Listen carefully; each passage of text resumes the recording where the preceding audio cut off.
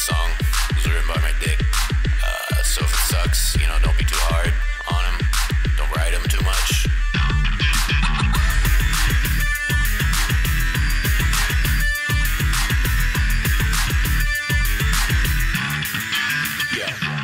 Stop and give me something for my blood sugar drops. Man, the candy shop's closed and my heart's gonna stop. My stomach's gone numb, it's got me weak in the knees. I need to snack up to get back up, but I'm easy to please. And then she struts on by with that look in her eye. My hunger gets me so hard that I'm ready to cry. My sweet tooth's aching as I pass pristine hourglass full of sugar called the calorie queen. She's got a wide selection, carries every flavor. Yo, we could do this now, but we could also do it later.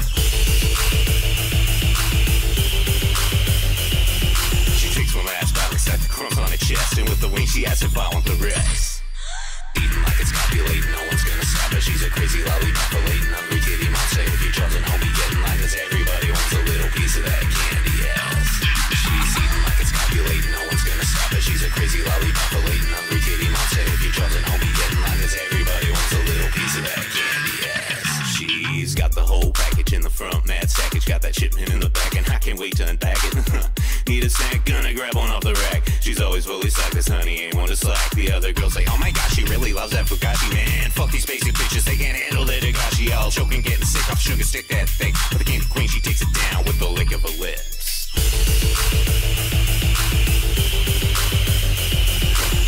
Don't be lying, guys, she's got you mesmerized from looking in her eyes, the way you look at her thighs.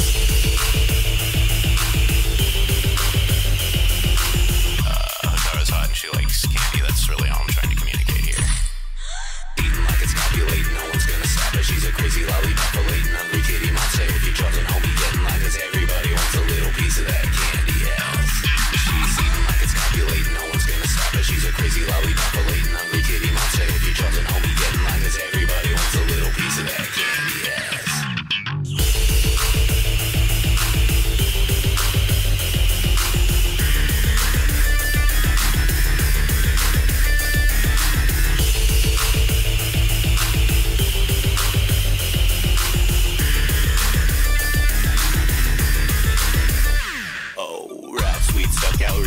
Purpose, and when she swerves on by, all your wife is getting nervous. Hiding my heart within a secret compartment stand. The number of fingers you want to stick inside his armpits. Want some comfort food, what you been eating? She got the milk duds, fine vines, itching for breathing.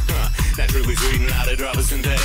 Dig into the spread and eat until I'm diabetic. She's copacetic, always chilling, never lazy, just ecstatic, energetic with a little bit of crazy. She works it up and though she doesn't keep track, whatever, everything left over goes up top and in the back. And when you wanna pop the question, don't be bringing a rock. Get down on your knees, son, and show her that ring pop. She's sucking on it and she ain't gonna stop. You know you gave her cherry flavor, now that cherry's getting popped. Eating like it's copulating, no one's gonna stop her. She's a crazy lollipop, hungry kitty monster. If you're chosen, homie, get in line, cause everybody wants a little piece of that candy ass. She's eating like it's copulating, no one's gonna stop her. She's a crazy lollipop, hungry kitty monster. If you're chosen, homie, get in line, cause everybody wants a little piece of that candy ass.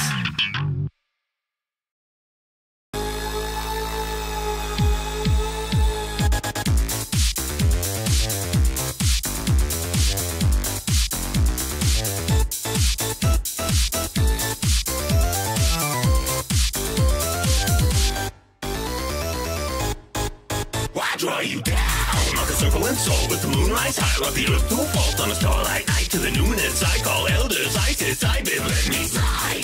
The fire's light, morality's a fallacy, no wrong or right. Etched in fire is divine design. All the heavens align this night. Will make or break the final fate or reckon rock your mind. Leave the shell behind. Surrender and embrace it. Take it, break it off and send it to its waiting coffin. No fear, now we are the same. The bump the night when the first shine rays. How it's going to feel. It's strange, it's true, but you just might see a little change in you. Changes, and I'm opening wide. Split to the middle when the daylight dies. Crack to the knuckle down and buckle the bone. Written blood and cut into stone. Now something nameless is growing inside. Raced out the barrel by midnight side. Desecrated, recreated, never atone. Severing the seed is sown. I feel a strangeness beneath my hide. Squirming and burning in the moonlight's eyes. Snap and I emulate fresh flesh. Made awakened to a world unknown. And the pulse it raises. No, it's not painless. All of these changes in me. Why call you wow? The cardinals heed me, see me, slip through the mist, and you coalesce, breathe me, slick down the wrist, and you beg to please me. I'm the vessel on the fire and ice. I'll cut you down to the quick and make your soul my device. Strike 12, cutting 2, and we're counting it thrice. So get ready, cause it comes at a price. You're gonna do more than believe. The end is here, but there's another story to read. Shut it, only got it, there's a mouth to feed, and it's mine. So lie down, die now, don't you cry now. Time is nigh now, soon you'll rise. But you better beware, because when you do, you just might see a little change in you. Changes, and I hear them cry. Great serenade when I close my eyes. Racked by the double when the choir intones. Swaying to the dark ring drone. Now something faceless will haunt this ride. Looming in the gloom on the fringe outside. Emanating, resonating, him in the wake. Howling with the fact is fake. I feel weightless. Tether untied, soaring in the air on a nighttime ride. Wrapped as I elevate, sweet dreams immolate. Render me forever alone, and the fire it rages. No, it's not painless. All of these changes.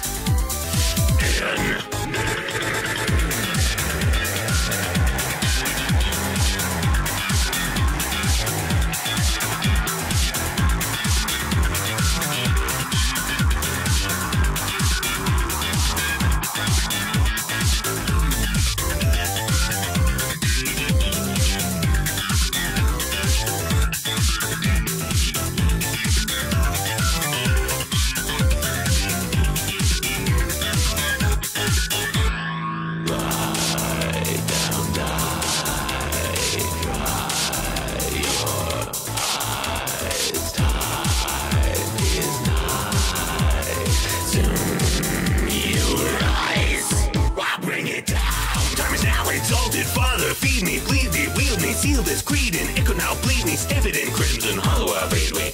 Are the ones forever bound in the gloom. Breaks don't shatter and unseal the tomb. This fleshly toy be committed to the void. Recreated, duly faded, now in energy control I don't rise. Full circle and hope, I'll knock the bones as your nerves are soul. Forget about mortality and never mind normality. Vitality, brutality, become your new mentality. Bury the coil deep and leave it in tomb. Throw out the old gold, now you deal in doom. Open your eyes and know when you do, you just might see a little change in you. Changes, and I'm opening wide. Split to the marrow when the daylight dies. Cracked to the knuckle down and buckle the bone. Written blood and cut into stone. Now something nameless is growing inside. Raised out the barrel by midnight side. Desecrated, recreated, never atone. Severing the seed is sown. I feel a strangeness beneath my hide. Squirming and burning in the moonlight's eyes. Snap and I emulate fresh flesh yet made awakened to a world unknown. And the pulse it raises. No, it's not painless. All of these changes in me. Changes.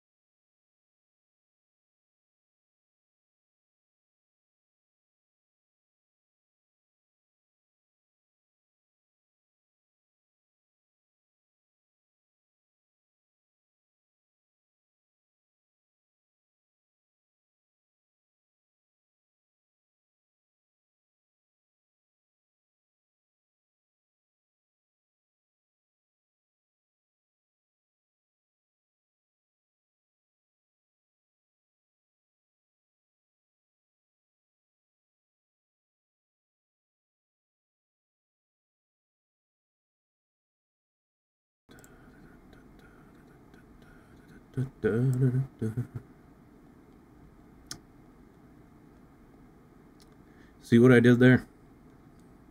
See what I did? I only played 2 songs at the beginning of the stream, right? And they were short ones.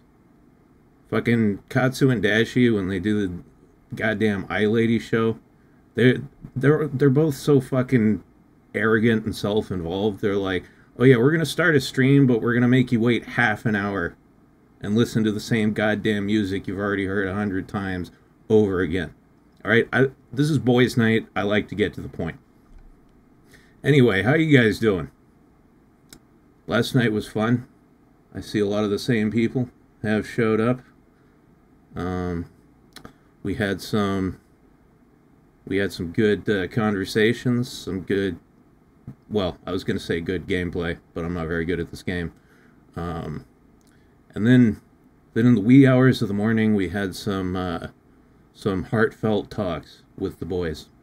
It was very nice. So I decided, why don't we do it again tonight? Anyway, let me get you guys pulled up here. There you are. A couple people were asking before the stream, what was the music? What was the music? If you go on my YouTube channel page here, there's a link that says music channel, and it has that one song on there, along with a couple others. Let's see, the other one I played is on this channel, actually. It's called Candy Ass. So, yeah. I have a problem with putting things on a bunch of different channels and not consolidating my my artistic endeavors. Anyway, what's up with you guys? 4 hours sleep?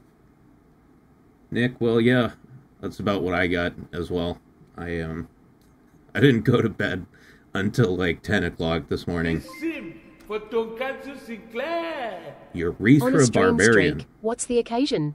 Just felt like it? Yeah, I mean, the occasion is that I quit drinking and I just need something to do. Because turns out when you're not drunk all the time, just sitting there and watching endless hours of YouTube slop videos actually isn't very entertaining. So I'm making my own slop videos. It's more involved, requires more mental effort. It keeps me stimulated. I mean, I'm a cartoon character, right? So technically, I am simulated. I'm not real.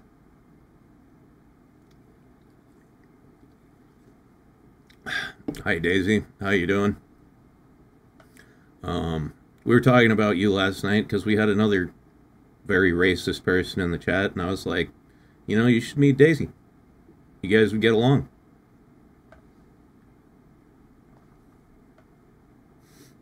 That opening song, honestly, it feels like it belongs in something like Anarchy Reigns, which to me is the highest form of praise. Well, I appreciate the praise, but I have no idea what Anarchy Reigns is. Yeah. Any chance we'll see a visit from the Dread Dashie tonight? I have no idea. You know, Dashie told us all last week that she had plans this weekend, so I don't know what she's doing tonight. I assume she's occupied for the entire weekend, but who knows? I've got Discord up. If she messages me, then yeah, we'll bring her on. Who knows what'll happen? What does cartoon water taste like?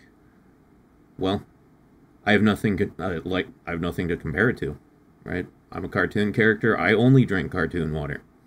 I've never had three-dimensional water.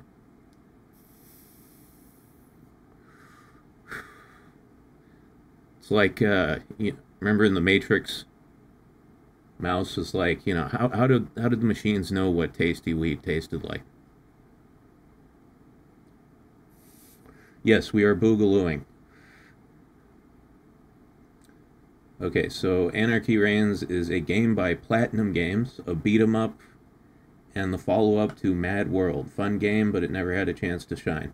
Yeah, well, I've never heard of it, but that doesn't mean anything, because, like I always say, I am not much of a gamer. I'd like to be more of a gamer. I'd like to continue doing these streams, you know. And when I get sick of this game, I can move on to another one. Maybe play some games that are actually currently relevant. It'll be interesting.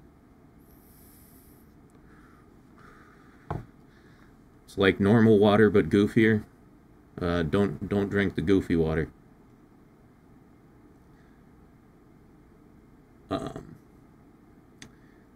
Anyway, there was there was one thing I was reading about today, and I wanted to ask you guys what you thought. I know a lot of you are millennials, right? I feel like a good portion of the audience here are boomers like me. And if there's one thing millennials love, it's Harry Potter, right? And there's that new Harry Potter series that HBO is supposed to be doing, and everybody's mad about the casting. And I was just wondering what your guys' opinions on that were. Like, personally, the thing I have a problem with is, like, everybody's getting all bent out of shape by the girl who's supposed to play Hermione. Daisy says, Black Snape, you know what I think. Yeah, we'll get to that in a minute.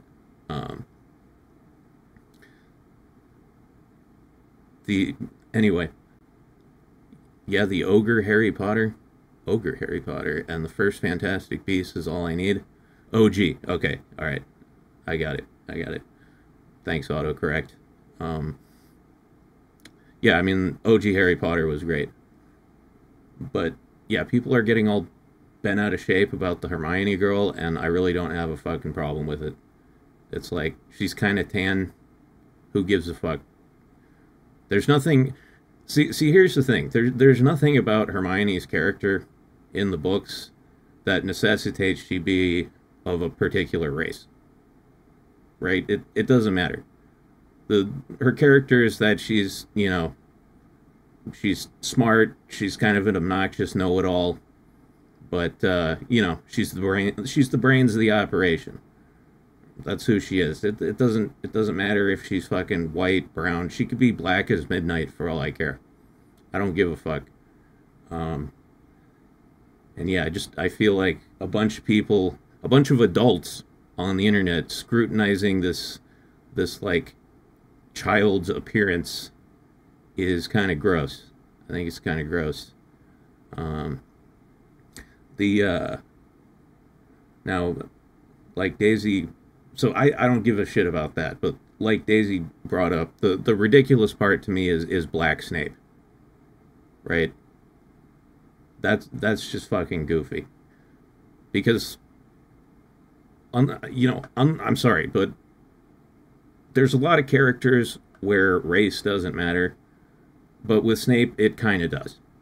Right? He's very clearly stated in the books to be like a pale, pasty-faced white guy with black hair. That's why, you know, in the original movies, they made him a pale, pasty-faced white guy with black hair. Zane Fierro says, wait, Snape is black? Yeah, in this new show they're making, they cast a black guy as Snape. So yeah, like I was saying with Hermione, there's no part of her character that dictates she has to be a particular race. With Snape, it's very fucking clear. Right? He's the pale, creepy white guy. That's part of his vibe, his persona, his aura, if you want to use the Gen Alpha slang. And yeah, white face, greasy black hair. There you go. It says it in the books. And it's like, when you take a character like that and you race swap them that hard, it's not necessarily bad in and of itself. Like, it's not objectively a bad thing. You know, maybe that guy that they cast just is really good at playing Snape. Right? Maybe he does an amazing Snape and he was the best guy for the job and that's why they cast him. But, you know, come on. We all know that's probably not true. This whole race swapping thing, it's like a canary in the coal mine. You know what I mean? It's not necessarily a bad thing in and of itself, but the type of people who pull this shit usually don't make good shows. That's why it's the canary in the coal mine. Right? If the canary's chirping, that's not going to kill you. But it does mean something's coming that might be about to kill you. See what I'm saying? Abandon All Hope says, yeah, it better be an albino black guy. Does that happen? I never even thought about it. They should have got that Kylo Ren guy to play Snape. Yeah, a lot of people were saying that. I think that probably would have been a good idea. Gonna be Snoop instead of Snape. Dude, if they actually cast Snoop Dogg as Snape, I would be down. I would be there for that. Totally.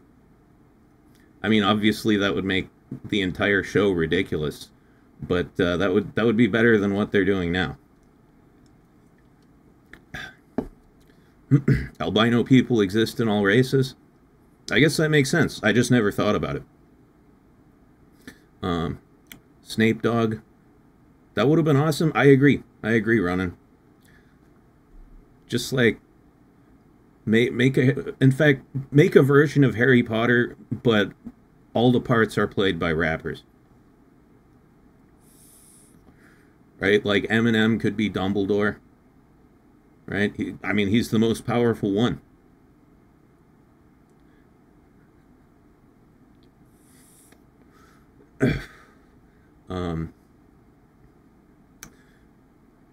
But yeah, I'm still gonna like give the show a chance, just because. Don't judge a book by its cover, right? I've learned that lesson too many times in order to keep doing it. But like I said, canary in the coal mine, big red flag, warning sign. When people start doing race swaps, it means they don't respect the source material, right? And if you don't respect the source material, then you're probably not going to make a good adaptation of the source material. That's why I keep making the canary in the coal mine comparison. It's a big red flag when people start doing that shit.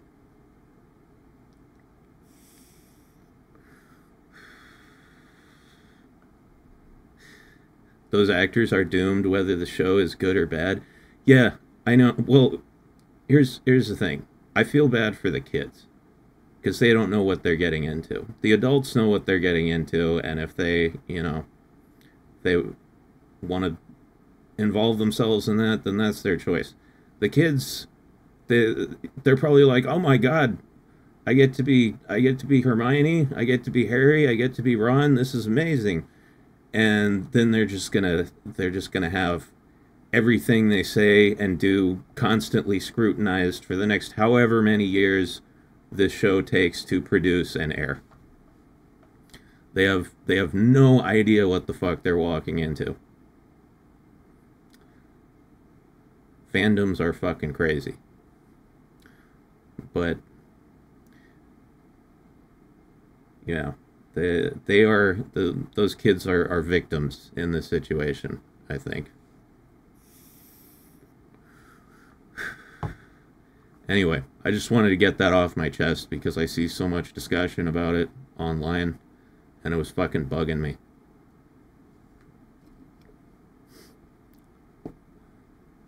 Zane Fiero says, I'm worried that this show gets greenlit for 7 seasons. I mean, well, if it's good, people watch it, and it'll get more seasons. If it's bad, then hopefully it'll just fizzle out.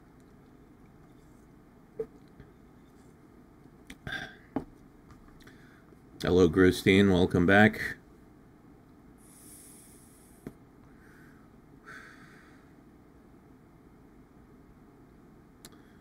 But anyway, yeah, I'm gonna be doing more Taimanin tonight. It's what I would have been doing anyway. Sitting around playing this game, so I figured, fuck it, I'll just stream it. Mandatory seasons? Yeah, well, I'm sure it all depends on, like, contracts and shit. It'll probably get greenlit for, like, a certain number of seasons initially, and then if it's successful, there will be a continuation. So we'll just have to see. The lady right behind you, I need her name for research. Which one? This one? That's Mirabell. Over there is Emily. And this right here is Asagi.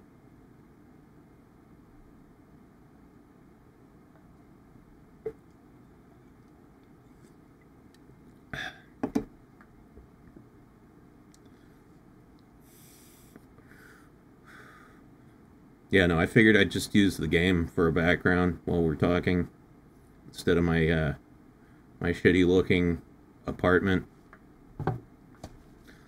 The way I got that image was I searched anime apartment on Google. And this was the first result, and I was like, fuck it, this is my stream background. But this is more fun. This is a control room here. Has a nice cozy look to it. She really needs to stop tossing that gun around. That's fucking crazy, right? That's irresponsible gun handling. You don't throw a gun.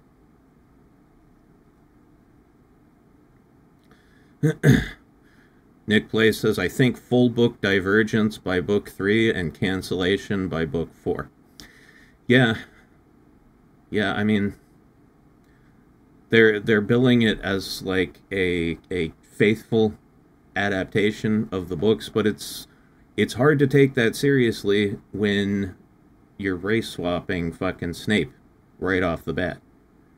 How are you going to say it's a faithful adaptation and then do something unfaithful to the source material immediately before the show even starts?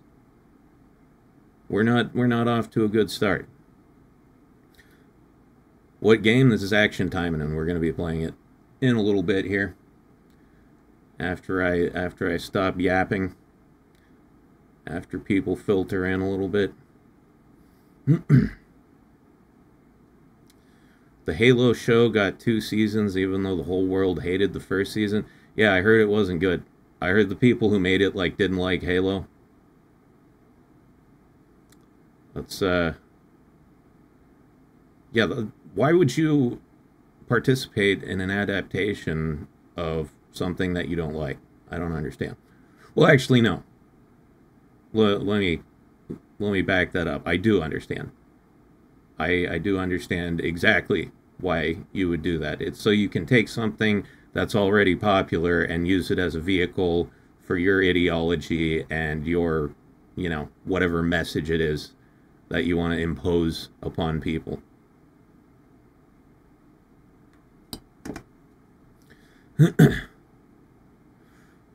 And money. Yeah. Saying that's another reason. I find with a lot of these adaptations that go badly, it's a combination of 2 reasons, right? The studios that fund and like greenlight this shit, they want money, obviously. They're like, hey, here's a popular IP. Let's make a show based off of it, some type of adaptation. It'll make us lots of money. And then they hire a bunch of fucking buffoons, you know, like kind of people who post their OC characters on Twitter and Tumblr, and they're people who don't even care about the source material, and they're just like, I'm gonna use this IP as my own little personal playground.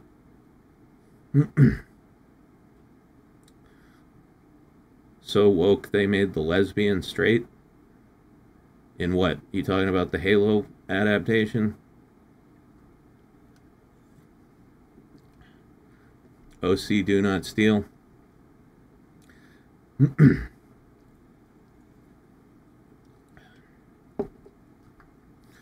They get it even if it never shows. They just write it off to get back the money. That's pretty cool. I should start making shitty adaptations. I could do my own Harry Potter adaptation. I'll just make a bunch of VTuber models. Puppet them all myself.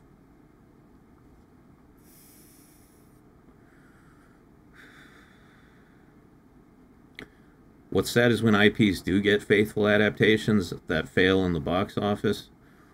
What's like a good example of that? That's what Uwe Boll did. Oh god, I fucking hate Uwe Boll. He ruined Blood Rain.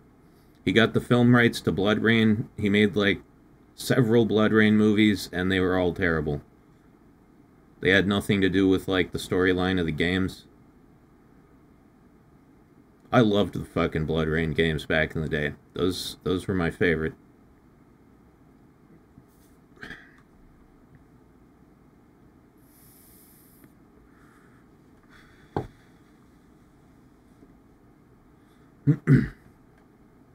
When they use a story to push. For Push. Tonkatsu Sinclair. Hold on. We got an If we adaptation make a show producer. for fans, we'll limit our potential audience. If we make a show for everyone, it'll be much more successful. Okay, let's spit in the face of the fans and make slop. Yeah. Yeah, well, I think that's the fallacy that a lot of people who do this stuff kind of talk themselves into, right? Like, the original fan base is too small. We need to make a show for everybody. But in order to make a show for everybody, you need to change a bunch of shit. Or at least they think they need to change a bunch of shit. Like, I think Harry Potter's a timeless story. Right? There's nothing that really dates it to a particular age. It's a fantasy story at the end of the day. Just like Lord of the Rings is timeless. Right? Lord of the Rings came out in what? Like the 1940s, I think. One of the best-selling book series of all time. Then the movies came out in the 2000s. And it's one of the greatest movie trilogies of all time. Some argue the greatest. Everybody loved it. When you've got a timeless story, it doesn't. You don't need to update it for a quote-unquote modern audience. And that's the mistake I think a lot of these people make. They're like, we need to change a bunch of shit to appeal to the modern audience. They end up appealing to nobody. I feel remakes are fine, but it should be properties and IPs that are at least 30 plus years old.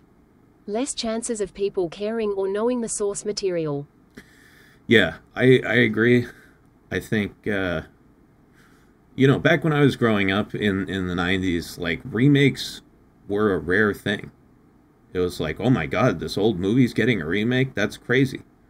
Now it's like, you have a movie that was made 5-10 years ago, whatever, and they'll remake it again. Like, I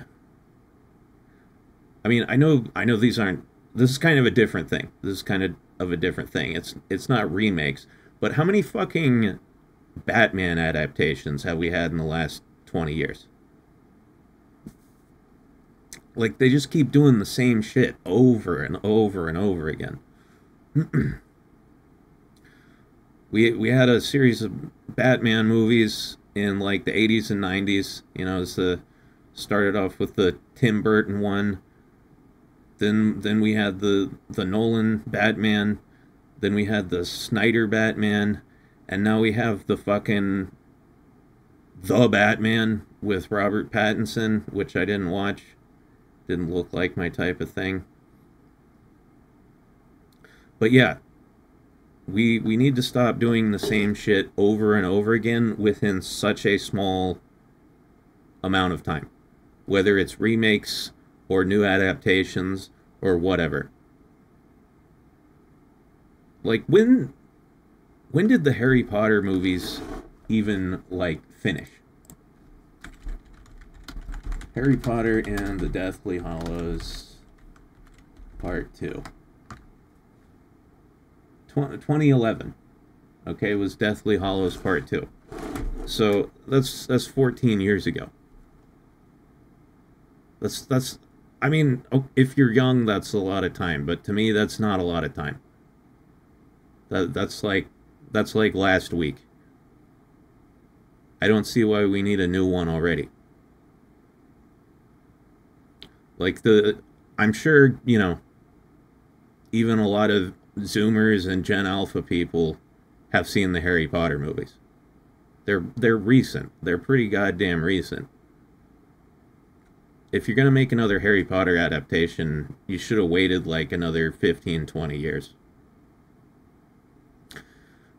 Daniel Radcliffe is Harry. Yeah, I mean, that's the other thing. Right? That's the other problem when you make adaptations in such close proximity to each other.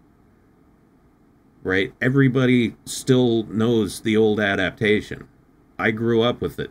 Millennials, we fucking grew up with it.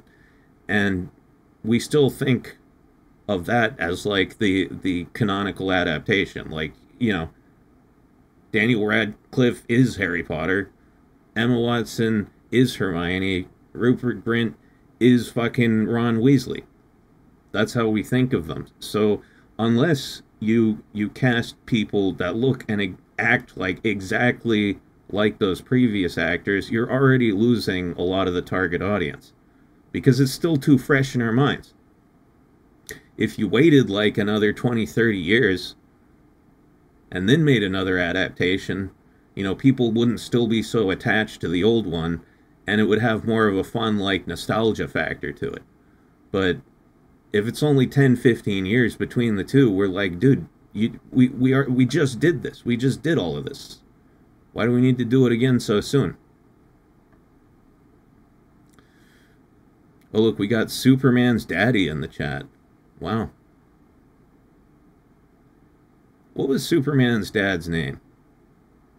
Not his, like, biological dad from Krypton. I mean, his, like, his Earth dad. I forget. Because money? Yeah, no, we already talked about that. It's definitely because money. Warner Brothers used to dominate in animation. Yeah, well, they produced, like, if I remember correctly, they produced Batman the Animated Series and all the related shows.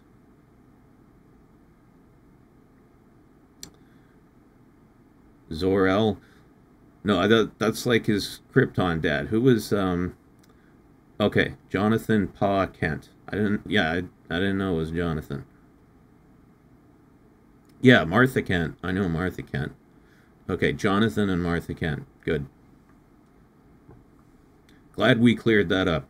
We only deal with the important facts here on this channel.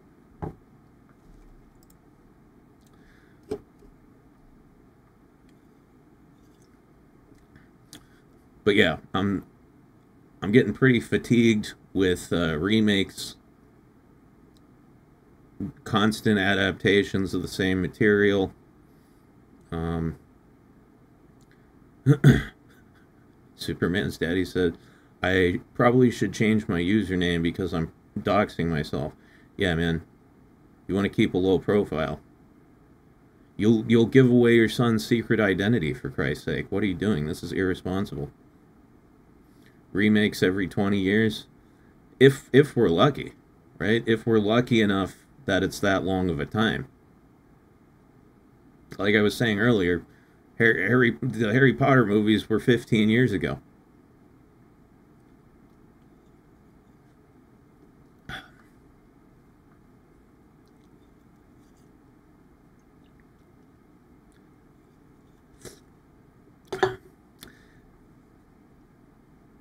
You know what the worst thing is that I know is going to happen, speaking of Lord of the Rings, is they're going to do another, I know they're going to do within the next 10 years, like a remake of the Lord of the Rings movie.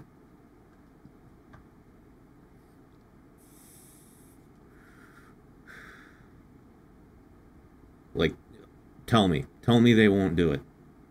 Convince me. We've already had the definitive version of Harry Potter. It's called Potter Puppet Pals. Yeah, I've seen some of that.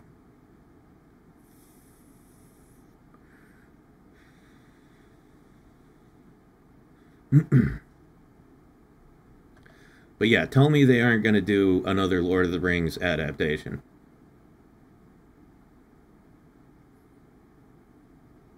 There's too much money in it for them to not.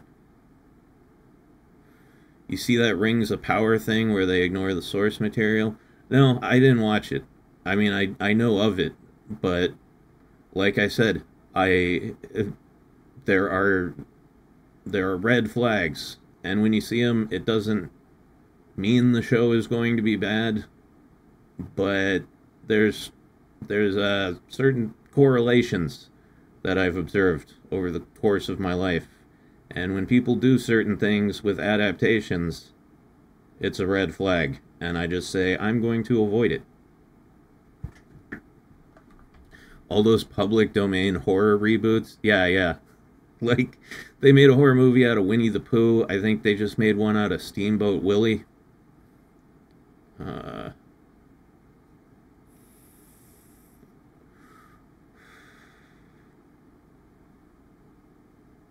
The Last Rings animated movie was also bad.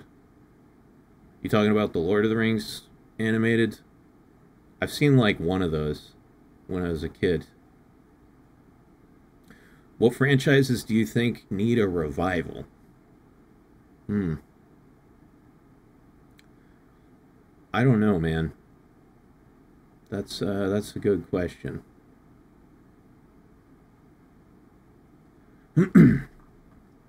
I mean, it wouldn't be possible anymore, but the one franchise I think needs a massive retcon is the Alien franchise. Because Alien 3 was a fucking travesty. They killed off Hicks and Newt and Bishop. And then they killed Ripley, too. It was just horribly depressing and not what anybody wanted. And I wish someone could go back in time and remake that movie. You know? Give us a good third installment of... Make it an Alien trilogy and just end it there. Prometheus is stupid. You know, Prometheus I actually kind of liked.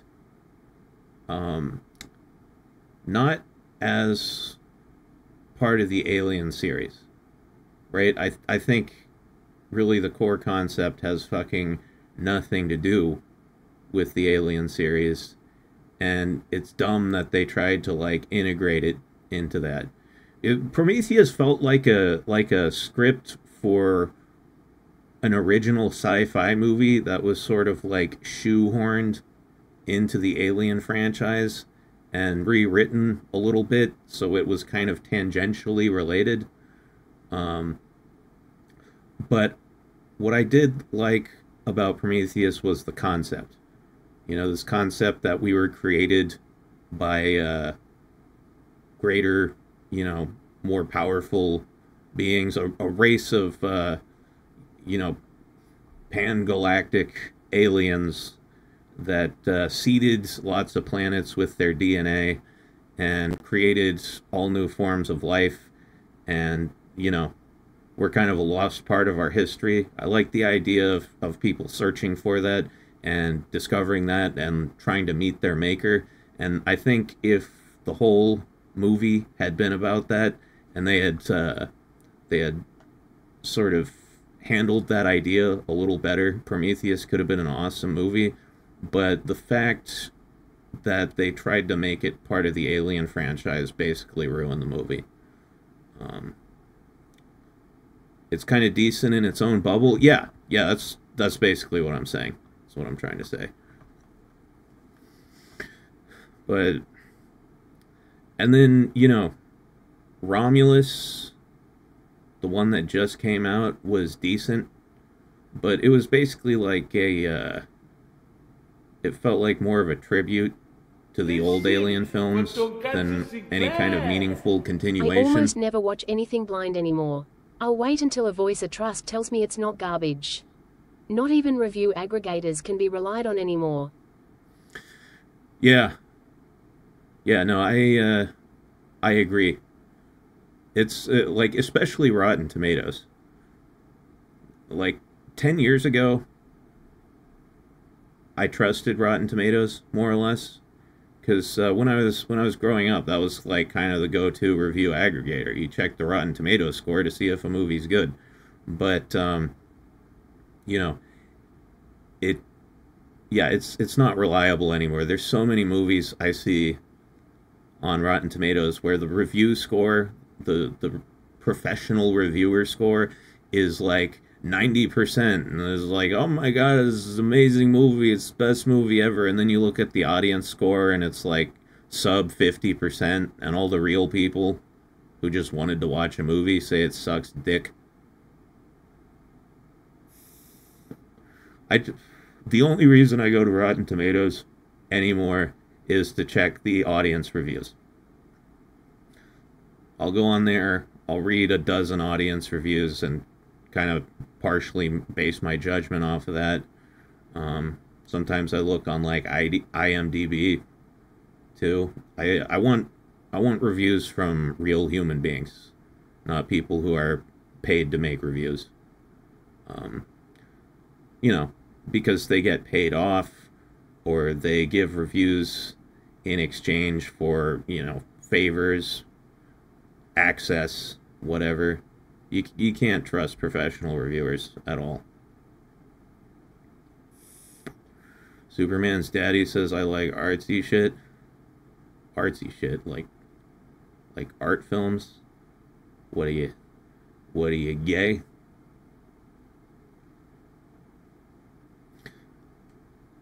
Nah.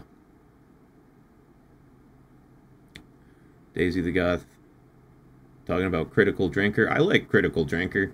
He's entertaining. I watch his videos sometimes. Maybe. Hey. You know, that's good. Know thyself. Explore your identity. Figure out who you truly are. Doesn't matter if you're gay or not, you're one of the boys.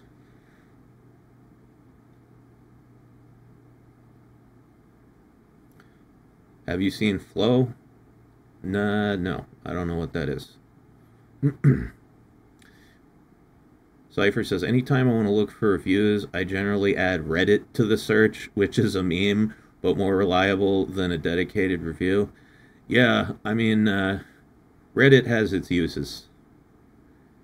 It's one of my least favorite sites on the internet, but I do have to admit that it's a useful repository of information. Sometimes. Just I've learned never ever look for answers to like tech problems on Reddit, because this is every like technical difficulty thread on Reddit.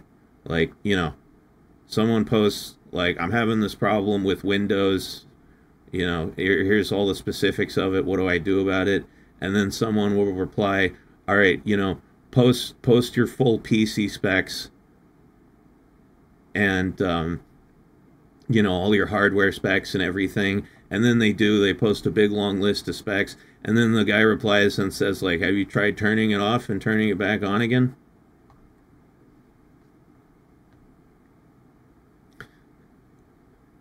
Or yeah, or it's just apply, or all the replies are just a bunch of people saying, yeah, I have this problem too.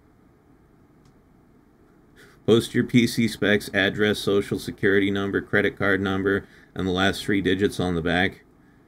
Yeah, exactly. And then they say like, try restarting it.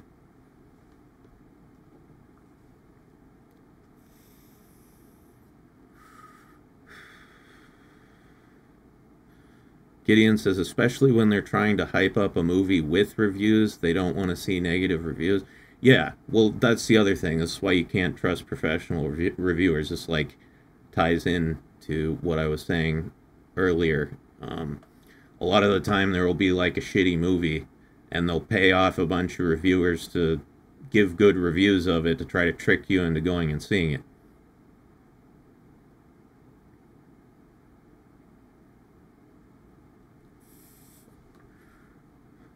Or they just mock your PC for not being powerful enough. Yeah.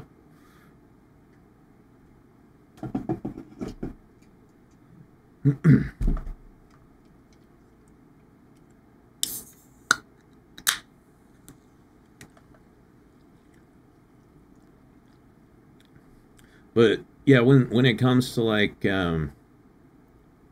people on the internet who I kind of trust their taste in movies, Critical Drinker is pretty good.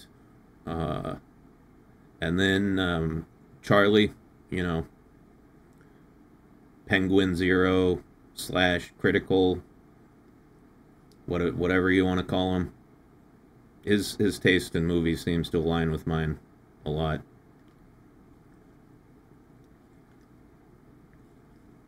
Moist Critical, yeah.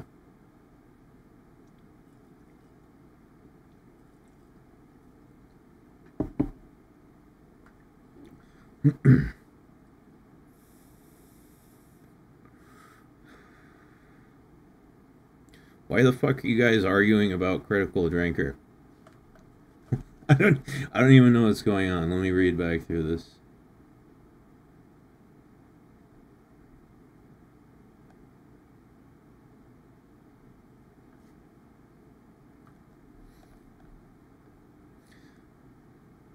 Hey, Lieutenant Amazil, thank you for the membership. Or, oh wait, for being a member for 2 months. I misread that. My favorite reviewer is Brad Jones, the cinema snob. Why can't I say that? Been bringing his Midnight Reviews series. Oh no, binging his Midnight Reviews series, and it's so great. I can't fucking read. My eyes are shit. So I'm an old man. I need glasses. Yeah, I've never watched him, but I know the name Cinema Snob. Have you seen Has Been Hotel? I saw like the original indie animation. I thought it was pretty good, but I know they made a TV show out of it or whatever. It just wasn't really my thing, to be honest. I could appreciate it. You know, it's pretty amazing that like a bunch of people came together and made an animation of that quality, you know, without any kind of like major funding or major studio backing them. But in terms, and this is a problem I have with a lot of like fan animations, indie animations, stuff like that. A lot of the time the animation is amazing, and then the writing just isn't good. And that was my issue with Has Been Hotel, like the pilot episode, or whatever you want to call it. Animation was amazing, the music was awesome, the writing just did not capture my attention, and that's why I never watched the resultant series. Daisy says, gotta focus on the road now over what? Daisy, fucking don't type in the chat if you're driving, for Christ's sake. You're gonna run somebody over with that limo. They're restarting Has Been Hotel? Why is that?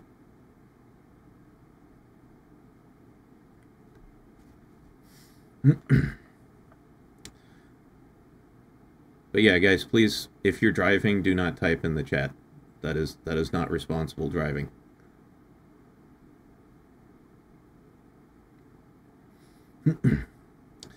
Abandon All Hope says, animation is so good and can do so much more than live action. I agree. You know, being an anime character myself, I will say animation definitely better.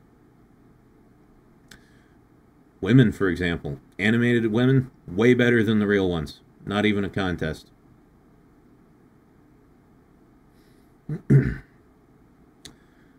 keep hearing that guy that paid like $50K for a personal episode or whatever has them thinking people want more of it. I don't even know what you're talking about. If this is about Has Been a Hotel, I'm not involved in that fandom. I think Action Taimanin might have you biased on that subject. Oh, it's more than just Action Taimanin. It's just anime and hentai in general. Right?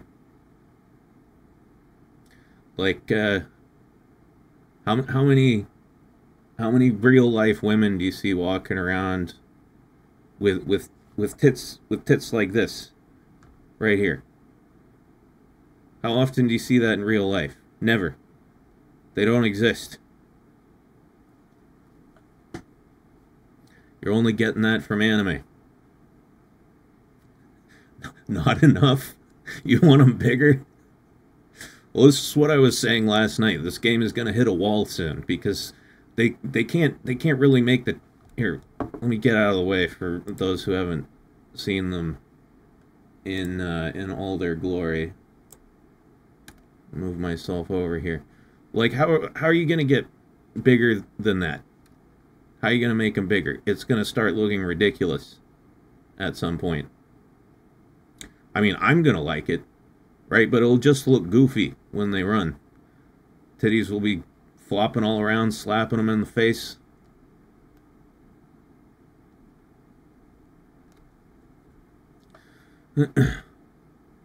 they're going to hit a wall because there has to be a maximum.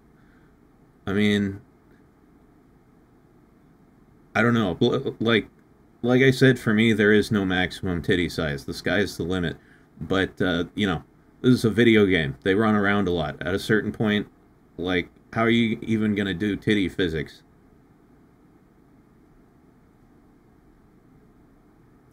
Let's see. They'll make them even bigger, and then the breasts will be the weapons. Dude, I'm waiting for that. I want like a robot girl who has machine gun titties. That'd be awesome. You could charge $30 for that character, and I'd buy it.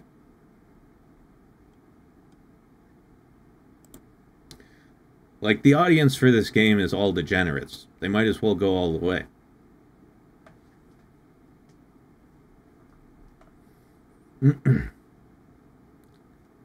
Boobs the size of planets, where we will wage a new war.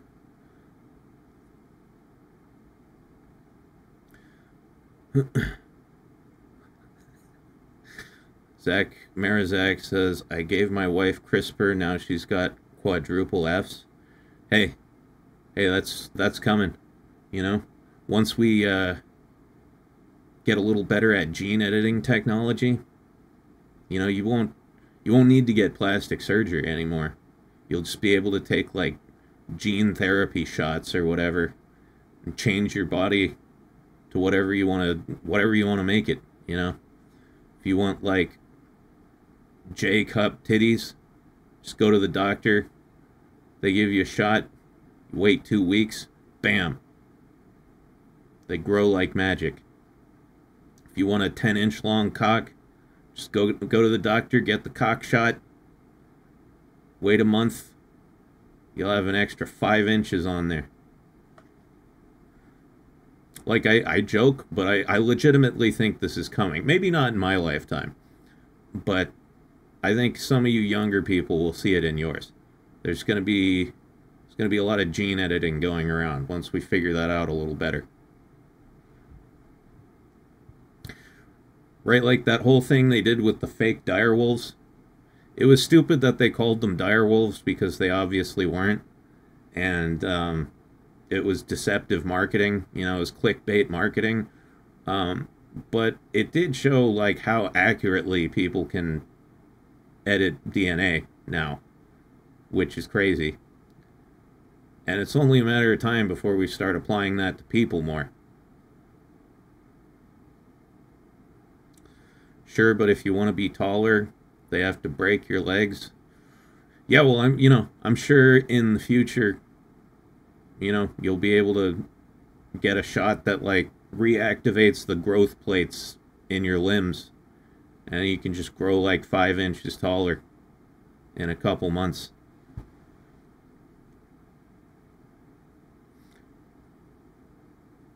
Just got to perfect the technology. Zealous Node says, new from GeneCo, the twink shot. Become a femboy in just 30 days. You know what? Honestly, I would try it. I would try it. But only if there was a way back. Right? Only if there was another shot that I could take to turn me back into the jacked Adonis that I am currently. I would totally try the femboy shot just to see what it was like. I'm not gay, though. There's nothing gay about that. It's just experimentation.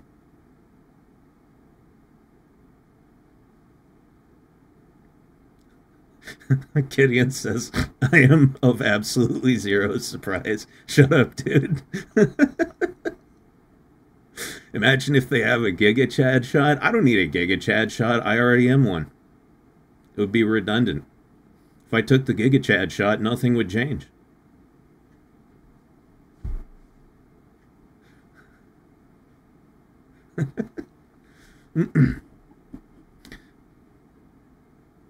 You know, I'm sure in the future when they get really good at it, they'll have like a sex change shot, right?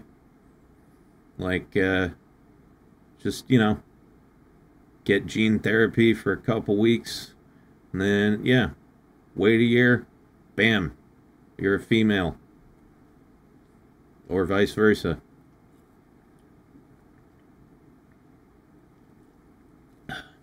Colin Asmus says, I'd take the Neko shot.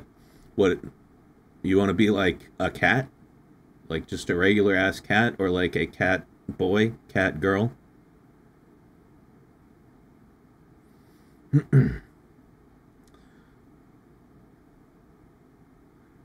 Gideon says, the one thing I'd be really worried about is the biological toll.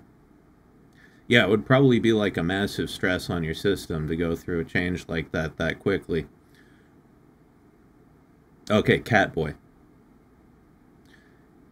Hey, well, you know, anybody can cosplay as a cat boy. So until they perfect the whole CRISPR thing, at least you got that.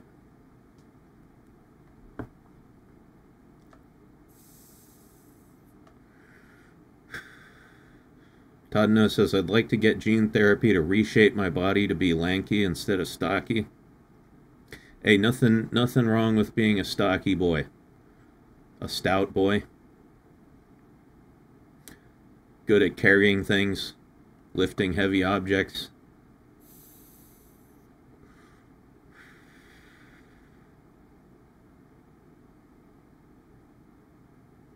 Basically, we need 40k gene seeds. I mean, you know, I firmly believe something like that will exist in the near future, relatively speaking. I don't mean like in the next 5 or 10 years. I mean, you know, somewhere toward the tail end of the next 50 years, maybe. I'll be long dead, but I hope some of you guys get to see it.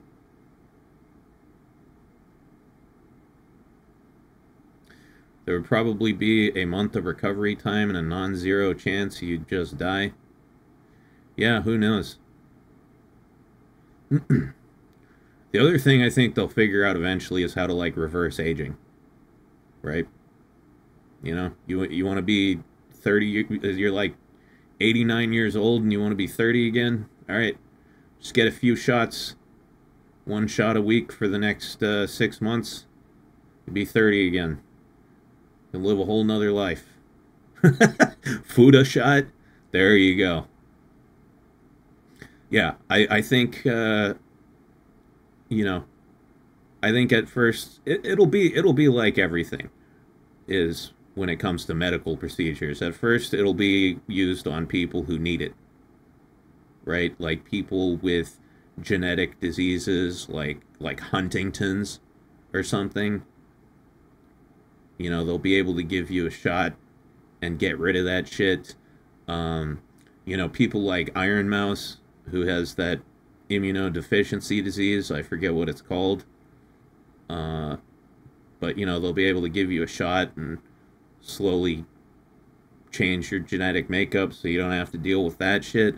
And then as the technology gets more widespread and cheaper, it'll start moving into the cosmetics industry. And yeah, eventually you'll be able to be whatever the fuck you want. Right?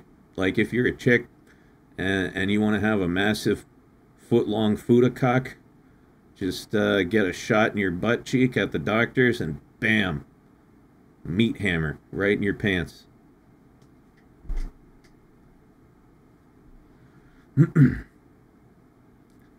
Just put me in a sensory tank full of stem cells. I'll live to 120. Gideon says, I'm a cynic, MC. I think it'll be cosmetic or elective first.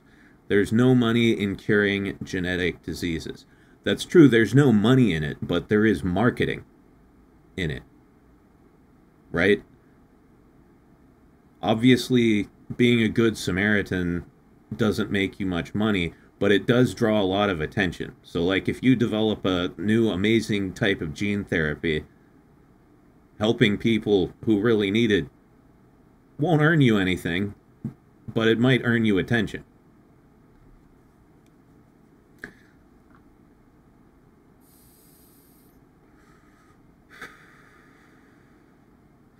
Gotta meet a girl willing to get the elasticity shot to go with your foot long. Yeah, well, actually, the elasticity part, that kind of, it's a silly way to get into it, but that kind of moves us into, like, the whole transhumanism territory, right? Because eventually it won't just be, like, healing diseases and conditions or doing cosmetic shit. Eventually it'll get into, like, you know, extending life, increasing physical fitness and durability, right?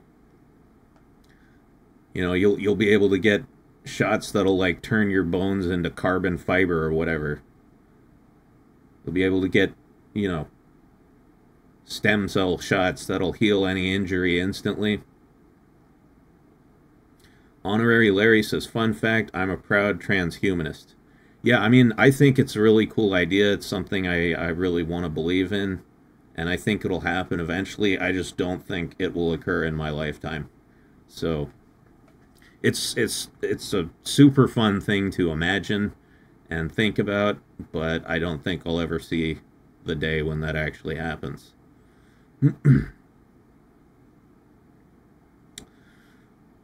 Colin Asmus says, my favorite graphic novel, Transmetropolitan, touches on this topic a lot regarding transhumanism. I've never heard of that one. I haven't read many graphic novels, though. Let's see, I've read some, like, Batman ones. Like the Killing Joke. I read the 30 Days of Night series. I actually have it on my desk. Because I'm using it to prop up my microphone shield.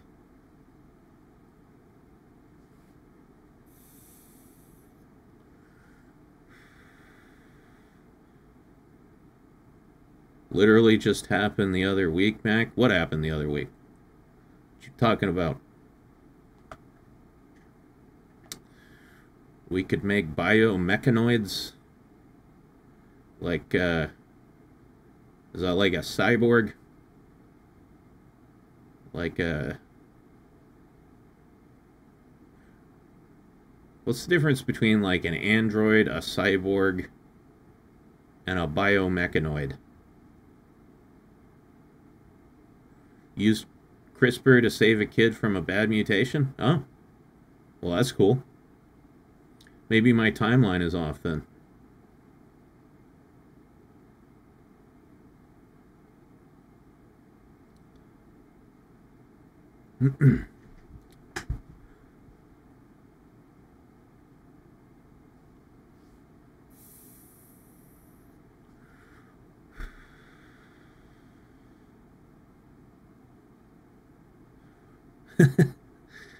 I just need auxiliary implementation for my brain to stuff as many petabytes of useless movie quotes as possible. Yeah, well, I'm sure it'll happen eventually. You know, if Elon Musk keeps working on that Neuralink thing, eventually you'll be able to upgrade your brain storage, have, like, perfect recall instead of shitty human memory. Neuralink terrifies you? Yeah, I mean, it's pretty extreme getting, like, a computer implanted into your brain. It's pretty crazy. It's not something I would do. Or at least it's not something I would do for a very long time. Right? It's, fucking Neuralink is like, it's like plastic surgery. You know? You don't want to be the first one to try it. Wait for him to work out all the bugs. I think Bill Burr did a routine about this. I think I'm just quoting Bill Burr right now. Yeah, I think he talked about this. You don't want to be like an early adopter of plastic surgery. You don't want to be an early adopter of Neuralink. Wait for them to figure the shit out and get it right, and then you do it. Superman's daddy says, I would like to have my literal autism removed. I mean, yeah, they'll probably be able to do that. Who knows?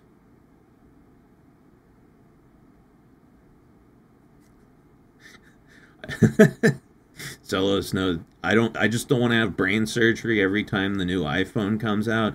Yeah. Yeah, well, that's the problem.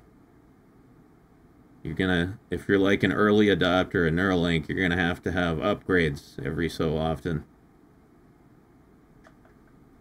The first plastic surgery was a reconstruction of someone's nose from flesh from their forehead. The scarring was kind of bad at first, but faded, and it was better than not having a nose. Well, yeah.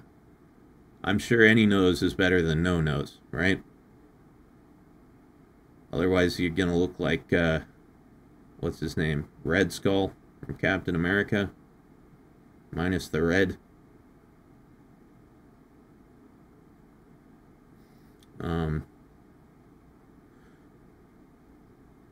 We're actually working on a treatment for that to lower the severity. What, for autism?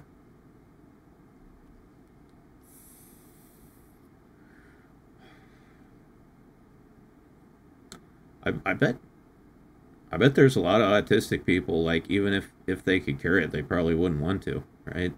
I feel like it would fundamentally change who you are and your personality. Yeah, Gideon says, don't touch my autism, it saved my life.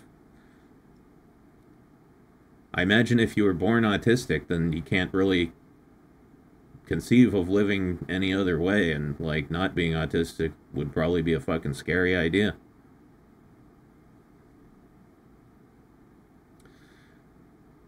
iPad babies will have nothing on brain chip babies. Well, yeah, but the difference is, you know, the iPad babies are all retarded, right? They grow up listening to everything on text-to-speech, so they can't read. Their brains are scrambled, their attention spans are fucked. The brain chip babies, they'll just have all the information immediately in their head at the snap of a finger. You won't need education anymore. Everybody will just know everything.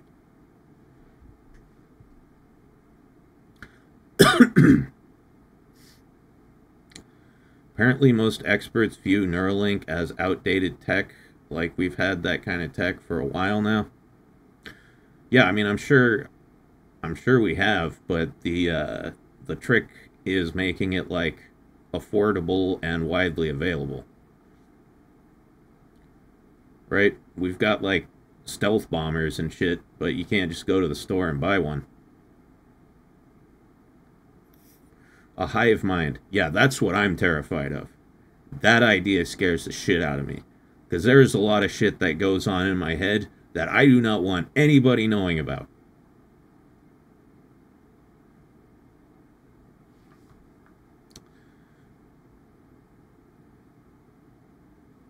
I think I speak for a lot of people when I say there's a lot of shit that I fucking think about that I don't want anybody to know. Right? Like, you know, if I'm in a store and there's some lady with a crying baby, I will imagine myself murdering that baby. I will imagine myself picking that thing up and just slapping it against a shelf. Bust its stupid little whiny baby head open. I don't want people knowing that I think that shit.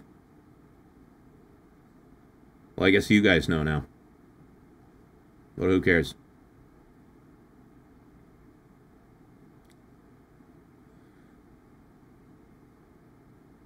Matrix-style brain components. Just install the ports and remove the old hardware and upgrade it yourself.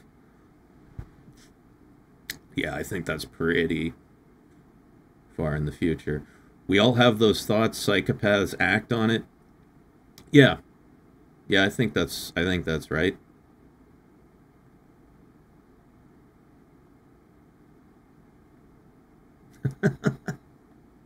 You can pick one of the two versions of Neuralink, the cheaper one with ads and the expensive one with no ads. That is a terrifying concept, right? Advertising in your own brain. When we get into sort of like an augmented reality world, and you wake up in the morning and there's like an ad for Raisin Bran or whatever. Hungry? Here are some breakfast suggestions. I mean, I already get freaked out by my fucking phone, right? You know, because I'll be having a conversation with someone, and my phone will be in my pocket, and I'll say, like, you know, damn, I really need a new stereo system. And then, like, later in the day, I'll go on YouTube or whatever on my phone to look at a video while I'm taking a shit, and I'll get a bunch of ads for stereo systems. You know what I mean? Don't tell me I'm the only one who experiences this. Am I like a paranoid schizophrenic, or do other people notice this too?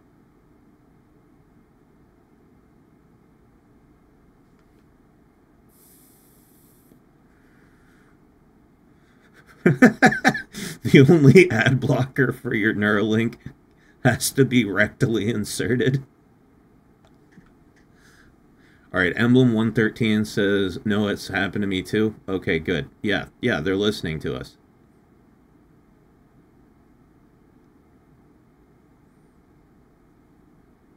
You're not alone in thinking this? Good. It freaks me the fuck out. I'm glad other people are noticing it.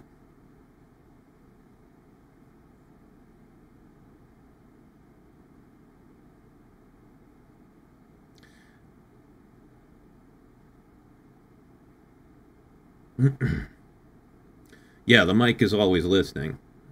I figured.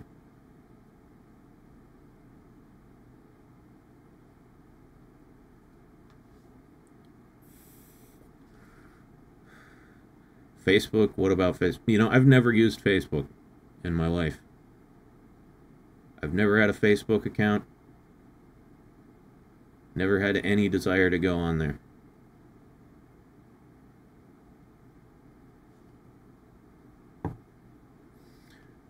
Yeah, see, Pat M. It's happened to me more than once. Was talking to my brother about Oreos, and then I got an ad about Oreos Blizzards. Suspicious, isn't it? Facebook tracks all your online activity. I think, yeah. I think everybody tracks all your online activity.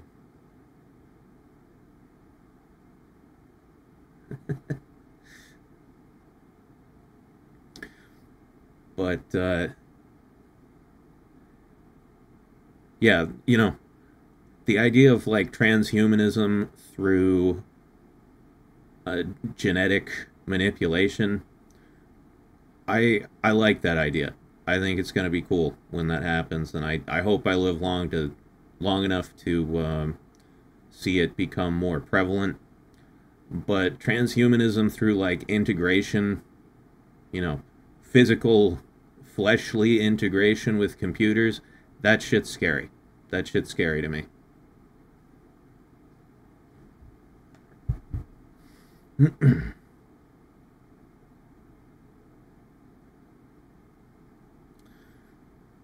I've known that my phone and tablets and probably any computer you have is always listening.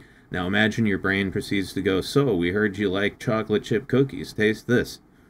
Oh God, and it like, yeah, it's hooked up to your brain, so it makes you taste it for like 10 seconds, and you're like, damn, I really want one of those cookies.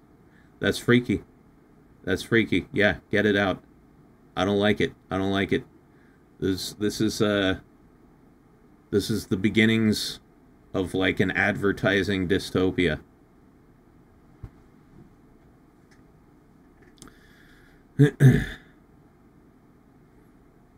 What would be better, mechanical outsides or mechanical insides? Well, it would be cool if we could just make like artificial organs for people, so you don't have to do transplants. Like, oh, your heart's fucked up, here's an artificial heart. Liver's fucked up, here's a metal liver.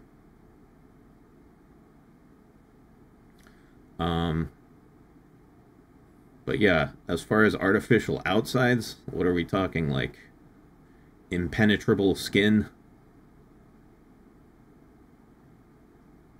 Like,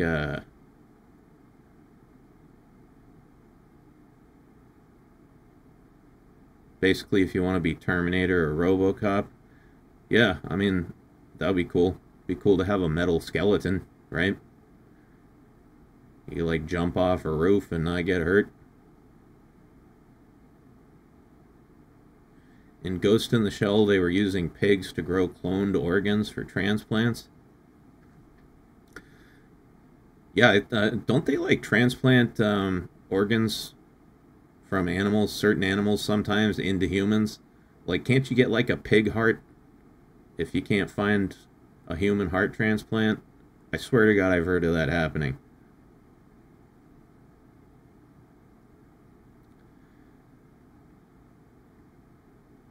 But yeah, it'd be awesome if we could just, if you could just replace anything.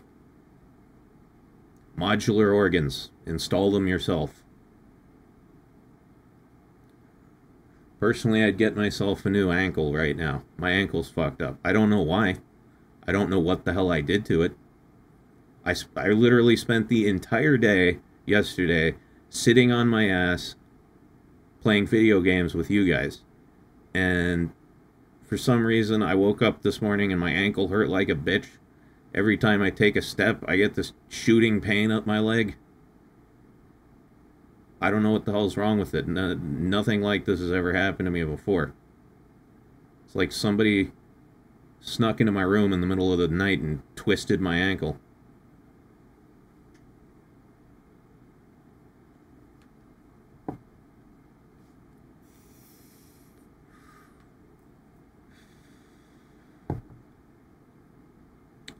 Only thing they couldn't replace is the brain. Or a more terrifying idea is that they could. Yeah, well, that gets into that that whole idea of like, if you clone your brain cell for cell and then replace it, is it still you? Ship of Theseus, that's the one. Yeah. Yeah, or like, you know, if you replaced your brain cells one by one over a certain length of time, would that still be you? Is it still the same ship?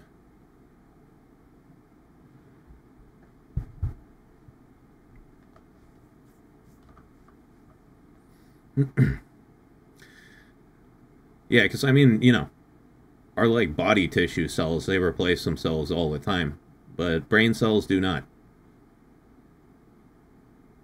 So I don't think anybody has any idea what would happen if you replaced every single one of your brain cells.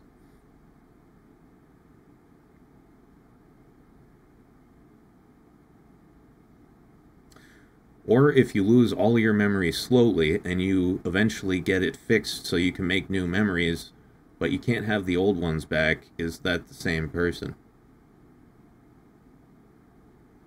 I don't know. These are questions beyond my my understanding of the universe. Have to ask somebody smarter. That's a myth. Brain cells do get replaced. I hope you're right, for my sake. I thought nerve cells couldn't regenerate. That's what I was told in school. That's what I was told in college.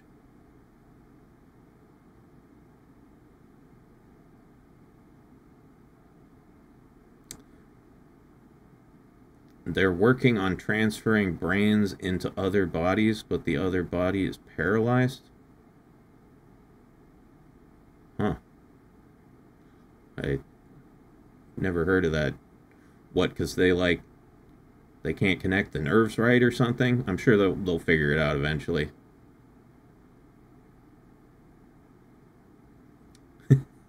Stem cells can re...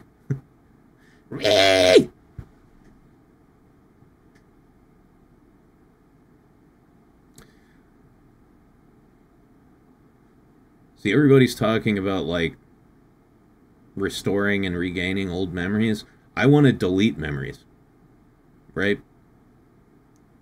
They're about half the memories, 50+% of the memories that I have in my brain, I want to delete them.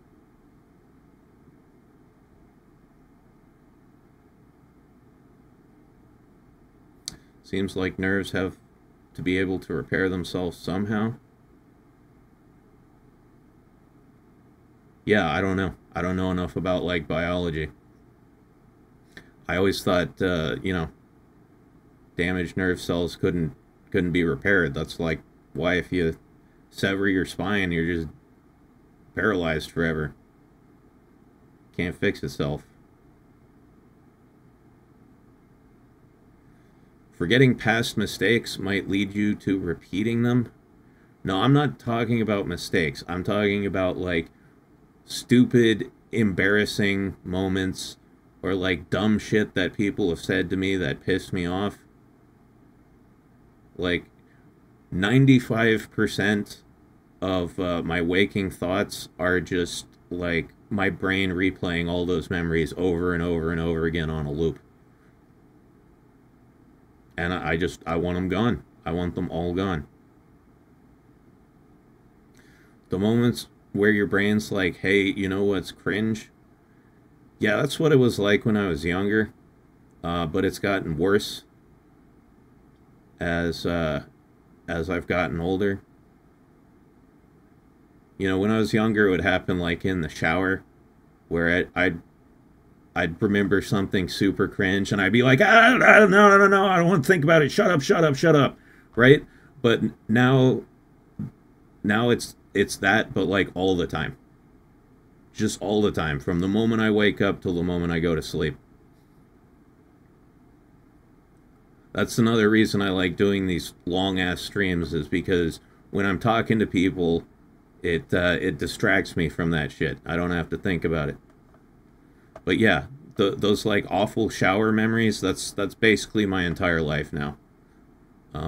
So yeah, if there was a way to just go in there and delete all that shit, I'd do it in a heartbeat.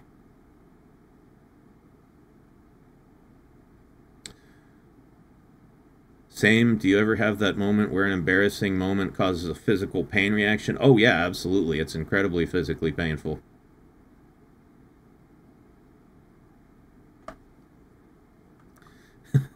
You've merely adopted the cringe. I can't do the Bane voice.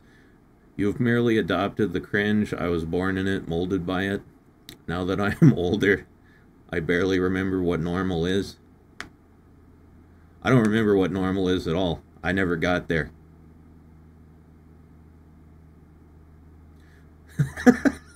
Okay, Pat M says, one memory I have is I accidentally threw up on a pigeon when I had food sickness at my brother's old complex. I chucked... Wait, you chucked the pigeon in a bin? But didn't want to see the poor thing in there? Damn. That pigeon... So you threw up on the pigeon and then you threw it in the trash. What'd that pigeon do to you? What did it do to you?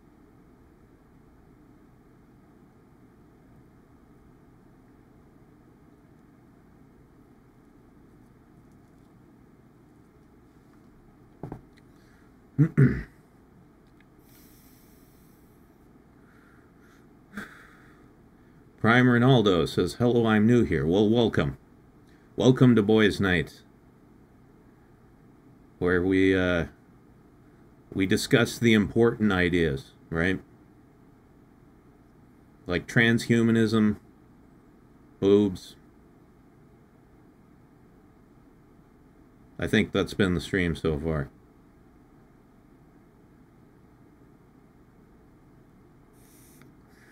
Abandon All Hope says, the way you said "re" was something friends and I used to joke around making fun of a friend that would make that kind of noise when frustrated. Damn. I thought "re" was just an internet meme. I didn't know there were people who like actually do that. Where's the game, Lebowski? We're getting to it. I mean, the game's right here. I'm just not playing it yet. This is the introduction to the stream. It's 90 minutes long so far. Whatever, man.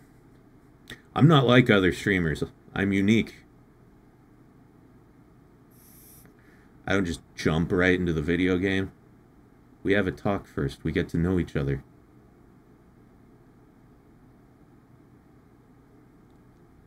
Seriously, that's exactly the squealing noise that they make when they're upset in any way, angry, in pain, anything. Damn.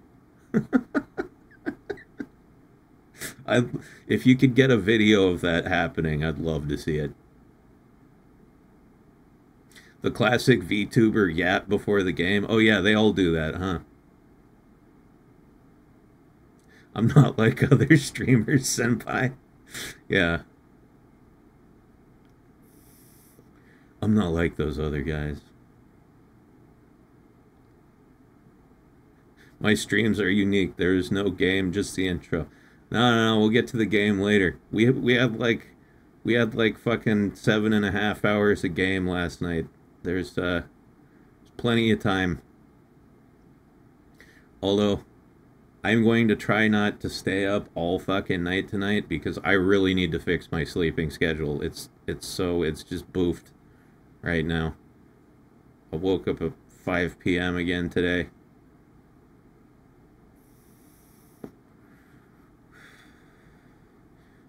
This is the only channel where the discussion will go from Fuda schlongs to deep philosophical things in 10 minutes. That's what we're all here for, right? The variety of topics. Oh, Abandon All Hope says, later guys, thanks for showing up, dude. Yeah, hope you have a good night. Get some sleep, or go to your job or whatever. Maybe you work a night shift. I've never worked a straight up night shift, but I have worked an evening shift. I enjoy our parasocial relationship. Me too. Me too. Yeah, you know, Iron Mouse talks about this a lot. The parasocial relationship goes both ways, right? Everybody always says it's just on the part of the viewers, on the part of the chat, the audience, whatever you want to call it. You know, they're getting parasocial. It's, you know, half of it is me, too. Half of it is me.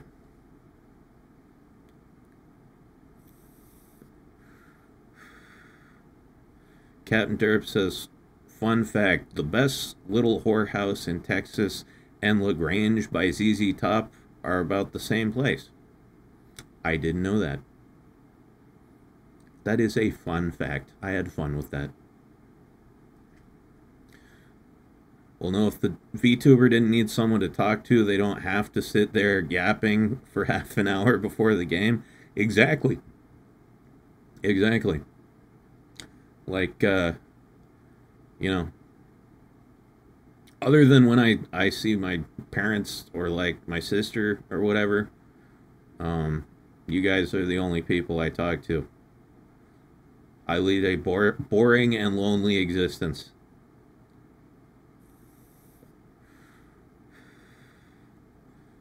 I've worked nights, early mornings, and evenings. Mornings were the best because when I finished, I got breakfast afterwards. Yeah, I'm not a morning person, never have been, never will be.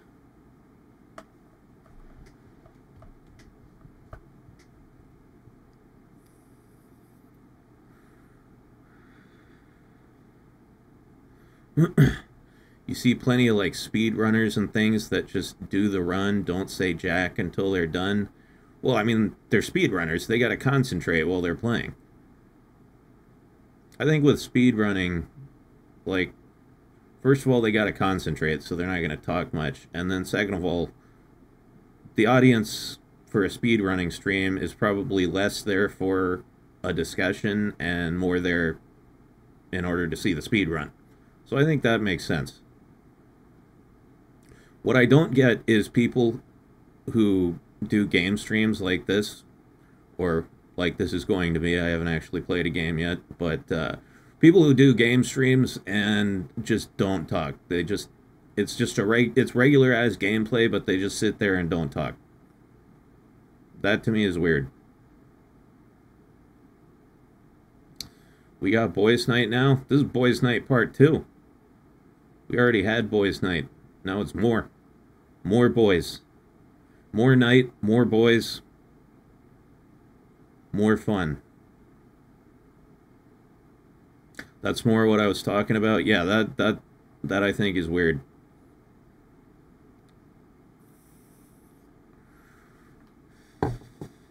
It's just them staring into a face cam, concentrating. Yeah.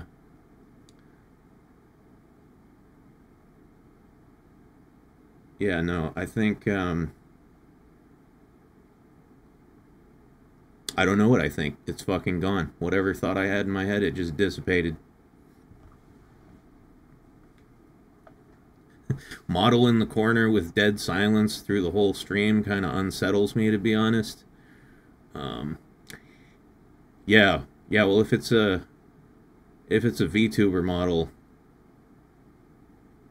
I don't know. I don't know, actually. Like, all the VTubers that I watch are pretty good at, like, keeping up discussion while they're playing a game. Superman's daddy says, I like no commentary, to be honest. Well, you're on the wrong channel then, because all I fucking do is talk. Until I smoke too much weed, then I get quiet.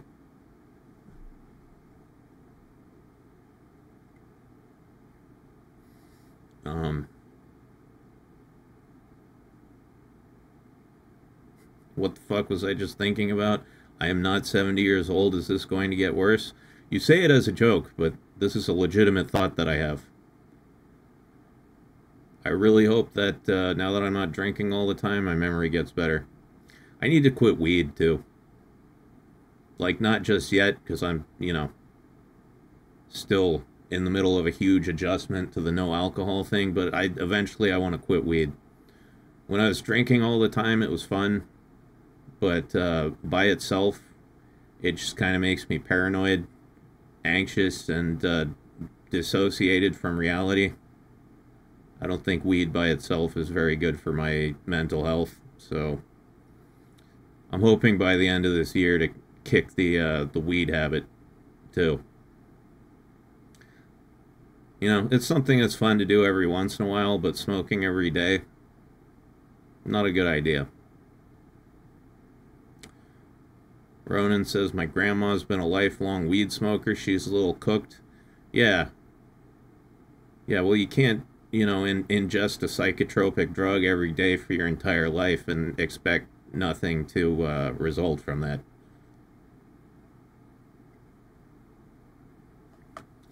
Stop smoking, just consume. What, like edibles? No, I don't do edibles. I do not do edibles. I can barely handle regular ass fucking weed.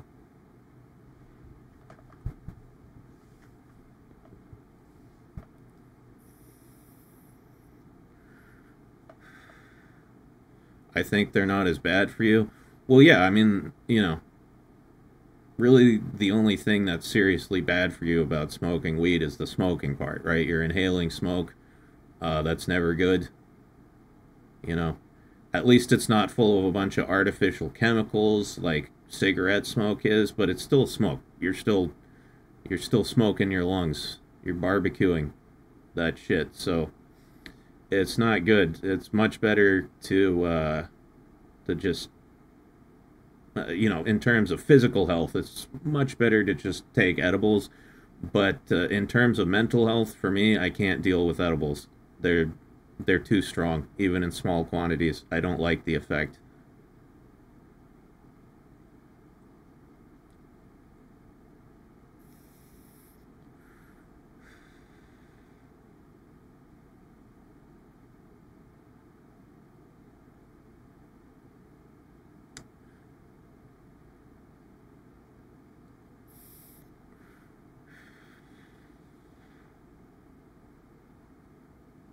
Oh yeah, don't smoke if you got asthma. That's a bad idea.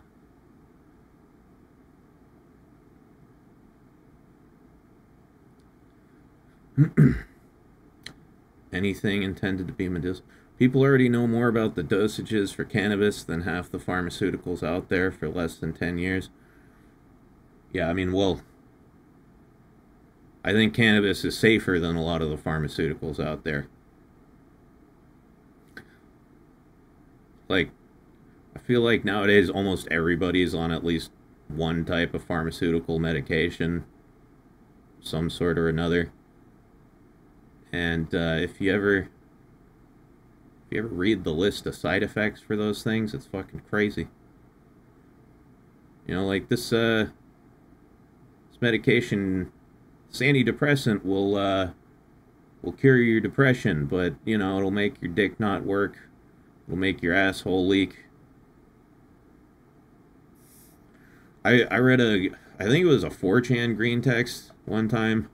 Might have been a Reddit post. I don't know where it was, but it was about this guy who started taking antidepressants in high school, and one of the side effects of this particular antidepressant was in a small number of people it causes spontaneous orgasms. And so he took the pills for a few weeks, and then he started just like randomly coming in the middle of class. Who knows if it's true or not, but I like to imagine it is. Just out of curiosity, do you have any experience with mushrooms or the like? Yes, quite a bit, actually. Quite a lot of experience with mushrooms in particular. Out of all the hallucinogens, that is the one I have done the most. Second in line would be LSD. I've done a lot of that too. Of the two, I would absolutely recommend mushrooms. It's a much gentler trip. It's very euphoric. Very, and it's a very social thing, too. Oh, hold on. Got Lieutenant Amazil. Fun fact, a friend of mine explained the reason antidepressants have the inverse reaction is because it helps people feel motivated. Just, you know, sometimes the motivation... Wait, what's the last word? It got cut off there. Sometimes motivation is ... Is there a second part to this? Inverse reaction? Not sure what you meant. If you want to clarify that in the chat. But, yeah, as far as hallucinogens go, if you're looking to get into that, first of all, be careful. Be careful where you get your drugs from. Anything can be laced. A friend of mine in high school took mushrooms that were laced with something. I think it was some kind of... I don't know what the hell it was, but there was some... there was something on there. Like, upon closer examination, I looked at the mushrooms. There was some kind of weird dust on there. They had sprinkled them with something. But yeah, she took some mushrooms that were laced with something and had a complete fucking, like... It was a psychotic episode, basically. Total dissociation, confusion, delusion, paranoia. It was like a schizophrenic episode. So be very careful with that. Get your shit from someone you trust who has tested it first. And yeah, as a first psychedelic trip, I'd highly recommend mushrooms. As long as they're clean, you really can't go wrong. Just don't take too much. Start with, you know, a 1/16 of an ounce. If that doesn't do it for you, start with 1/16 of an ounce. Wait about 2 or 3 hours. See what happens. Preferably follow it up with some food, right? Because sometimes if you eat mushrooms, they just sit in your stomach for a while and don't get digested. If you follow them up with a little food, like a brownie or whatever, just a regular brownie, not a pot brownie, they'll digest faster. The effects will kick in faster. If it's not strong enough for you, try a little more, another 1/16 of an ounce, so total of 1/8 of an ounce. And if that doesn't do it for you, I don't know, a 1/4 ounce maybe. Just start in small increments. That's the point I'm trying to make. You know, you don't have to measure everything out. Just test it out in small increments, because you don't want to take more than you can handle. especially if you're inexperienced with psychedelics. Taking too much can be, you know, very scary if you're not used to handling them. But yeah, I've never had a bad mushroom trip. It's always been incredibly pleasant, whether I was by myself or with friends. However, the best trips I've had were definitely with other people. Mushrooms make you, like, very social. You feel a very strong connection to other people. So doing it with, like, you know, your boyfriend, girlfriend, close friend, whatever, brother, sister, someone you're close to, can be just a really amazing connective experience. Not to sound like too much of a fucking hippie, but, you know, we're talking about hippie drugs here. Yeah, those are my two main pointers. Just do it with somebody you trust and try it in small increments so you don't freak out. Dose with the dudes, yeah. Shroom with the boys. Yeah, and then as far as, like, LSD, it's definitely different. Most of the acid trips I've had, I've done it by myself. It makes me a little more, like, introspective and antisocial. And, like, the best acid trips I've had have been alone. Maybe that's just me. Let's see. But, oh, yeah, another thing about acid, don't take too much. Do not take too much acid. It gets very scary very quickly if you take too much. If you take too many shrooms, you're gonna be okay. You can ride it out. It'll be fine. You take too much acid, you can make yourself nuts. You can make yourself crazy. I had a friend who did that. Took him a long time to recover. He very seriously overdosed on LSD, and it took him like a couple years to get back to normal. We didn't even know if he was ever going to be normal again. He's fine now. He's fine now. Totally fine. But yeah, things were pretty touch and go for a year there. Pretty scary. And let's see, the only other hallucinogen I have any experience with is DMT, which I've only done once, to be honest. And I didn't do enough. I took like 2 hits, and it wasn't quite enough. I got a little bit of the trip, but I didn't go down the rabbit hole. I just kind of peered into the rabbit hole.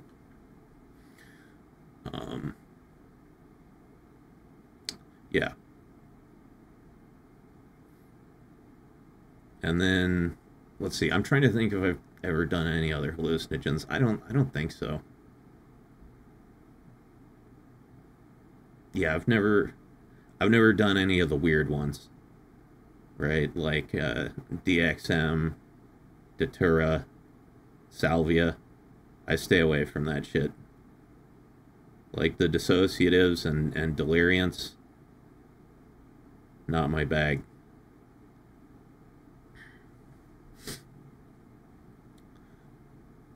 Best acid trip I had was 4 or 5 of us redneck kids just wandering out in the woods all night.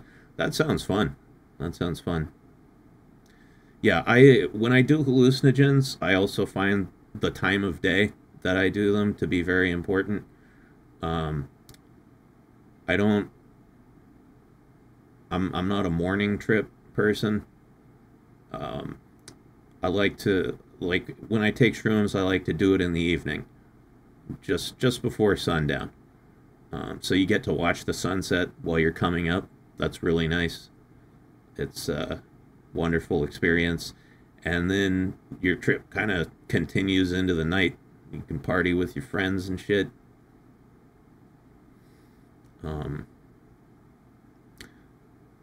Be careful, like, mixing other drugs with hallucinogens. Like, I've seen people freak out from smoking weed while they were tripping. I always did that. Like, if, you know, if we were going to trip, it was a given we were going to smoke weed and drink. But I've seen people have some rough experiences, like, you know, taking shrooms or acid and then getting way too high, and they just freak the fuck out. Yeah, probably don't want to mix too much shit in the first few times. You're not wrong to avoid dissociative drugs, MC. There's a very real chance you never reassociate, and there's no surefire way to tell who that might end up being. Yeah. Yeah. Yeah, no. Salantor says weed plus hashish equals a very bad trip. Well, hashish just is weed. It's just, you know, it's just concentrated THC. So you're just smoking too much weed.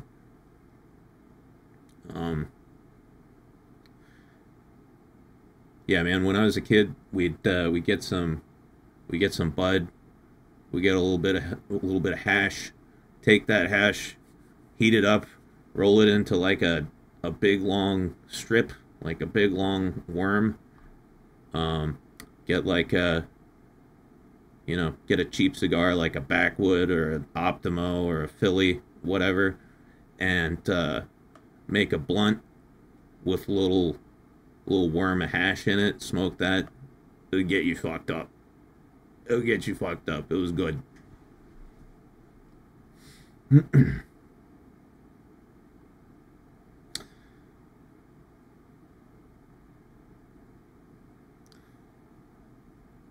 Reason saying, I'd love to do psychedelics, but I don't have anyone who could be a watcher. Yeah, I'd recommend not tripping alone your first time out.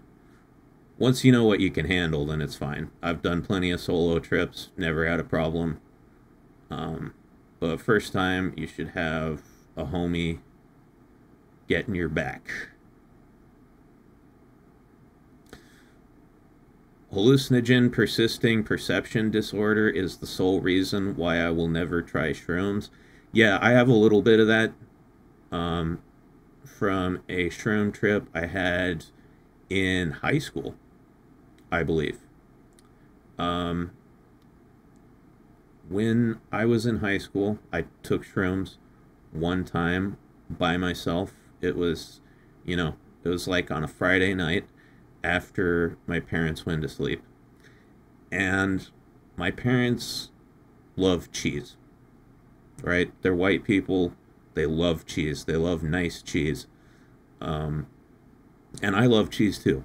I grew up eating a lot of cheese. But anyway, I took the shrooms, I smoked a bunch of weed, I had a few beers, and I got the munchies very, very badly, right? So I opened up the fridge, and there was all this cheese in there, and I was like, awesome. You know, there was like brie, Stilton, there was some aged sharp cheddar. So I made myself a little cheese plate, and I started eating the cheese. And every time I ate a piece of cheese, I would get this like crazy tingling sensation all up in my face and all the way around to the back of my head. It felt like somebody kind of tickling you while pouring like ice water on your face. It's not an unpleasant sensation. It was just very strange, right? And like, yeah, I spent like an hour doing this, just eating different cheeses and getting these different sensations in my face because of the shrooms. It was very weird. Anyway, to this day, this happened when I was a teenager, but to this day, as a 30-some-odd-year-old man, when I eat certain cheeses, I still get that same crazy, icy, tingling sensation all over my face and in the back of my head. It's wild. But, you know, it's not a big deal, right? But if it was something more unpleasant, then that would be a big deal. So I can understand wanting to avoid hallucinations for that reason.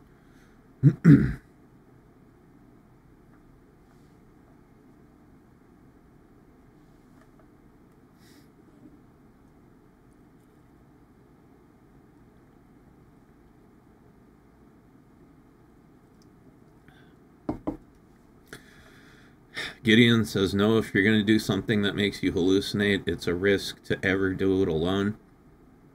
Like, I don't necessarily agree with that. I think the first few times you do it, you should definitely be with other people. But it's, you know, it's like learning to drive a car, right? You have someone ride with you and teach you, and then once you get the hang of it, as long as you know the right dose, it's okay to trip alone. I think it's usually more fun to trip with other people, but I've done hundreds of solo trips. I've never had a problem because I knew my dosages, and I always, you know, I got the drugs from people I trusted who tested them first. Heard some terrifying stories about people hallucinating alone. Yeah, well, it also depends on what drugs you're doing and how much.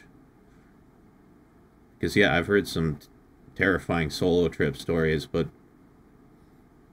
um, like the one I was talking about last night, that guy who smoked a bunch of salvia and then jumped out a window and broke both his legs. Or having access to weapons or sharp objects, even if someone's with them. Yeah, I mean, that's not gonna happen on like mushrooms or LSD unless you massively overdose, right? You don't completely lose your sense of self or reality.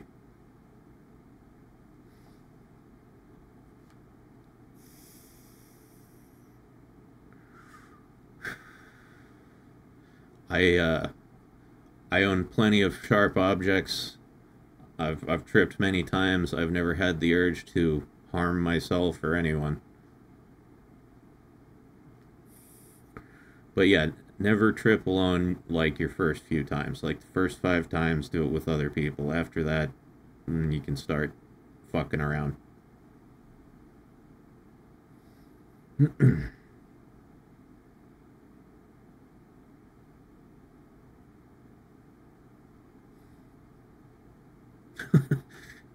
Dope 92 says, one time I had a 420 milligram gummy and was high for 48 hours.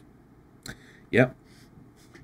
Dude, I would not be able to handle that. Let me tell you, we're talking about hallucinogens here, and as I said, I've been on hundreds of hallucinogenic trips.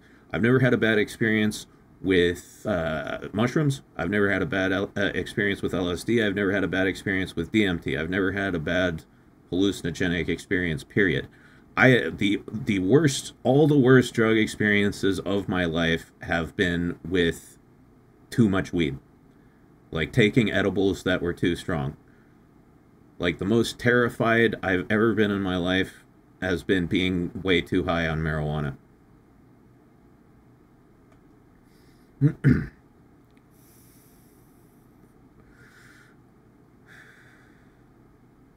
Yeah, the only times I've thought I was like going to go insane or die or never come back from the trip, quote unquote trip, marijuana. Too much weed.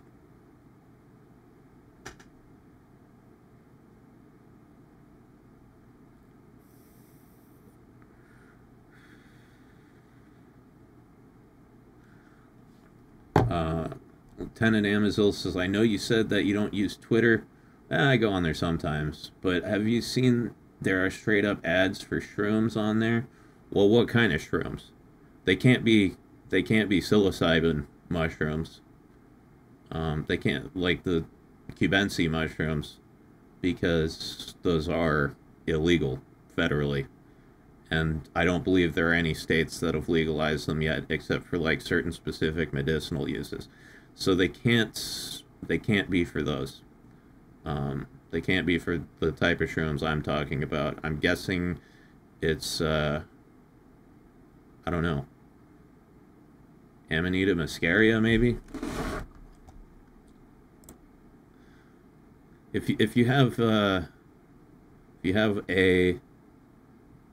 example of one of these ads, I'd like to see one so I can figure out what type of shrooms they are.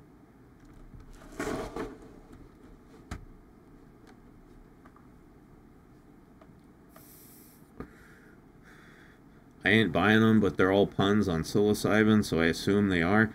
I don't understand how that's legal to sell. I mean, if there are psilocybin mushrooms, then, you know, praise fucking Jesus, let me get some, but I don't see how you can advertise and sell something that is federally illegal.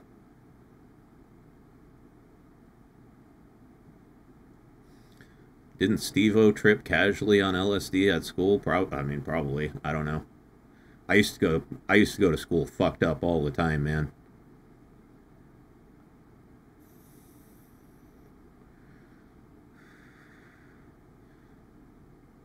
Gideon says, I'm in Wyoming and I get ads for trials for microdose studies for treating PTSD from Colorado all the time. Yeah. Yeah, I know in certain places they offer psilocybin treatment for PTSD, which sounds like a good idea to me. Yeah, a lot of the mushroom trips I've had have been like very healing experiences. They made me feel a lot better about myself. I could probably use one now, actually. At this point in my life, I could probably use another nice light shroom trip. Do you still play bass? Yeah, of course. Of course.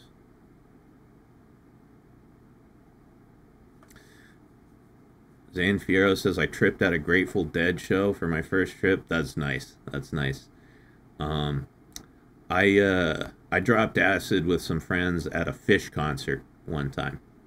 And, yeah, that's when I finally understood jam band music. Right? Because I don't know about you guys, but if I listen to jam band music when I'm sober, I'm just like, what is this bullshit? But the moment you take acid or shrooms or something and you listen to that shit, you're like, dude, this was made for me. This was made for me right now.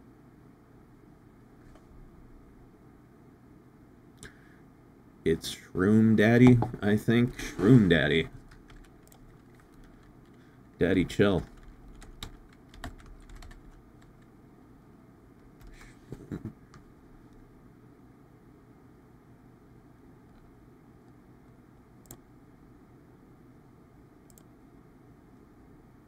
I don't know. Google isn't giving me anything. So the shrooms make you someone for whom the music was made. Well, it's more like it's more like the people who made the music were tripping balls. So in order to understand the music properly, you need to be tripping balls. Like, I never liked jam band music like Fish or the Grateful Dead. I listened to it on LSD and I was just instantly like, this is awesome. This is amazing. And then the cool thing was, even after I came down, I still liked the music. Right? Because now I had an appreciation for it that was independent of the hallucinogens. Didn't Nevada legalize LSD and shrooms? If that's the case, I'm going to Nevada. I've been wanting some shrooms again for a long time. Michigan legalized magic mushrooms? Man, come on, Oregon. Get on it. Get on it. I want my shroomies.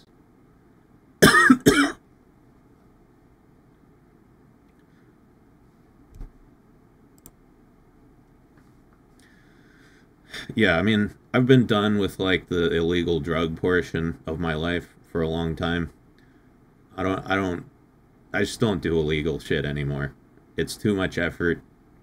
It's too nerve-wracking. I'm not gonna, like, sneak around and get some mushrooms from some dude behind a 7-Eleven or whatever. But if they made them legal and you could get them at, like, a head shop or whatever, I'd totally do that. It would be awesome to do, like, a shroom trip stream. Right? Just take a nice dose of magic mushrooms and go live, talk to you guys.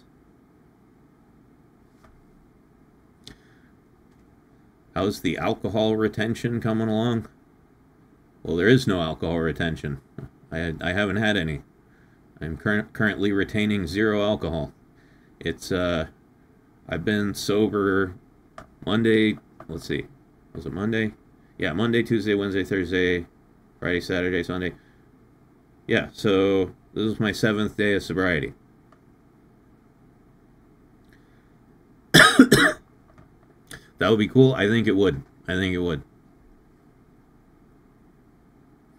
A whole week? Yep. Yeah, man, you know how long it's been since I went a week without drinking alcohol? It's been like 2 years since I got that much sober time. Congratulations on sobriety. Thank you. Thank you. I have pharmaceutical assistance this time, so the burden isn't completely on my shoulders. So that mean you're going to start on the meds now? Already have. You only need to be sober for 12 hours to start those meds. So as soon as I had 12 hours of sobriety, I started. I haven't stopped. And yeah, and the nice thing about the pills is, like, even if you miss a day or whatever, the effect doesn't go away for like a week.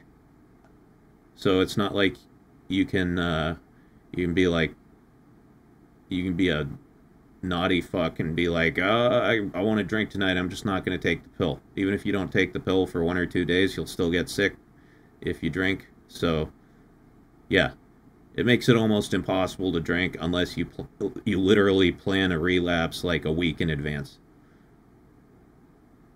How long do you have to keep taking them? Forever. No cheat days? Yeah, no, you can't have cheat days with alcoholism. You have one cheat day, it turns into a cheat year. But yeah, no, I have to take the pills forever. And I'm fine with that. As long as it keeps me from drinking. The pills don't cure alcoholism. Like, they don't stop you from wanting to drink. They just make you violently ill if you do drink. So it acts as a deterrent.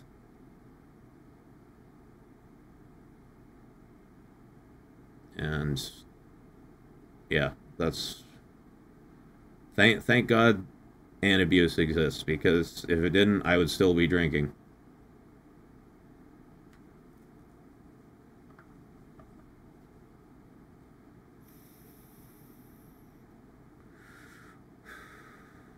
You're a strong man, Mac. We believe in you. Yeah, I am a strong guy. Look at these muscles.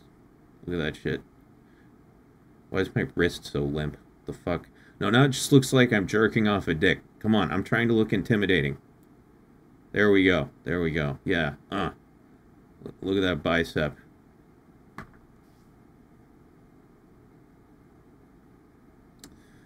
You found shrooms in your hometown? Like what? Came across some cow shit and there were shrooms growing in it? Because that's where they grow. They grow in cow shit.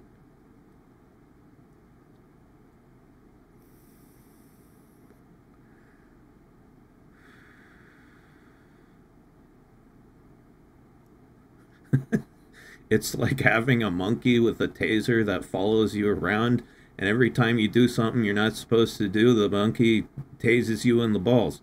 Yeah, I mean, if you want to think of it like that, I suppose. Yeah, it's a disincentive. It's a deterrent. That's the word I was looking for. It doesn't cure alcoholism, because there is no cure, but it makes it impossible for you to drink without suffering immense physical pain and possibly death. Yeah, some people fucking, if you take enough of a dose of Antabuse and then you drink, you can actually die. And I don't want to die, so yes, it can kill you.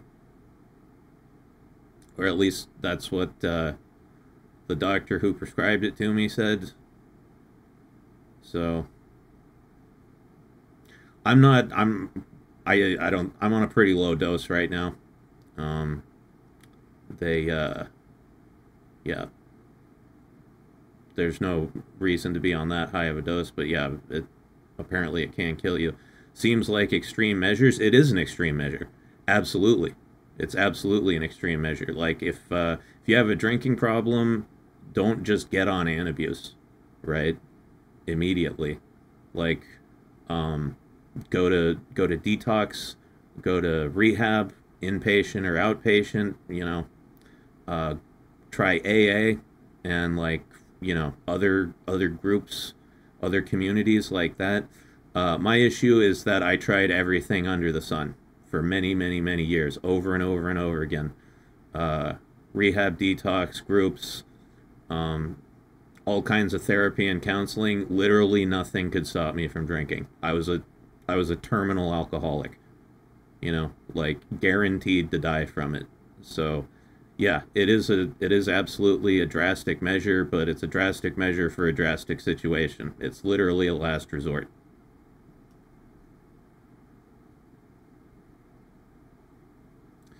I think I remember hearing something about it where they say try everything else, and if it wasn't working, then try Antabuse. Exactly. It is the literal last resort for alcoholics.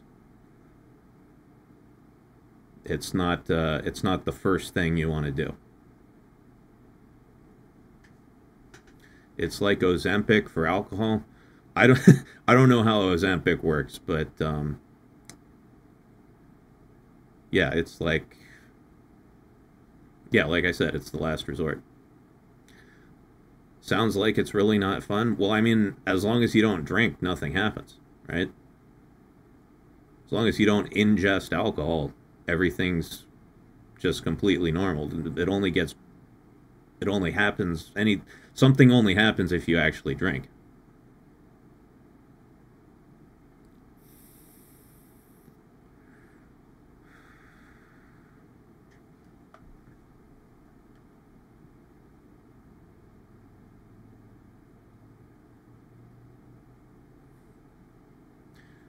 Antabuse, abuse, name makes sense.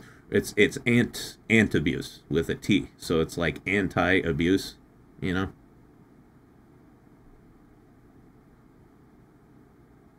You think you're gonna slip up once for it to really set in? Like, you gotta experience that hell just to know how bad it really is? Probably, yeah.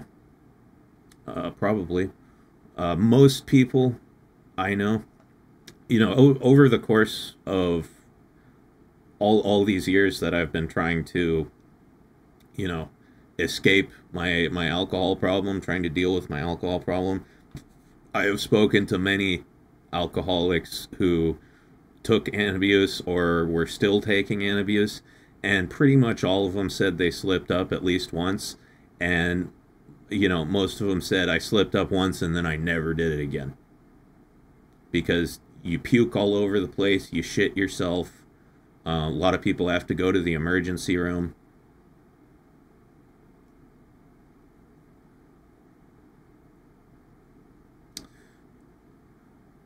I was told that apparently for rehab centers, they don't let you drink coffee because caffeine is such an addictive substance that it would become another thing to latch on. Not the one I went to. Let me tell you. Yeah. When I was in rehab, it was all about the coffee. Like, you know, a weekend, everybody was a caffeine junkie. Caffeine and nicotine. We were all hopped up on coffee and, like, nicotine patches.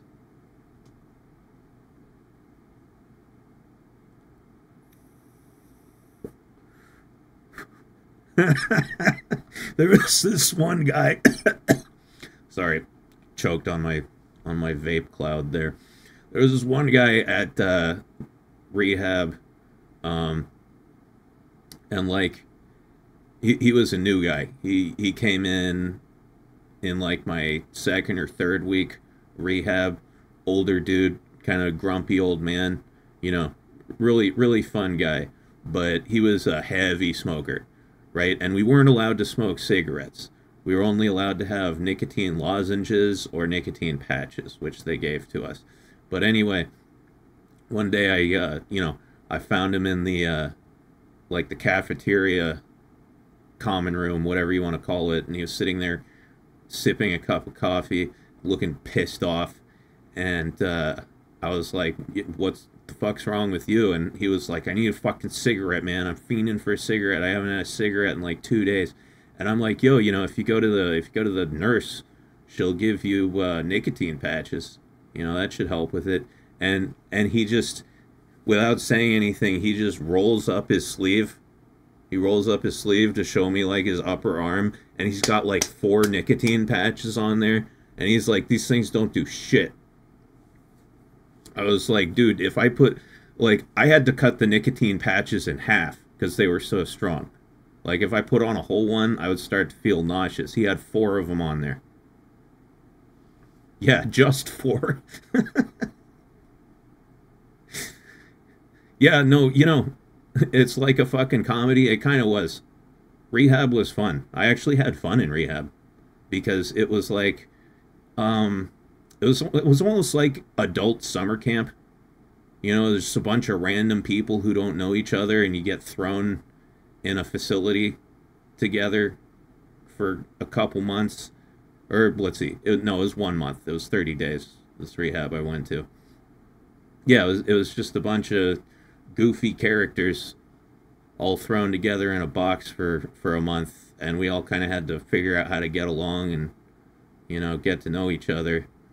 But yeah, by the time I left rehab, I didn't want to leave.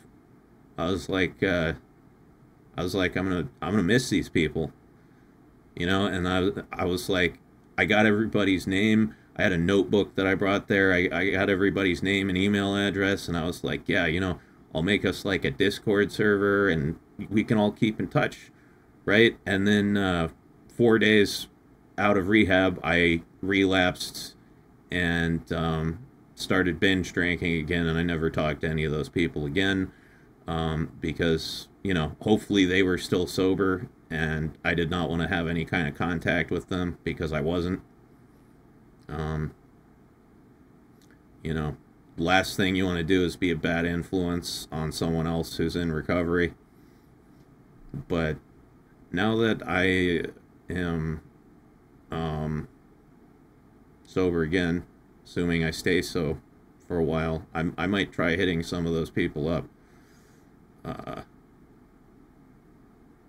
Disulfiram can also lead to an allergic reaction. Yeah, some people are allergic to it. Thank God I'm not, because if I was, that would be curtains.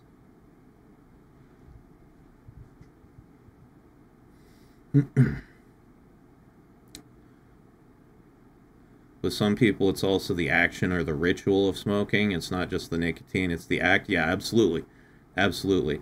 It's the acts, the, you know, yeah, the physical sensation of smoking, the ritual. That's why, you know, I could never. I quit smoking about like 2 years ago, something like that.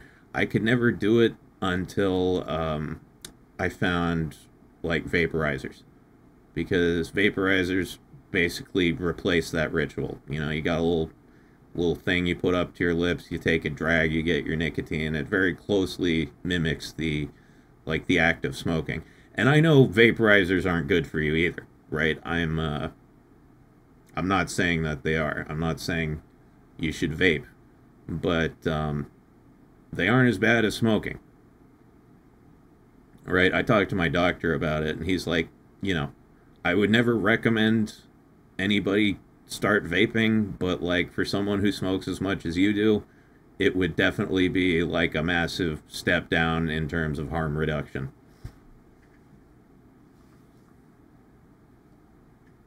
But yeah, if you're not a smoker, don't start vaping. It's bad for you. You will regret it.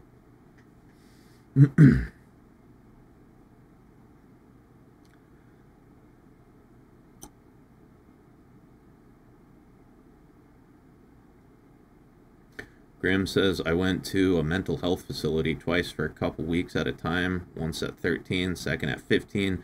Some of the women orderlies were quite rude and judgmental towards the boys. Yeah, there's always one. There's always one staff member who's an asshole.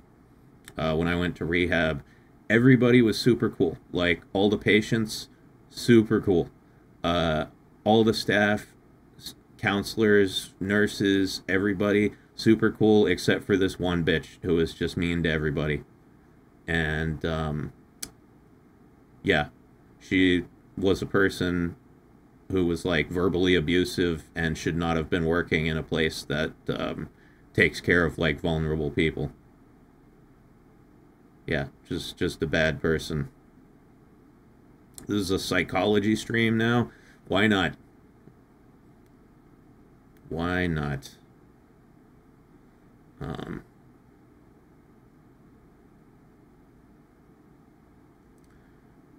had an argument with someone about that, the vaping, and was like, I'm no doctor, but I'm pretty sure that even at its worst, it's better than inhaling ash. Yeah. Yeah. It's not good for you, but it's less bad than smoking. Congrats on being sober, thank you. I'm hoping it's permanent.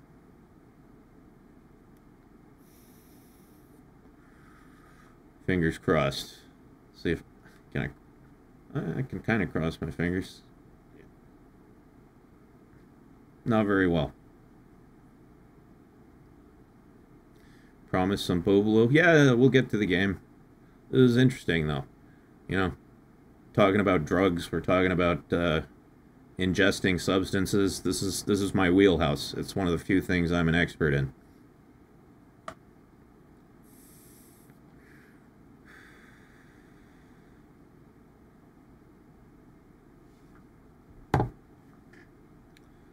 See, do I have another? Ah, there we go. Got another Coke Zero here. I'm already developing a caffeine addiction. I have to be addicted to something, right? It's just got to be something harmless.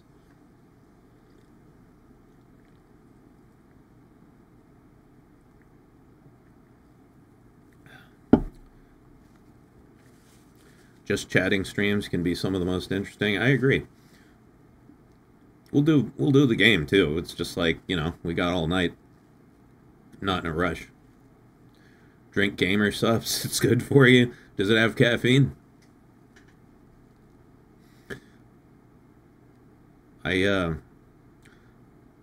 My two preferred methods of caffeine intake are coffee and Coke Zeros. I don't really drink anything else. But I would give gamer subs a shot.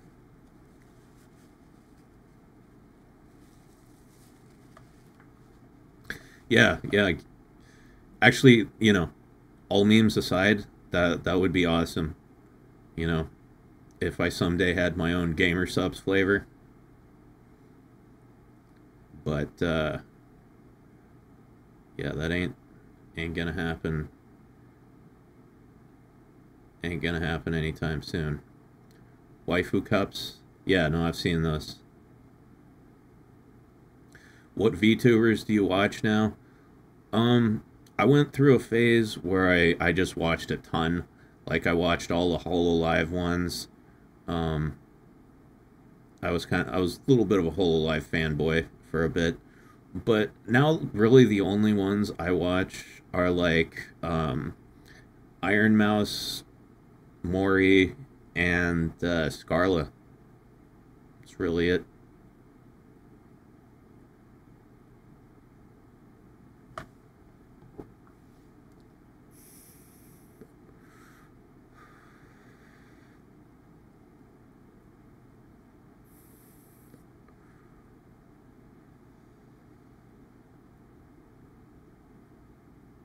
Fuda juice. Oh, God.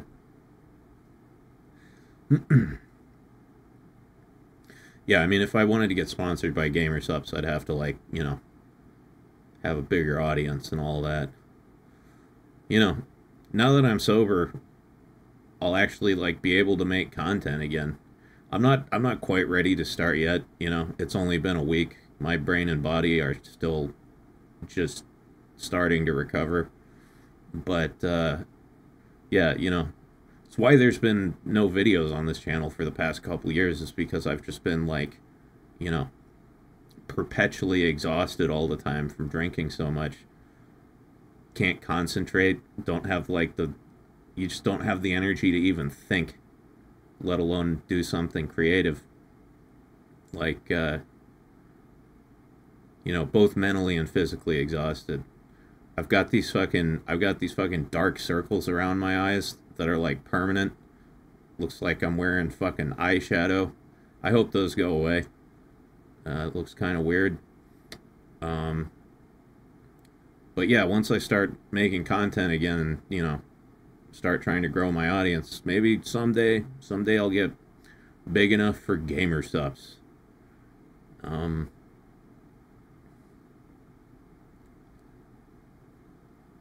Did you forget that you made 3 videos almost less than a year ago? Yeah, it was like in July or some shit of last year.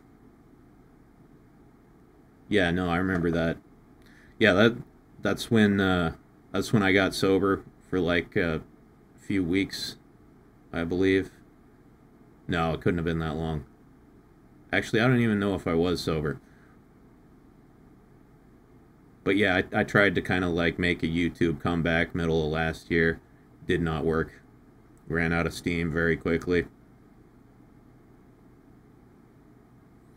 It's, yeah, you know, when I was younger, I was a functional alcoholic. I could, you know, I could do YouTube and streaming and be kind of drunk all the time and it was fine. But, you know, I'm older now.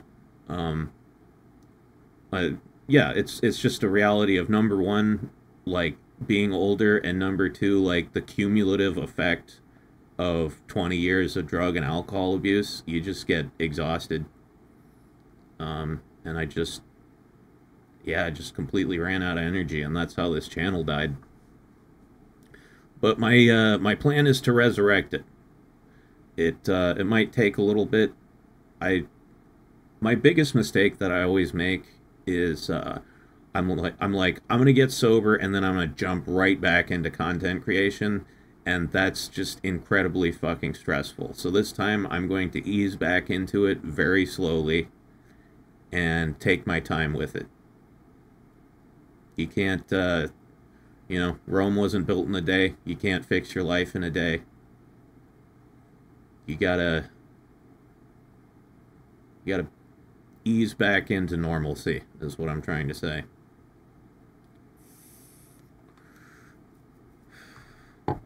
Can't rush art. I mean, it's not so much about that. It's about, like, you can't rush living a normal life, you know?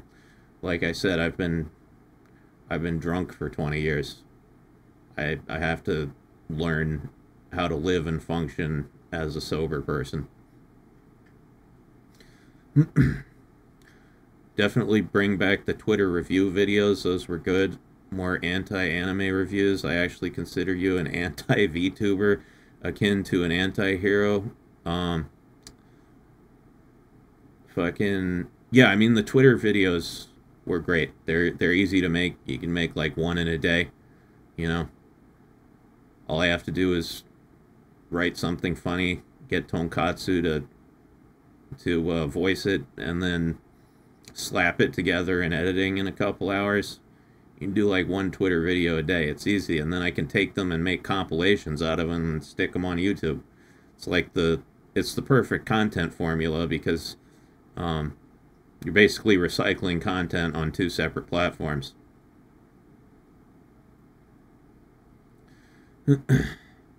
John Bayet says, I had a roommate for a year who was an alcoholic. I couldn't keep any booze in the house unless I hid it. He'd see it and it'd be gone. Yep. Yep, that's how it works. If it's there, it shall be consumed.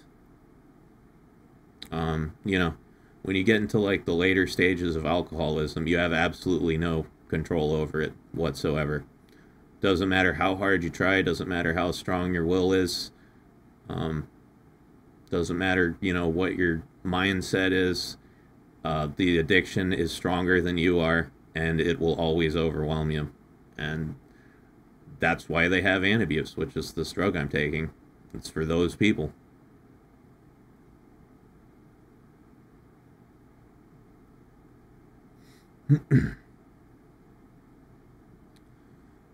Sounds like this means we will get an SAO abridged review since the content creation will eventually resume. No, I have no intention of watching SAO abridged.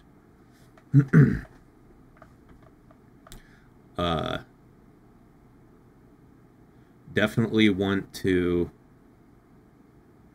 finish reviewing SAO itself.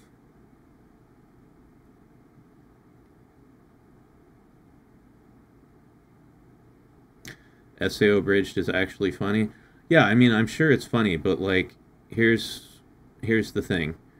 Every time somebody tells me that I just absolutely need to watch an abridged series, I watch it and they set my expectations so high. They say it's the funniest fucking thing I've ever seen in my life, and then I watch it and I'm like, you know, this is good, but it's not like, it's not making me bust a gut laughing or anything.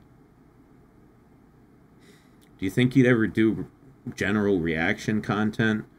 It's in right now, easy to produce, great for channel growth. Yeah, I've thought about that. I would have to make a separate channel, though. I could call it like Mac Reacts. Catchy, huh? But I'd want to make a separate channel because I wouldn't, you know, this channel already gets clogged up with all these streams, right? I wouldn't want to clog it up with a bunch of reaction videos every day. So yeah, that would be something that I would segregate onto a different channel. But yeah, I definitely have thought about doing it because, like you said, easy to produce, good for channel growth.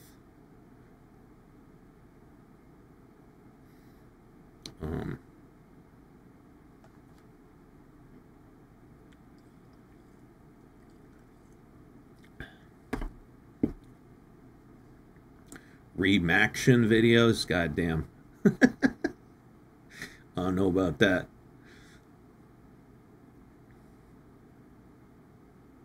The thing is, you need those shows to be unexpected, to be funny. Telling someone this is funny makes it less funny.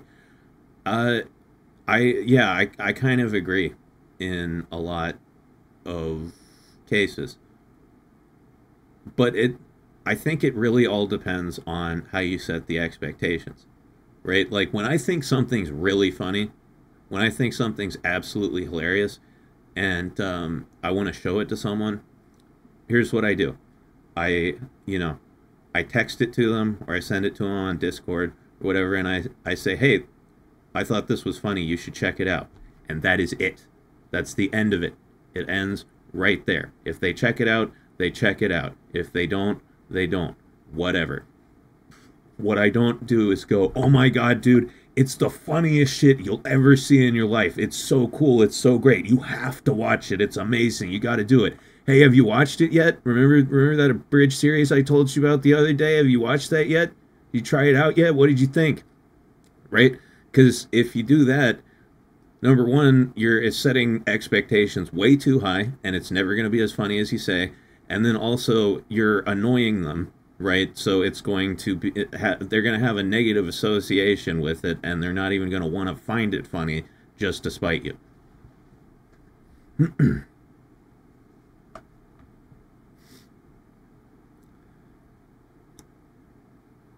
Honestly, I'd prefer you to get Katsu to react. That would draw an audience more. Maybe if you could get Katsu in the same room with you, you both... Hold on, I lost the goddamn message. You both try something experimental. Yeah, well, I imagine it would be, you know, both of us reacting to stuff. Whoever's more appropriate for the situation.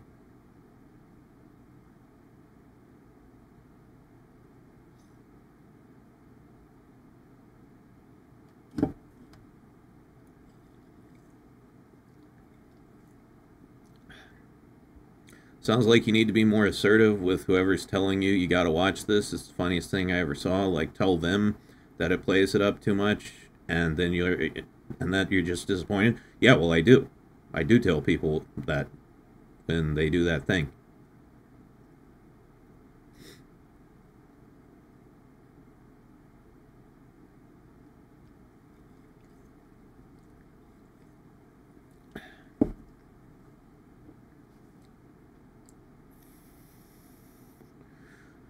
definitely include Dashie too for reaction collabs. Yeah, absolutely. You know, all in good time. My plan is to spend another week or two just like recovering, just getting good sleep. You know, trying to fix my schedule, fix my diet. I need to get back on a healthy diet. The other thing that happened when my drinking got really, really bad was my diet got shitty too. You know, I used to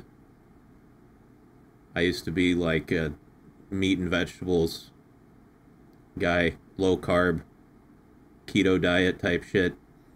And then when my drinking got bad, I stopped giving a shit.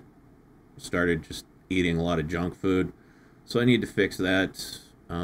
Need to start working out again so I can begin the long road to getting in shape. And, you know, once I've got those, like, kind of basic life necessities in motion, then I'm going to start easing back into content creation. And, you know, once I'm kind of back to the point where I was at, where I'm making, like, doing regular streams, making regular edited videos, then I'm going to work on expansion, right? So, maybe, like we were discussing, some kind of React content would be fun. You know, I need to just step up my game in terms of, like, marketing and shit. I need to get on TikTok and Instagram, because, like, I've had a bunch of people tell me people just, like, stole my videos and posted them on TikTok anyway. So if they're going to be on there anyway, I might as well be the one doing it. Yeah, you know, I've got a plan. Don't worry. It'll all happen in good time. It's just going to take a while. Might have to wait a few hundred years for Hildy's reactions. I've heard that reset thing Katsu did to her takes a while. Elves are immortal. Yeah. Yeah, Hildy will have a reaction channel in a century or so. Who knows?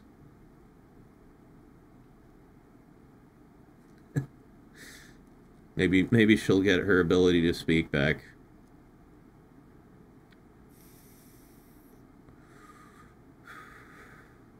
Do one thing at a time. There's a lot of us who'll still be here no matter how long it takes. Yeah, I know. Not gonna rush it. Not making that mistake again. Damn, I'm super high. Good for you, Potato. I'm a little bit high. I took one hit of weed when I woke up this morning, but I'm trying to scale it back a little bit because, yeah, if I smoke too much weed, I just get all quiet and paranoid, and then I can't talk to you guys very well. You just have to find a voice for her. She can use text-to-speech, right?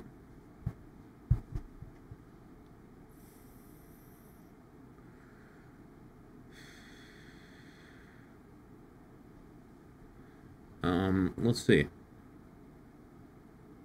Damn. We've been yapping for like 2.5 hours. I gotta take a leak, so I'm gonna do that, and then we'll play some Taimanin. But, you know, we can keep talking. It's not like I'm gonna go silent when I play the game. Just, I'll have something fun on the screen for you to enjoy besides my beautiful face. So yeah, I'll be back in 2 minutes, and then we'll play some titty game.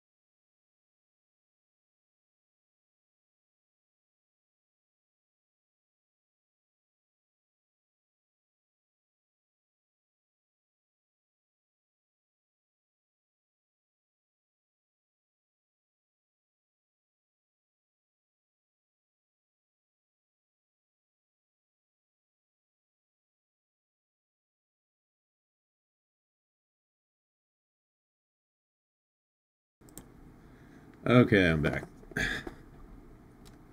There we go.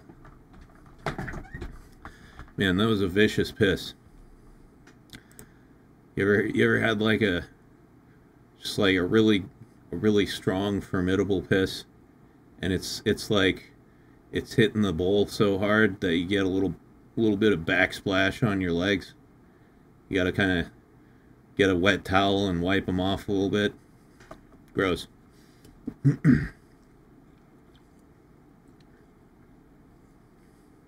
Oh. All right.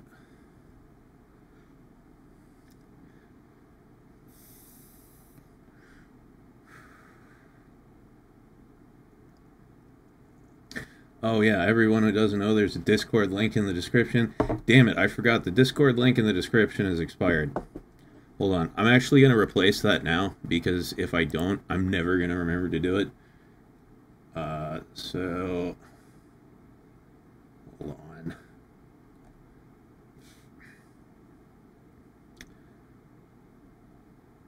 Where do you get the invite link?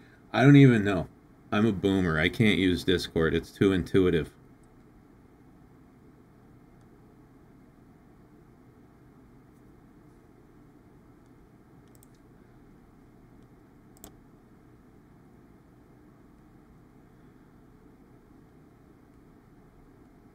Fuck. Channel. Event. No. Oh, invite people. There it is.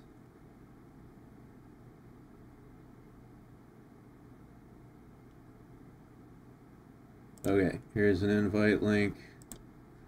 Copy. Here. Replace that. And save. There. So if you refresh the page, there's a fresh Discord link in the description. Yeah, just refresh the page if you need it. You post it in the chat too? Yeah, I can post in the chat. There you go.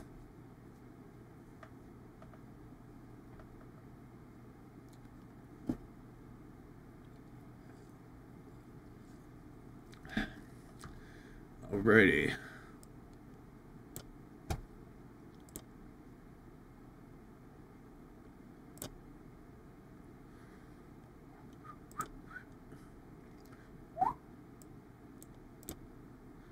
I wish I was better at whistling. I fucking suck at it.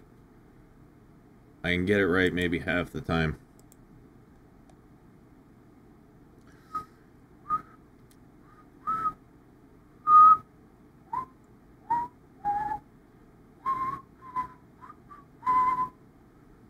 Yeah, not good. Okay. Let's get me. I gotta get small. Get me down in the corner there. The corner. What did I miss? You didn't miss much. Not much. Okay. Get a little bit lower. Okay. Hildy. Gotta get out of the way. Alright, there we go.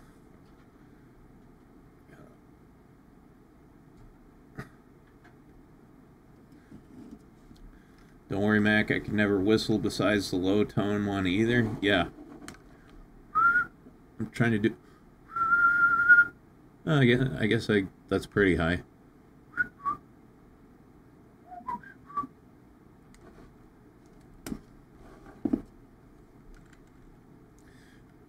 Mirabell has some cannons. She sure does. She sure does, my friends. That's why we like her. Okay. More thing.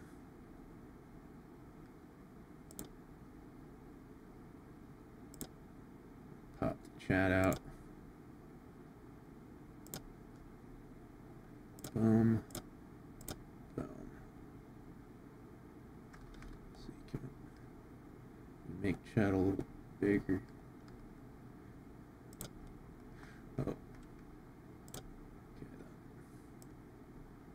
that works. How are you gonna catcall the dames if you can't whistle? You know, I've never catcalled anyone in my life. I have been catcalled, however, by a dude. You know, it was flattering, but a little weird.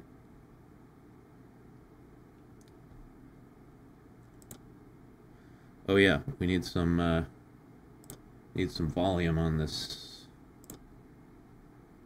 Let's see.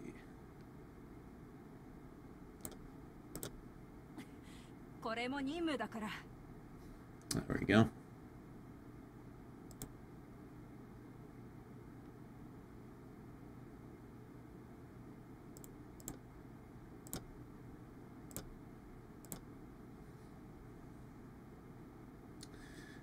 Hey Spartan, how you doing? Glad you showed up. Me either. I always hated the idea of catcalling. I'm not one to shout at concerts either. I'm rigid. Hey, well, shouting at a concert's fine, right? That's what you're supposed to do. But just hollering at random people on the street that you don't even know, I think that's weird. So I definitely agree with you on that. Especially if they're chicks, you know. Make them uncomfortable.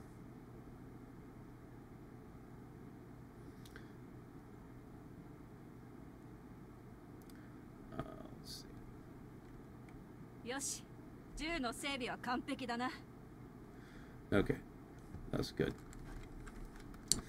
Anyway, let's see. So we were working on Mirabell all yesterday. I colored her outfit. I did it off stream because, you know, doing the dyeing in this game is super tedious and boring. But yeah, she was kind of hard to color scheme, right? Because like my my normal color scheme is like black, white, purple, magenta, and a little bit of yellow here and there. But you know, she had first of all, she's wearing camo, which is, if you do like, I usually do pretty bright colors, you know, like this type of stuff that Emily has. And if you do bright colored camo, it looks like shit. Looks like something you buy at Hot Topic in like 2003. And then also she's got this greenish hair, which kind of clashes with my normal color scheme. So I basically just decided to go black and white. Right? Keep it super neutral. It's the only way I could work it in. Learn how to compliment a woman. Wrong way. Nice boobs. Right way. A figure like yours must be hard work. Yeah. It's definitely a little more subtle.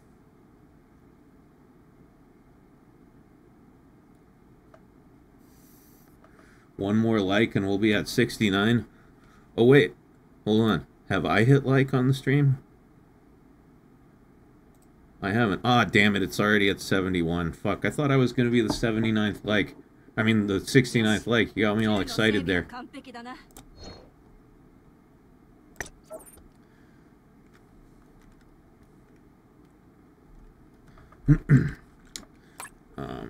Let's see. What do we got here? We have one gotcha token. Might as well use it. Let's see, do I have any? Nope. Nope. Just one of these. Come on, give me that streamer luck. No streamer luck. None whatsoever.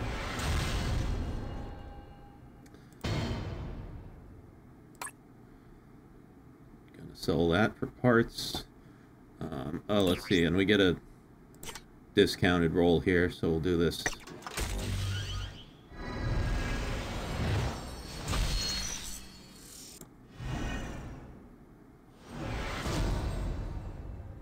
Yep, don't need one of those.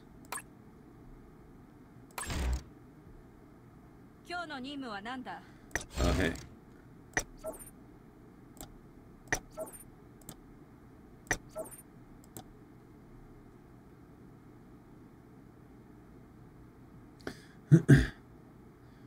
Graham says, I never like my own content or comments. This isn't Reddit. I mean, it's one more like on the stream.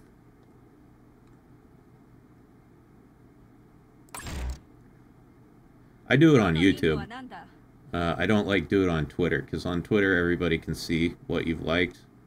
And they see that you liked your own post, and they're like, ah, you fucking dork. But on YouTube, nobody can tell. Unless I tell them, which I'm doing right now. Oh, hey. I get 2 more free gacha tokens. What do you know? Damn, look at those titties. Wow. Yeah. She's the new playable character that's coming out, like, tomorrow. Isn't she?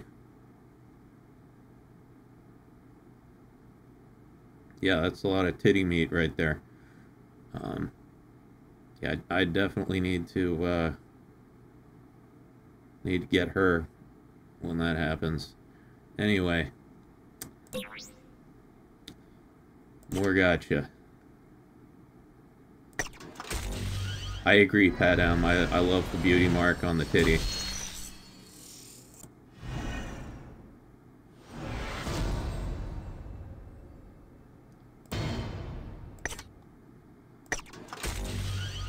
Be careful if the beauty mark is too close to the lips. Could be herpes. Always double check.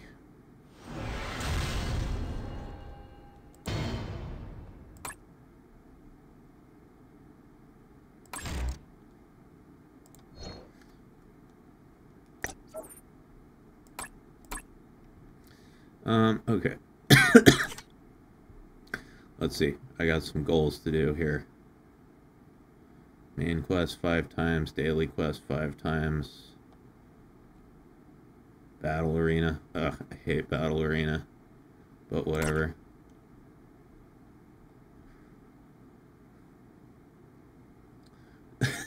I'm not so sure titty meat is a good saying. It implies an intent to serve and eat. Well, you know, I don't necessarily think it implies that it's edible. It's just a particular part of the titty, right? Like there's the nipple, and then there's the surrounding titty meat. Why does this have a fucking red dot? Oh, these. Okay, fine.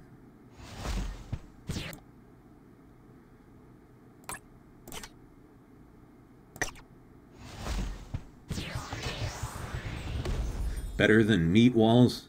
Yeah, that sounds kind of gross. The phrase, beef curtains, as always, that's the one that grosses me out.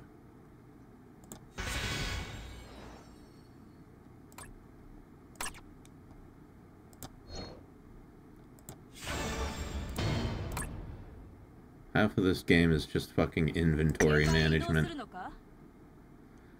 Somehow it makes me want to play it, though. I don't know how that works. Okay.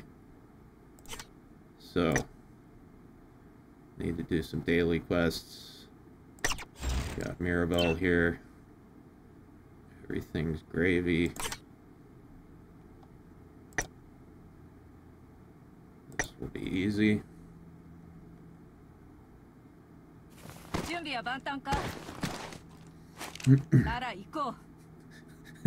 Like pillows filled with pudding.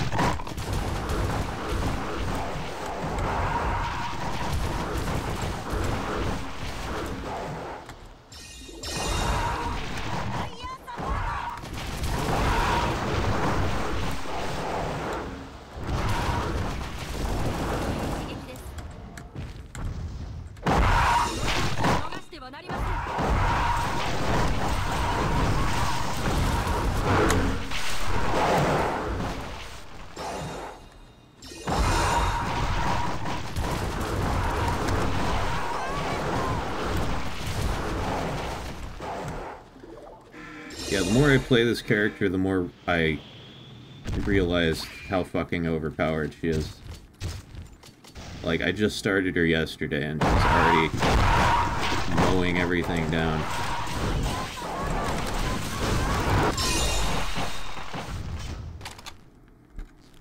Everything's dead.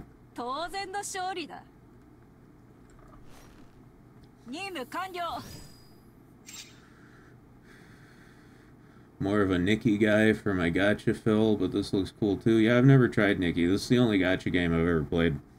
I kind of want to try more gacha games because I wanted to like make a video about being addicted to gacha, but I can't very well make a video about that if I've only ever played one gacha game. Just don't have the credentials, don't have the street cred. I need to get more experience. Okay, let's see.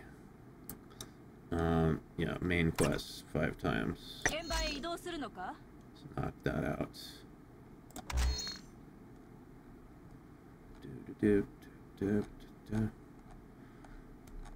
What one do I want to play?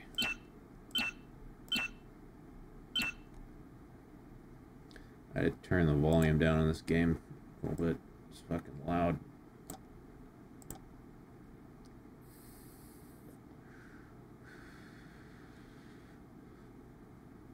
This outfit's even better than the Hawaiian dress.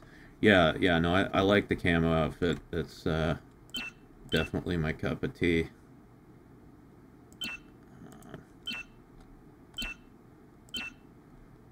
God, I barely remember playing most of these levels. I like fighting demons. Where's one with lots of demons?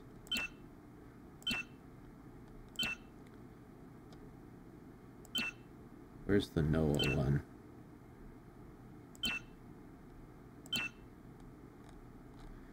Oh, fucking whatever. Oh, is it these quests? I think this might be it. We'll see.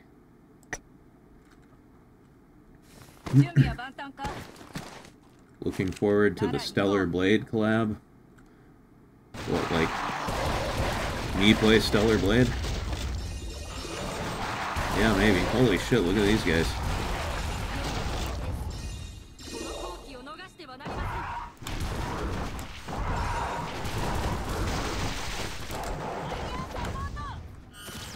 Boom.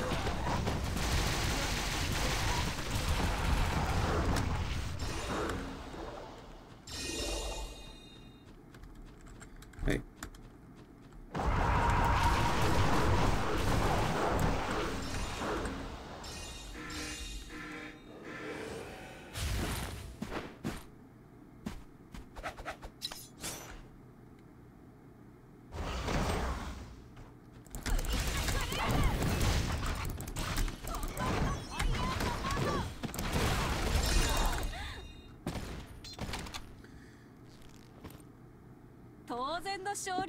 What, the tit ninja?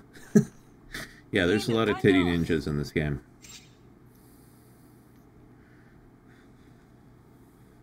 Who wears green fingernail polish? Come on.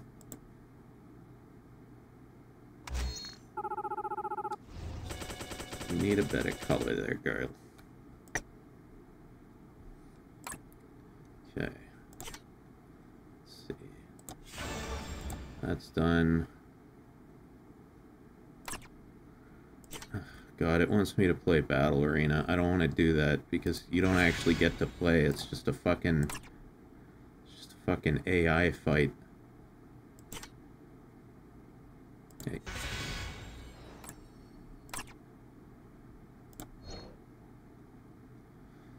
I know I was saying it last night, but I'll say it again. I really hope this this game gives us like an actual PvP mode eventually, instead of a bogus one like we have now.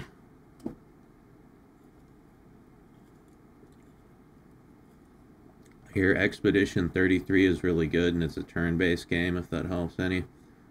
Yeah, I've heard of that game. I know a lot of A lot of people are playing it. I don't know. Not really big on turn-based games. The only one I've ever liked is like Pokemon. That's because I was like 9 years old.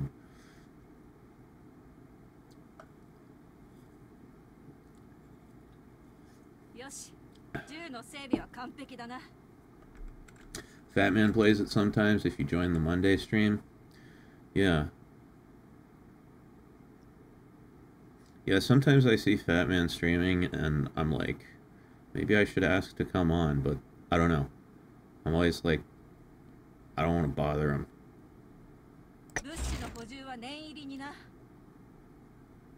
Fat Man, if you hear this, tell me your thoughts on that. Okay. Let's see.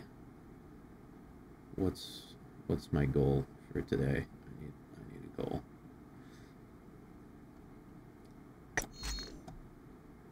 I don't know. While I'm thinking about it, I will get the battle arena shit out of the way. Oh yeah.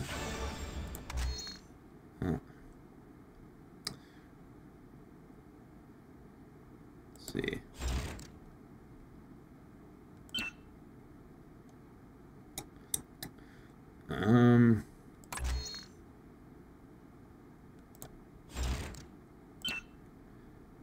Okay. Let's see.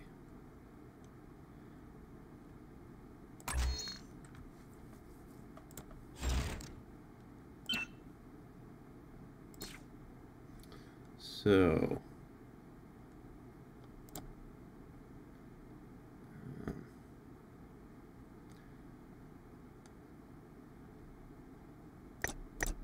gonna have to adjust some things before I do this. Weapon skills, yeah, I don't know about that.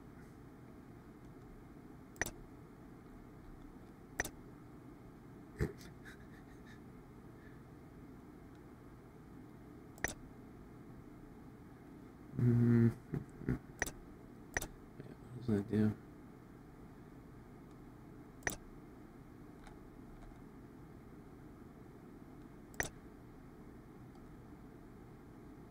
Whatever, this will work.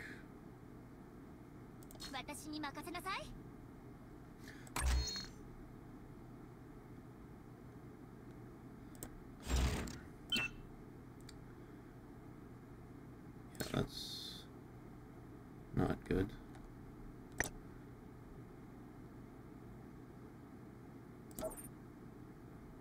Yes.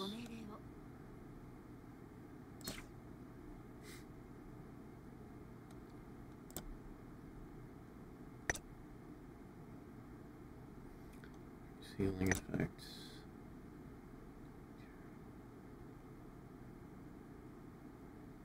Okay. That's good.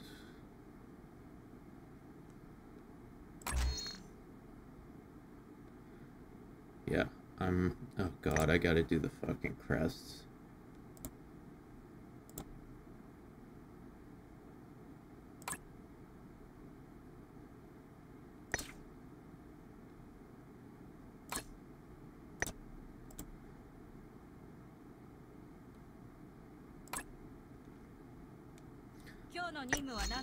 Can't believe you have to do this.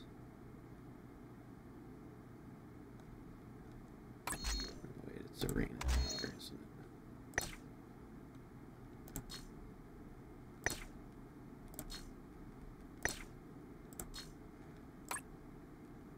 I just need to save presets for this so I don't have to do this every time. But I never play the battle arena if I can avoid it, so I really don't have a reason to.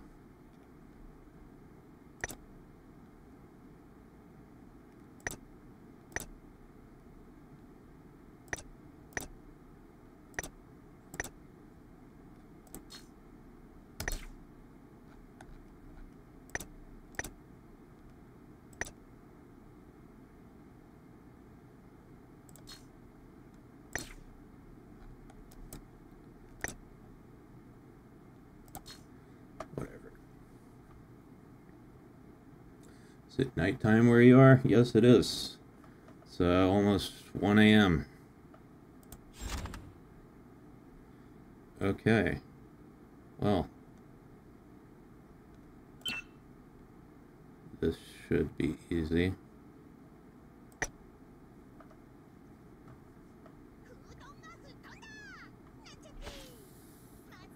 Is UR better than SR? Yeah. Yeah, UR is the highest. UR is the best, SR is the second best. And then R is like, you know, the cheap shit. Oh, and then there's like N, which is just garbage. Okay, well, we definitely won that one. See, I have no battle arena ranking right now, so it's like, it's pitting me against complete beginners, so I can just destroy them. This is awesome, actually.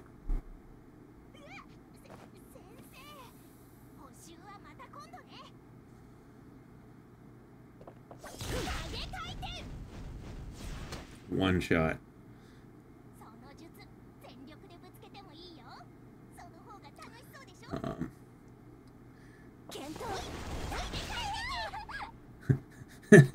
Pat M says it'd be funny if there was a PvP battle, but it's about fashion, color coordination, and how well your characters complement each other's outfits. Well, then I would win every time.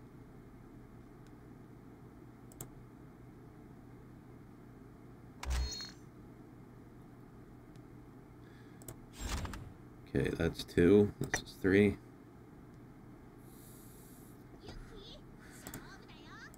Yeah, no, if it were a color coordination competition, I'd cook them. Shauna Hudson says, "Hi, I'm new to the channel." Well, hello. How you doing? We're just playing some action Taimanin here. Or rather, I am. Anyone else playing this game right now? MC always wanted to be a fashion designer. Hey, you know, I wouldn't want to be a fashion designer, but I just have a great appreciation for color scheming and color coordination. It's one of my favorite things.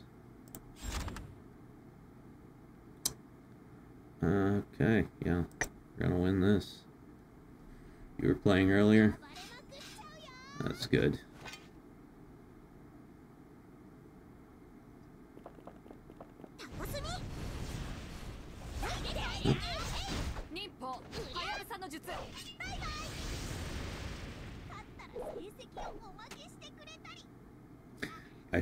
I feel kind of bad for just obliterating noobs right now, but I had to go through it too when I started out, so it's a rite of passage.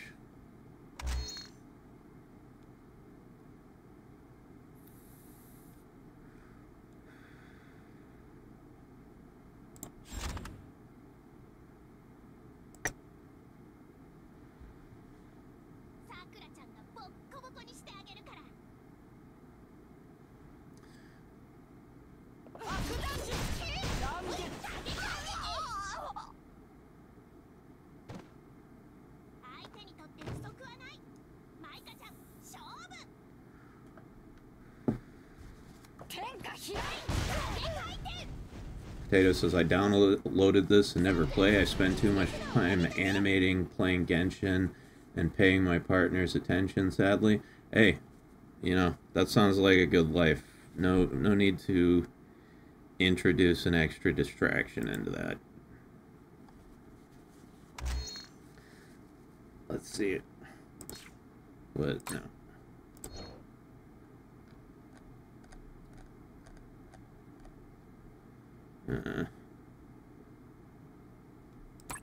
I've got all these fucking arena points, and like, there's nothing I want to spend them on. I don't even like doing arena, so there's really no reason for me to like. Well, actually, you know, I could get some arena weapons I could get an arena weapon for one of my characters just to use as like a stat stick. That would actually be good. That would give Mirabell a huge boost. I guess I could keep playing arena till I get top class, and then buy some arena weapons, because I've just... Or I could buy some new crests.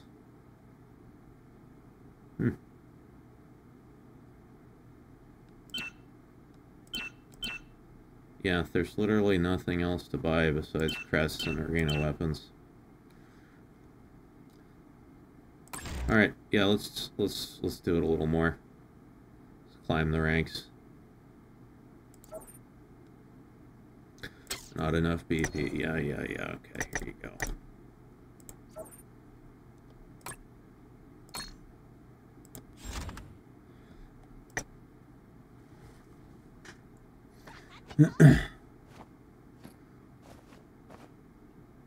So, Potato, you play Genshin. How's Genshin? I know it's insanely popular, so it must be good. Or extremely addictive, one of the two. Maybe both?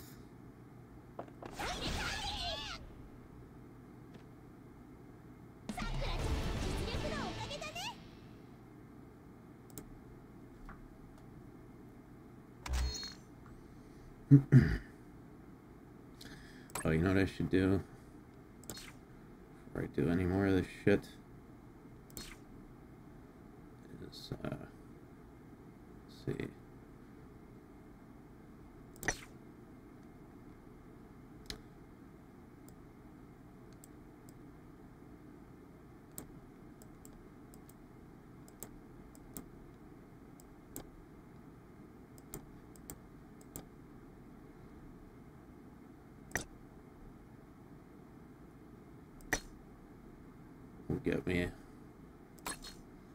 Get me arena coins a little bit faster. Oh, actually, I can do this too. This is one of the benefits of running a max level club in this game. You can use the club points for your own benefits. There.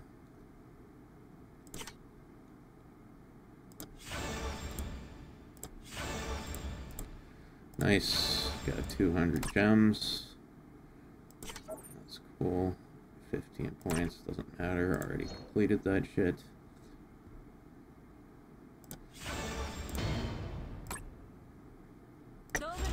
Let's see. Let's open these suckers.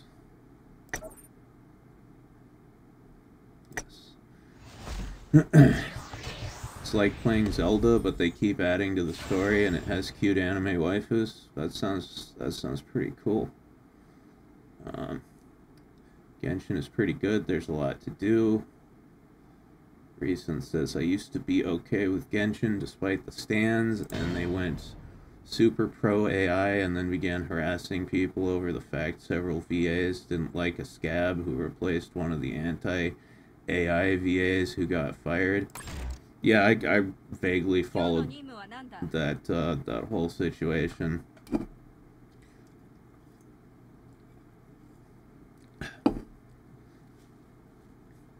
Yeah, yeah, from what I remember, one of the VAs was like...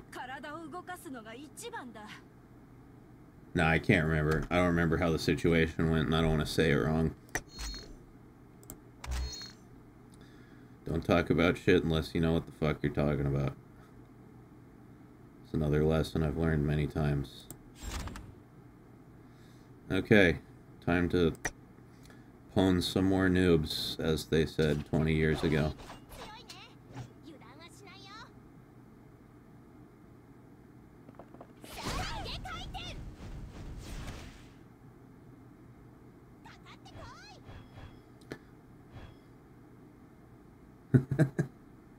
The only reasons I know Genshin is enough Rule 34 to fap yourself into a coma and recent drama with a voice actress. Yeah, I definitely seen a lot of porn of it. It's like Overwatch, you know? I have never once in my life played Overwatch, but you bet your ass I've jerked it to a lot of Overwatch porn. I need a better supporter formation. I think I have.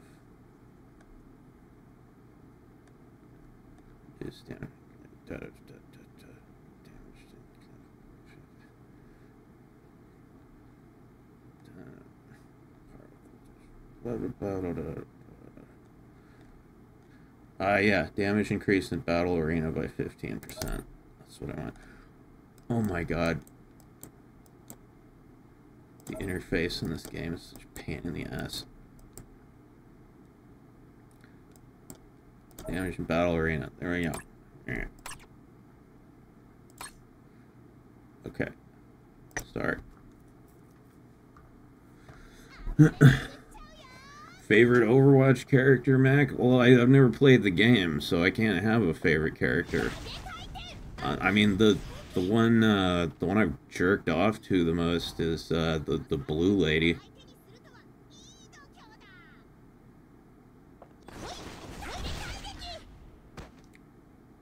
Gooner to player, how gotcha got me. Well, that's how this fucking game got me. 'Cause, like, the Taimanin franchise has all these great hentai figures.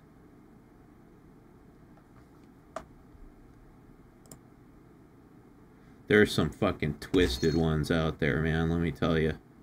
They're awesome. Widowmaker, that's her name. Yeah. Yeah, the blue lady.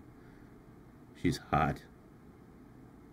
And there's so much spank material of her out there. It's absurd. The French blue lady or the robot blue lady? I don't know if she's French, but she's definitely not a robot. Cooked. That looked painful. She fucking fell right on her face.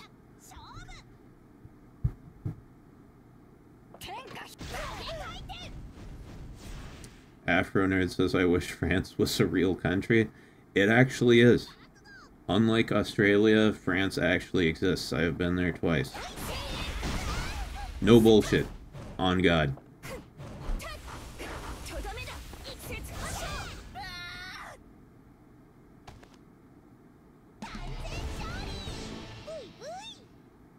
Ooey, ooey. I love Sakura. She's so cute.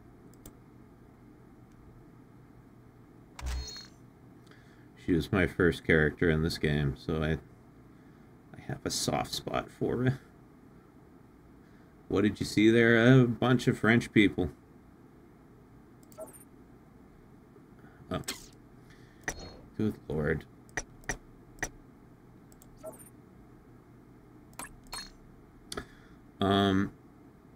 Yeah, I mean, the first time I went to France, I was 11 years old, I think. Maybe 10.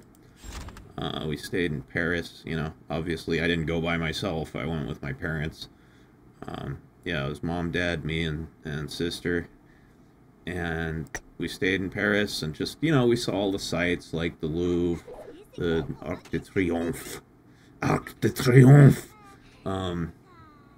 That type of shit. Just did all the normal touristy things. Ate at a lot of, like, you know, Michelin star restaurants or whatever. It was my dad's idea. My dad loves France. He goes there a lot. You know, so he went all out for that trip. It was fun. Parisian French are kind of douchey. I will say that. Like, when you think of the stereotypical, you know, stuck-up, pompous French person who hates Americans, that's like the Paris, the Parisian French. They're not all of them, obviously, but some of them are definitely like that. You know, we got yelled at by couple waiters and stuff for ordering food wrong or whatever. Second time I went to France, we went like out in the country to Provence, and that was completely different because country people are just country people. It doesn't matter what the fuck country they're in, like, you know, they're just nicer. And you know, I had been taking French in school, so I spoke a little. You know, when I was in Paris, if I tried to speak French, they'd like look at me like I'd, you know, shit in their cornflakes. But you know, like the country people, they were like, "Oh my God, you speak? That's so nice." Like, they were super friendly, super cool. I liked that trip a lot better, and I would say the food was better too. I mean, 'cause that's the best part about France is fucking food. Although, never eat escargot. Fuck that shit. I have food poisoning from escargot. Never eating that again. Good food, but apparently mid coffee. Yeah, well, I was a kid, so I didn't really drink much coffee back then.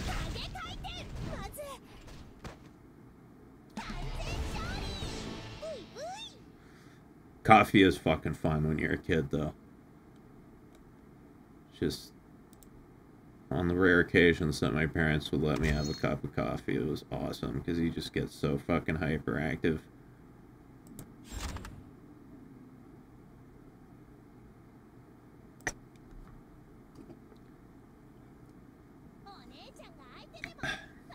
Had it in America at a French restaurant, escargot. Yeah, I mean, it didn't taste bad.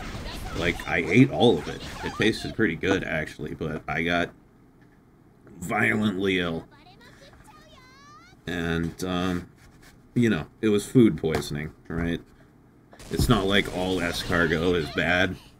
I just, you know, happened to get food poisoning from that shit. And it's one of those things where, like, you get sick off something and you just can't eat it again because, like, the smell and taste of it just make you sick.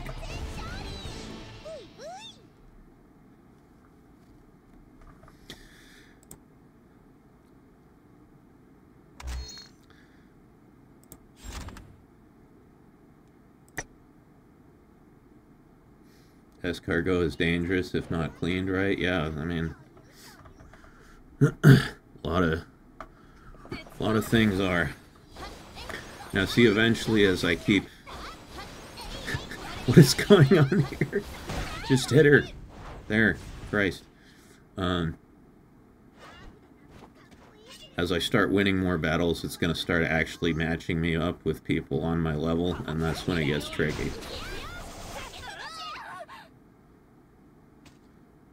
Would you ever try civet coffee? Beans pass through an animal's digestive tract. Yeah, no, I've heard about that. I don't know. I'm not like a huge fan of putting things in my mouth that have been up someone's ass. So, especially an animal's ass.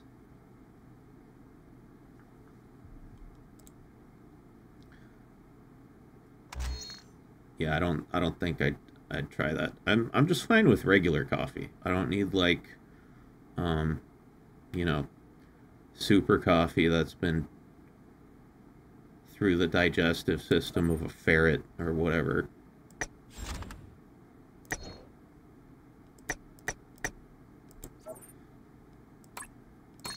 I don't know if it's a ferret.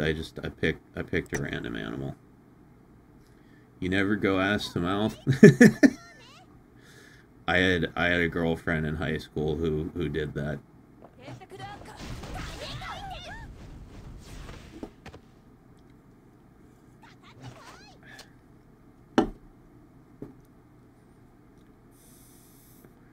Some girls like it because it's like dirty.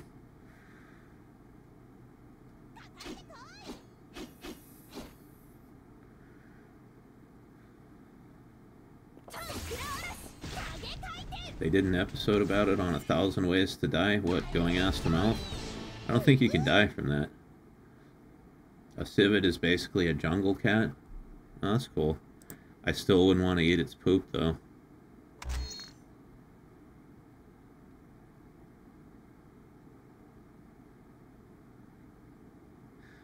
Oh, escargot. Okay.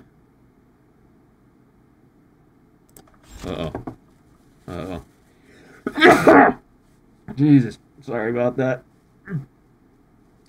Apologies to everyone's eardrums.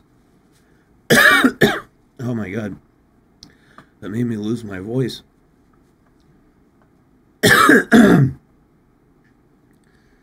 Oh.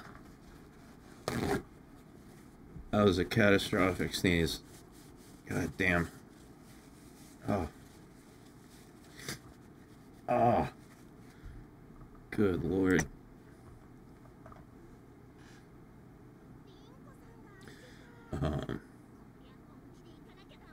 You ever handle Miracle Grow? Can't say I have. You know it's sterilized and dried feces? Fun fact of the day. Well, I'm glad I've never handled it then. I'm not much of a plant person. I really have no use for Miracle Grow.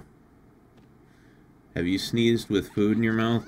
No, because it's a very rare occasion that I need to sneeze when I'm chewing. Like, it just doesn't happen.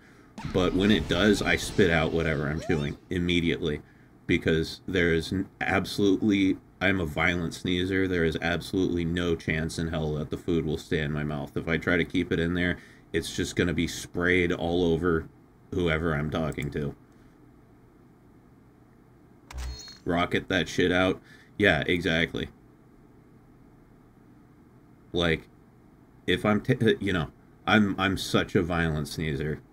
If I'm, like, taking a piss and I need to sneeze, I have to clamp it off. I have to stop pissing because I'm afraid, like, if I sneeze while I'm pissing, it's gonna just blow my dick off.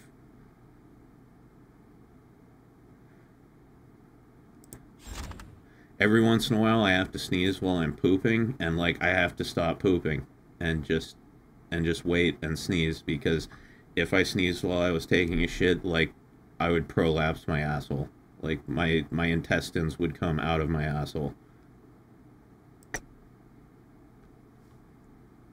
Max sneezes with the force of a shotgun going off. I do. I have major dad sneezes.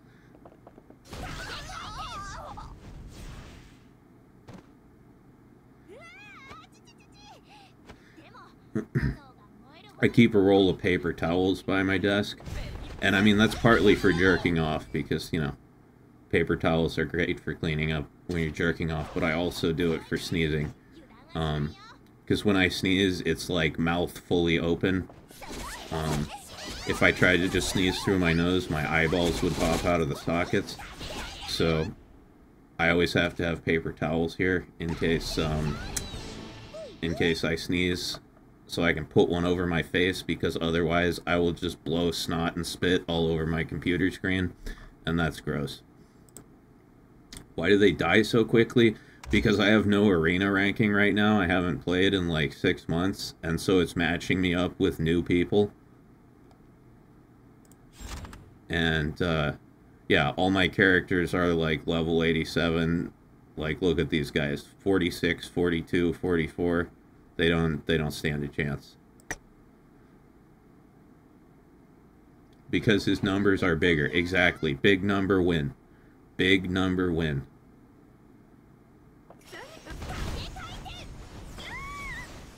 Eventually, if I keep going up in rank, it's going to start matching me with people that are actually equivalent to me.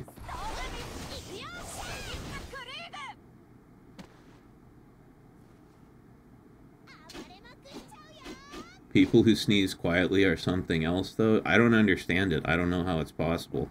When I sneeze, it is like it's like a whole body experience. Every muscle tenses up, and it's like a fucking explosion coming out of my face. I know people who sneeze and they go like, chew, chew. I'm like, what the fuck are you doing? How is that satisfying? The one good thing about explosive sneezes is like the massive sense of satisfaction that you get afterwards. Feels like you just had an orgasm. Like a cat. Yeah, I don't know. I've seen some cats are kind of quiet sneezers, but I've seen some violent cat sneezes.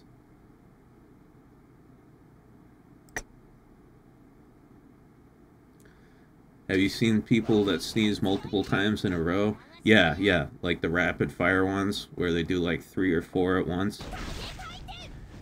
Every once in a while I'll have 2 in a row, sometimes even 3, but there's a good 10 seconds between them because my body has to, like, you know, has to prepare for the next sneeze. I can't do like auto fire sneezes.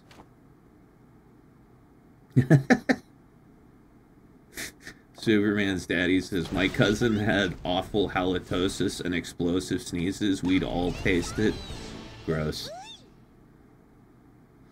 Who's that wizard girl from Konosuba? Megumin. Someone should do an edit of her powering up and Max sneezing. Yeah. Explosion!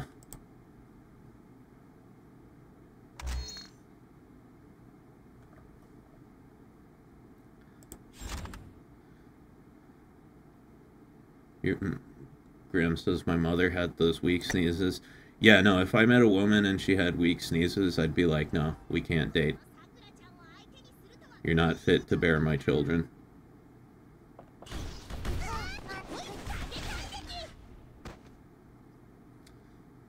I want to make kids that have, like, giga sneezes.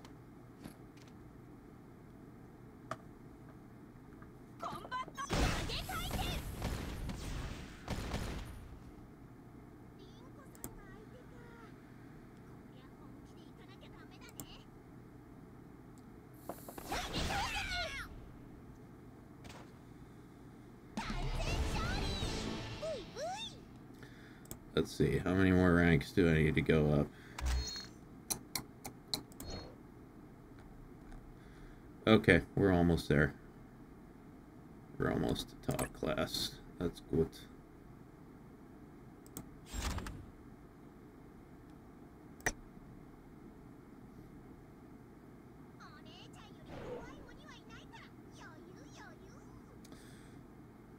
Greetings, everyone, says...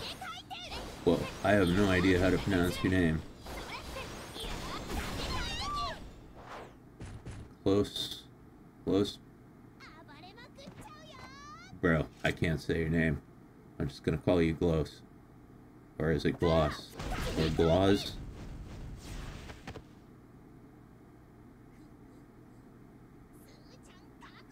Did you know the belief that sneezing is a fraction of an orgasm is a total myth with no scientific evidence? I didn't even know that was a myth. I didn't even know that was a thing. I was just saying it feels kind of like an orgasm when I sneeze.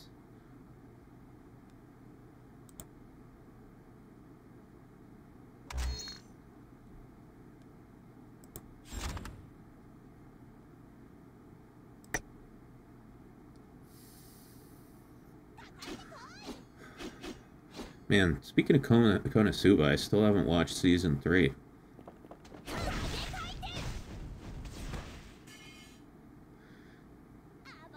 It sucks when anime seasons take so long to come out, right? Because it's like, you finish one season and you're just hella hyped for the next season, and then it takes like 2, 3, 4 years to come out, and by that time you don't give a shit anymore.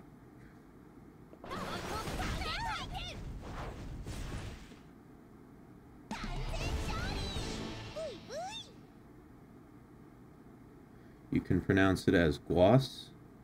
L is basically English W, like in water. Okay. Oh.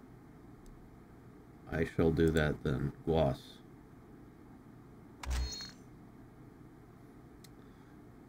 There's a nerve that connects your nose to your taint. Cool.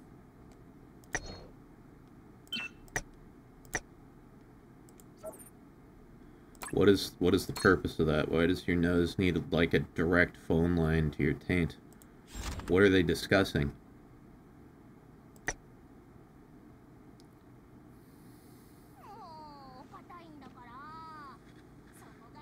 You need to watch season 3. It only has like 2 left at the most if they follow the novels. Yeah, I'll get to it eventually. I just wasn't in the mood when it came out.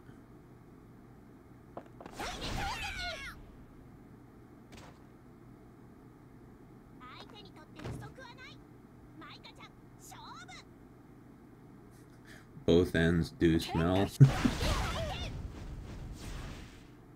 Oh, you're just joking? I believe that. You had me hook, line, and sinker. I just took it for granted. Like, oh, okay, there's a nose to taint nerve. I didn't know that. Fun fact of the day.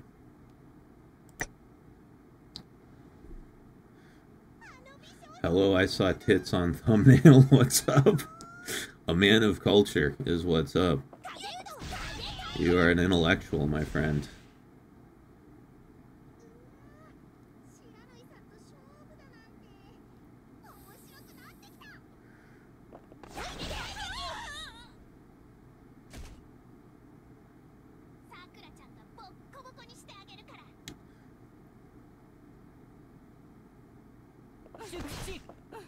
Nerves are weird when I wash and scratch my belly button. The tip of my dick stings. No way.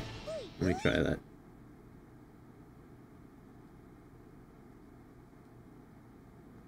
Nah. Doesn't work for me. I'm like sitting here fingering my belly button. Weird. Did she die one hit? Yep, she did.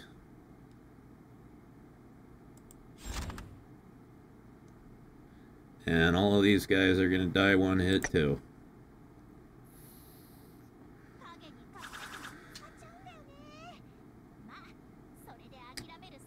Potato says, I ruin anime because I read the light novels they're based on and the differences disappoint me. They censor a lot of the loving out. Yeah. Yeah, let me see. I don't think I've ever read a light novel. Have I? Nah, I must have at some point. I don't know. If I'm gonna read weeb shit, I usually just go for hentai manga.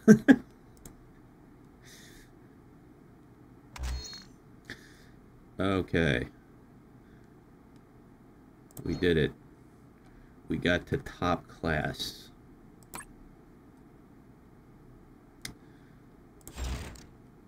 So now we can buy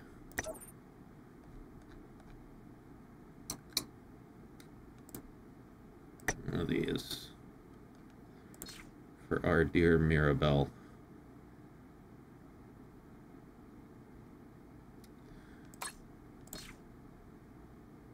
Never get the red one. These suck. These are good for arena. And yeah, this is decent for PvE, but don't use it as a main weapon. Let's see. Might as well get the arena one. It's just going to be a backup weapon anyway, and I can use her in the arena in the future. I have to do it. Let's make sure this is the right one. Yes, critical rate, incoming attacks. Okay. Sold. Sold American.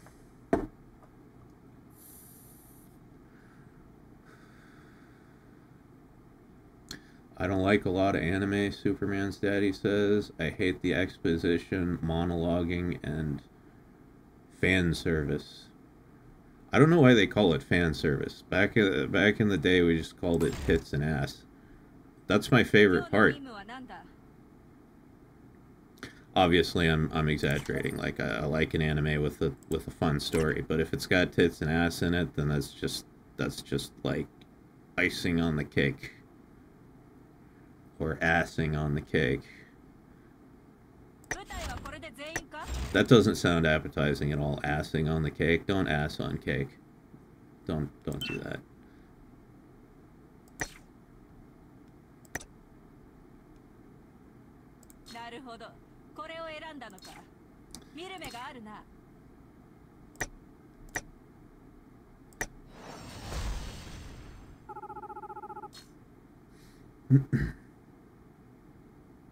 Kale farts? Dude, why?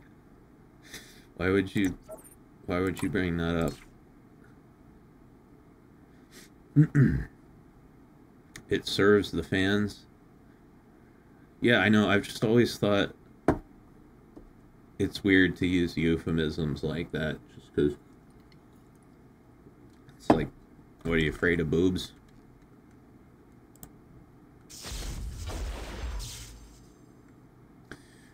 Yeah, I know I need to watch Prison School.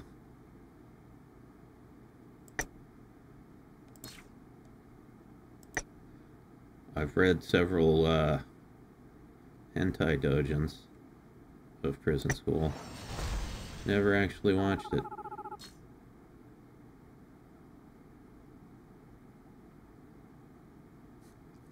You said assing on the cake and it made me remember cake farts? Yes, I remember cake farts.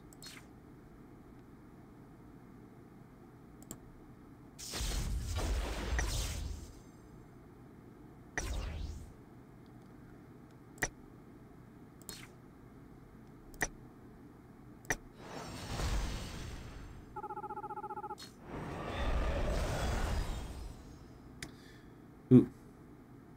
Very nice. It looks fucking cool.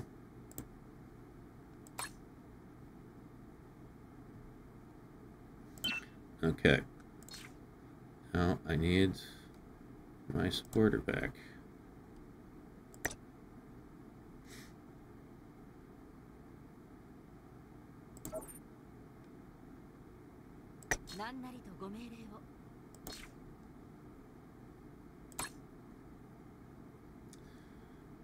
Let's see.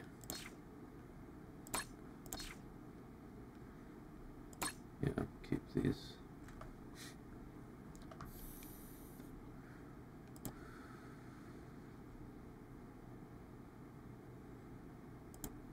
But yeah, my view on fan service is the more the better.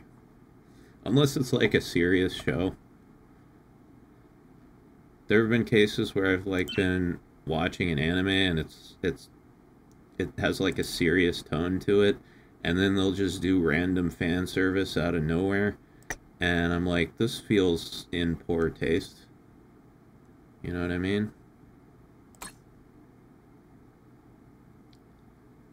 feels like kind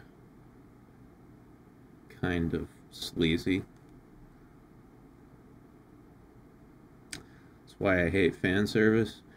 Right, well, it's all about context. You know, if it's a fun, silly show and there's, you know, asses and titties bouncing around, nothing wrong with that. But, you know, if it's a serious show and it's got completely out of place fan service, then yeah, that's stupid.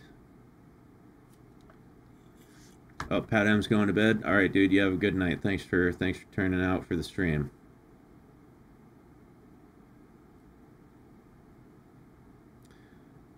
Let's see. Hey, she likes caramel apples. Makes my life easy.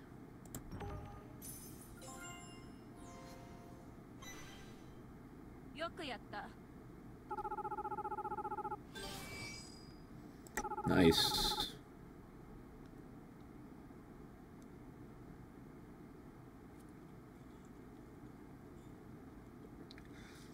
It's really over the top. I don't mind because it's meant to be stupid. Yeah. Yeah, it's all about context.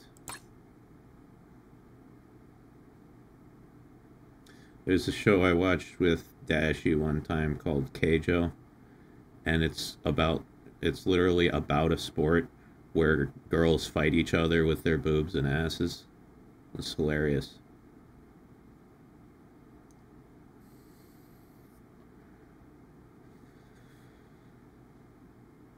Butt sumo, exactly. I'm trying to think of like the most egregiously out of place fan service I've ever seen.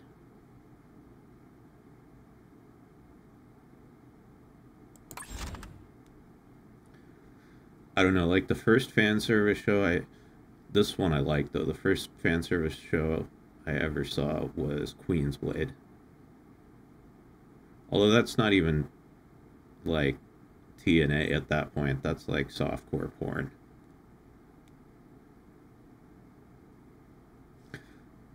But I liked Queen's Blade because like the story and the characters were all super serious. Right? It's this, you know, it's a high stakes, what am I trying to say? Yeah, it's a very severe, grim, high stakes situation with a very serious plot, but all the characters are naked women and just nobody ever acknowledges it.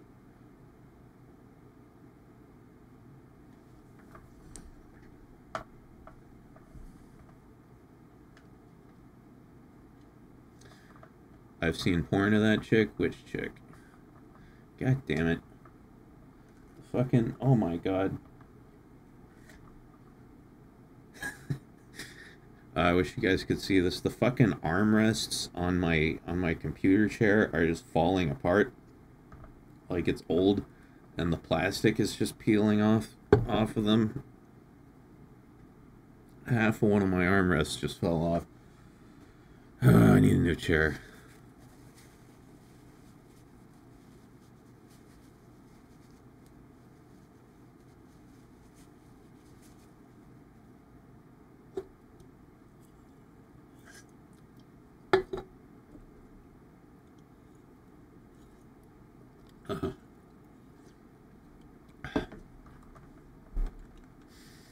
Okay, that's good. We got the arena thing done.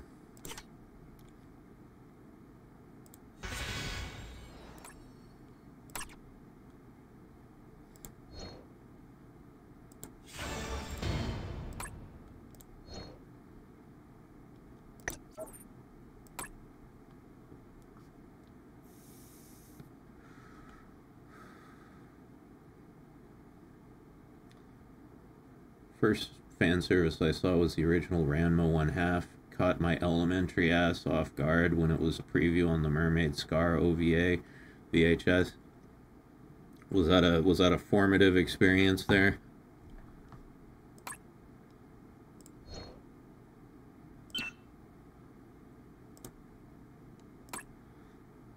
Yeah, let's see.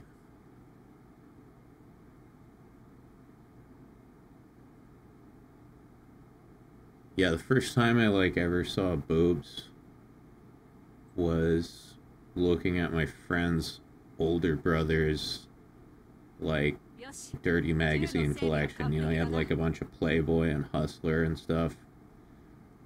It's probably like 9, 10 years old. We found that shit and it was just like, whoa. Dude. My mom rented a Tenchi Muyo VHS. There was outright nudity in it. Yeah, you know, I feel like a lot of people, like a lot of millennials, had sexual awakenings involving cartoons, and that's why we all jerk off to cartoons now. Mirabell is pretty hot, not gonna lie. Yep. That is the intent, I believe. Anyway, what are we doing here? Okay, I gotta get rid of these skill points first.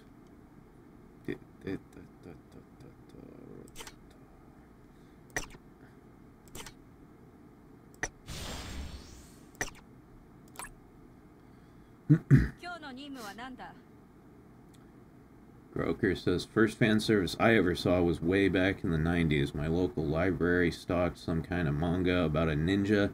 There were 2 pages where the female love interest had her top ripped off. Yeah, man. I'm telling you, cartoon sexual awakenings. It's a big thing for millennials. Probably for Gen Zers too.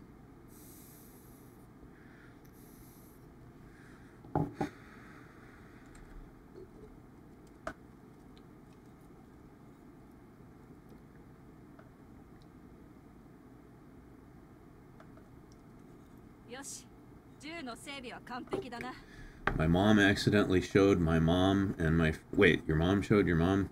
I'm assuming that's a typo. Showed my mom and my friends an actual porn. She got the Blue Moon film Fairy Tale, which was not rated, and it was softcore. I'm sure that's a fond experience y'all look back on. Okay. Right now, we're gonna farm. That's what we gotta do. We gotta farm. So I gotta get the rest of the rewards for this event quest here. So we're just gonna... Let's see. Drop rate, drop rate.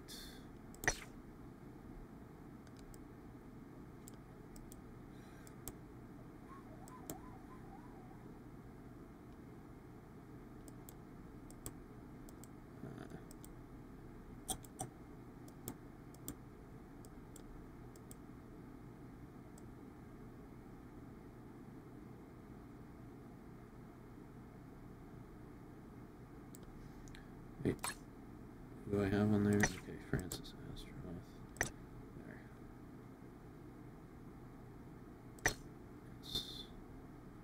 That works.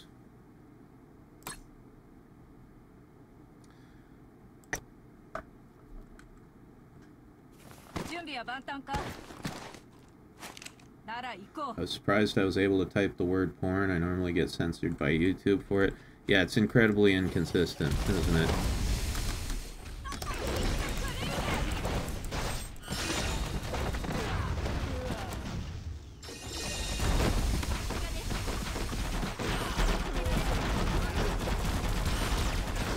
I really hate the level of censorship on YouTube. You know, obviously there's really no alternative platform, but it would be so nice if people would just parent their children, right? It would be lovely if parents just did their jobs and we didn't have to nerf the entire internet just because people are lazy and they want to have children, then just raise them with an iPad.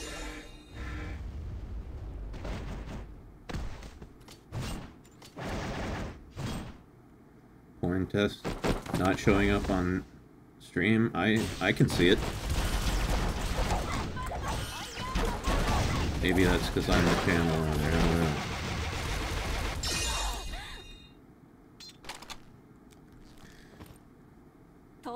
Rem says my comments get deleted randomly even if I don't use profanity or write anything controversial. Yeah, I've had that happen too. I really don't know. I think all the moderation, for the most part, is done by AI.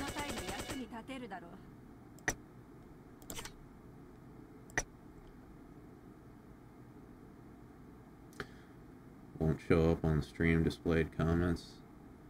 Let's see. Wow, yeah, you're right. Interesting.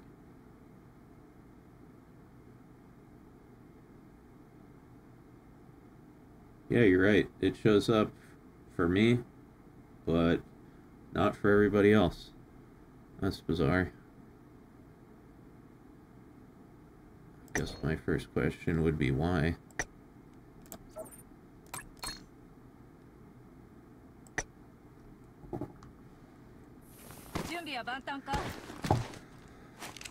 There's certain words you don't think are profane or controversial, but the community guidelines do? Yeah, probably. Or at least whatever program is enforcing the community guidelines thinks that.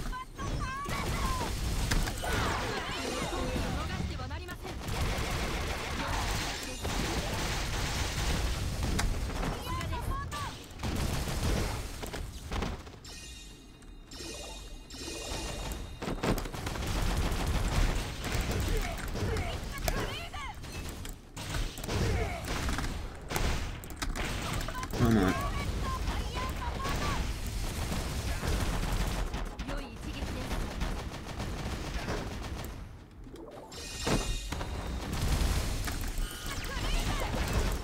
I have to say, I usually only play melee characters in this game, really.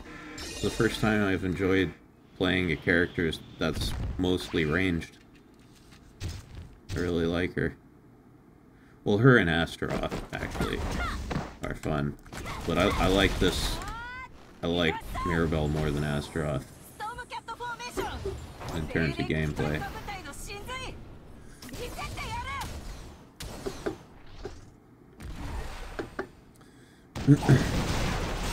Whoops.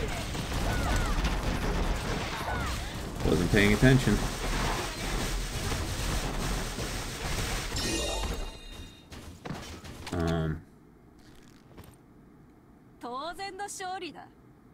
It's annoying what horror and crime history documentary videos have to do.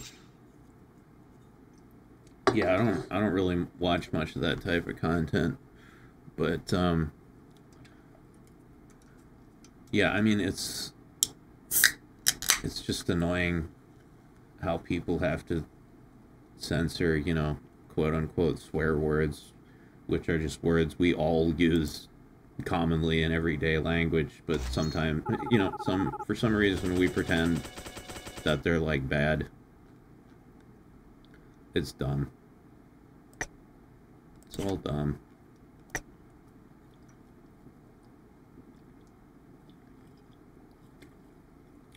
You used to be able to say anything you fucking wanted on YouTube.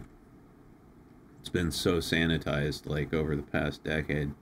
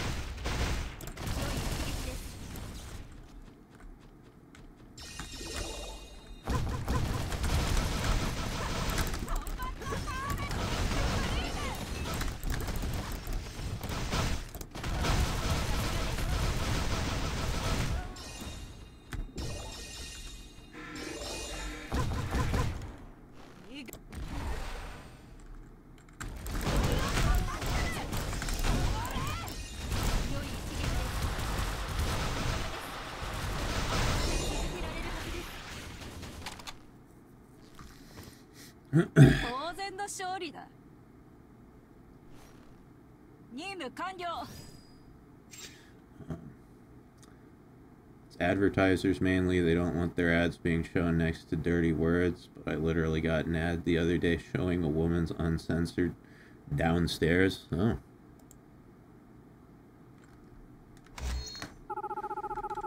There really should be an adult YouTube and a kids YouTube. Amen.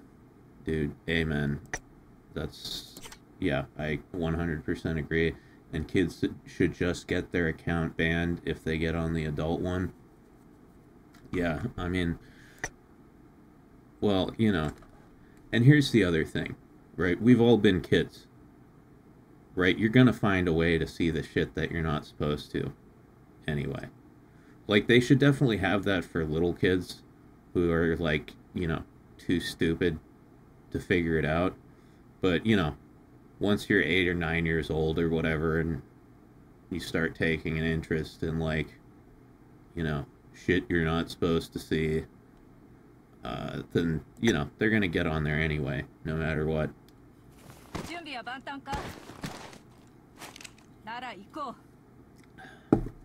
There is an adult YouTube, it's just banned in some states and has pub in the name.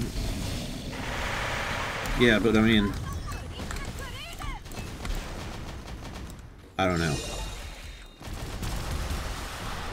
It's not really an equivalent platform. Like, Pornhub is just full of porn. It's not like there's people on there, you know, creating, like, movie reviews and shit, but they just have swear words in them. Like, it's all porn.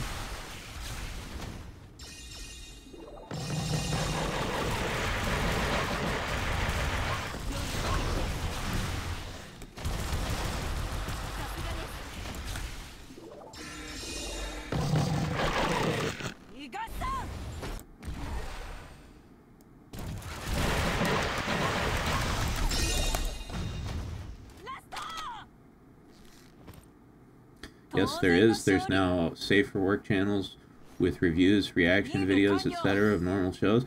Really? I didn't know that. Huh. Well, I'll have to look into that, won't I? Because that's what I've been looking for. Like, since the start of this channel, is somewhere that I can put, like, you know, explicit content. Like, I'm not gonna make porn, right? But it would be nice to be able to, like, do the kind of videos I do, but not have to worry about censorship. Or, like, do reaction, like, hentai reaction videos, and have, you know, some place to put them.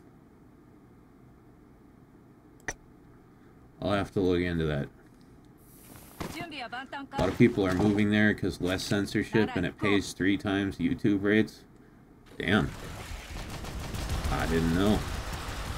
Thank you guys for telling me. I mean that. That's very useful information.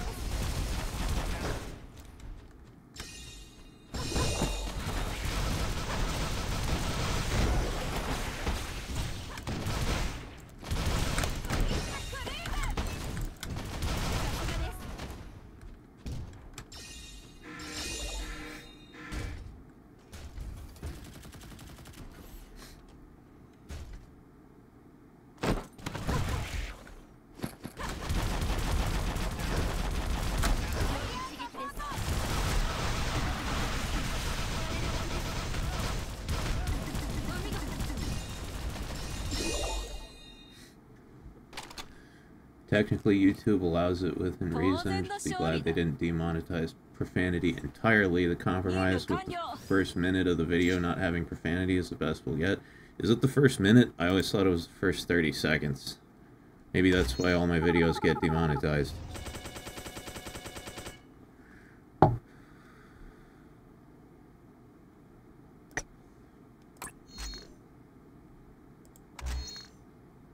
Let's see. We can get the rest of this shit.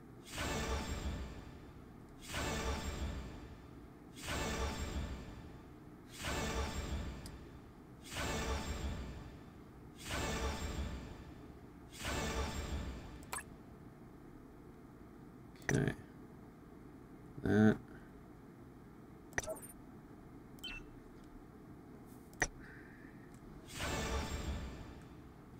In 2030, it'll be the first 10 minutes. Yeah. What sucks is they change the rules constantly and they don't tell anyone.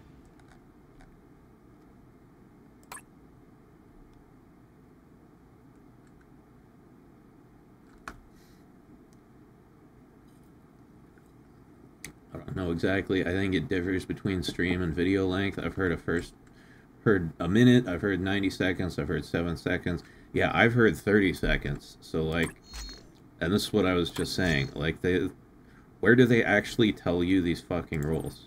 Oops.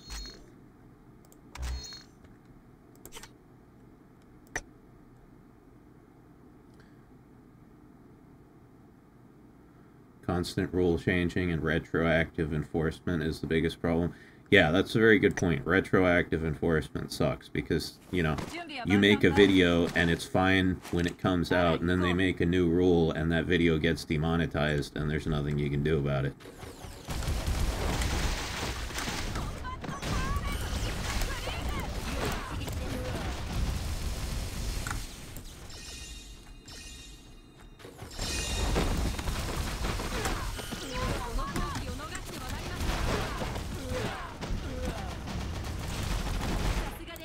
Hey.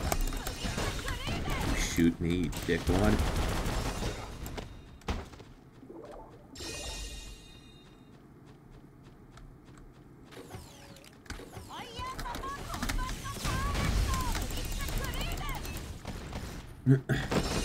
YouTube just changes the rules or algorithm to anything they want. Their actual contract basically says they can change the rules or TOS at their sole discretion whenever they want. Oh yeah, no, I mean... Yeah, no, they own you. There's nothing you can do about it.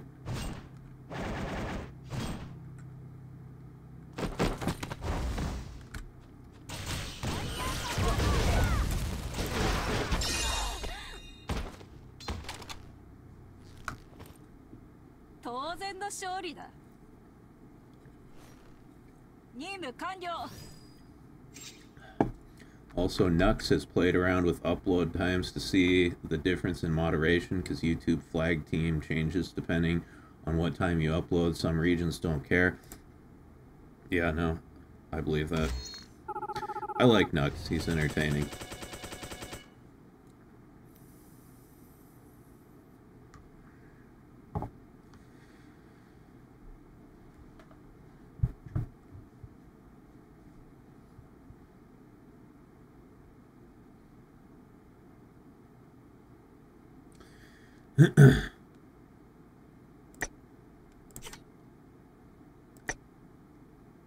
If any other employer said to you, hey, we're about to fire you entirely and blacklist you from the industry we're in, and we're not only not going to tell you why, we don't have to, your response would be, you're going to hear from my lawyer about that one.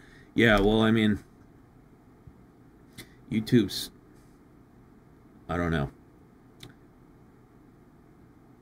YouTube's not... I know it's an employer in some sense, but it's also not, because it's not like you get hired, right? Anyone can just make a YouTube channel, and if you, you know, get a certain number of subs and views, you can start getting money from them.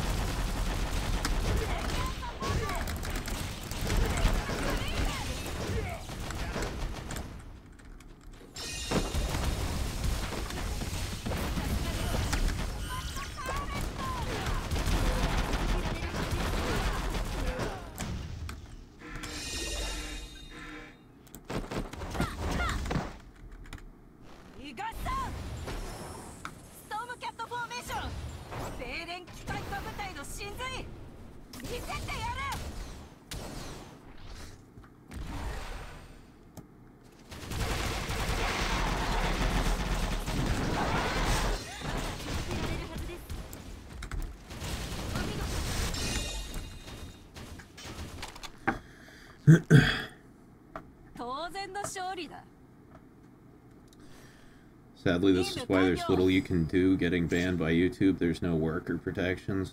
Yeah. I've always said we need a YouTubers union.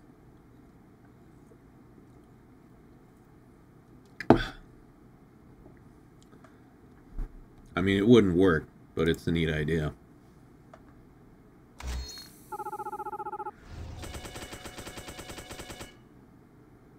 Problem is, you know, YouTubers are all narcissistic attention whores, and I'm including myself in that. Yeah, it would be pretty hard to make a functional organization out of a bunch of histrionic narcissists. I don't think that would work.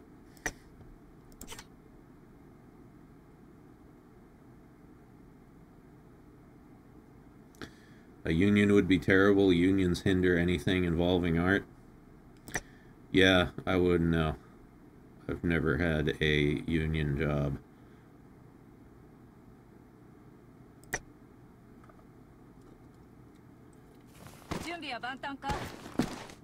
Mr. Beast would destroy the union. Yeah, no, the more you guys point these things out, the more I realize it would be a terrible idea. Never mind.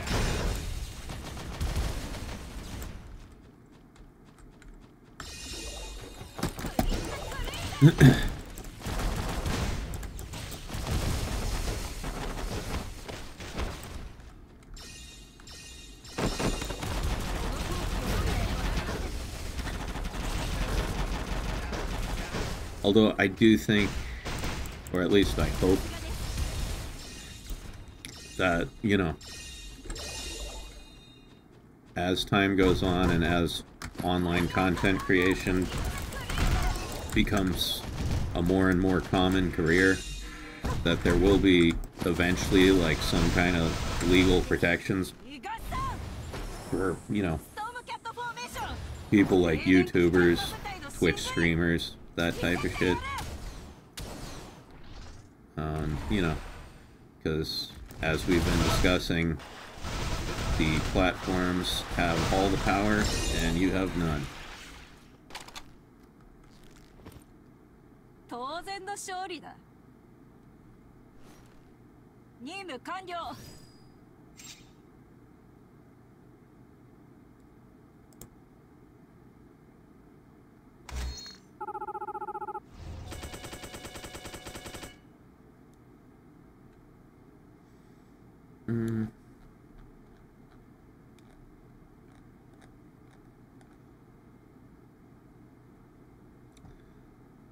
Let's see. Oh, you know what I could do?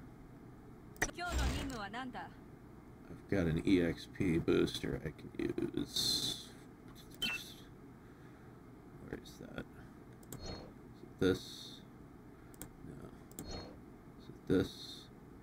Yes. 300% boost for an hour. Sounds good to me.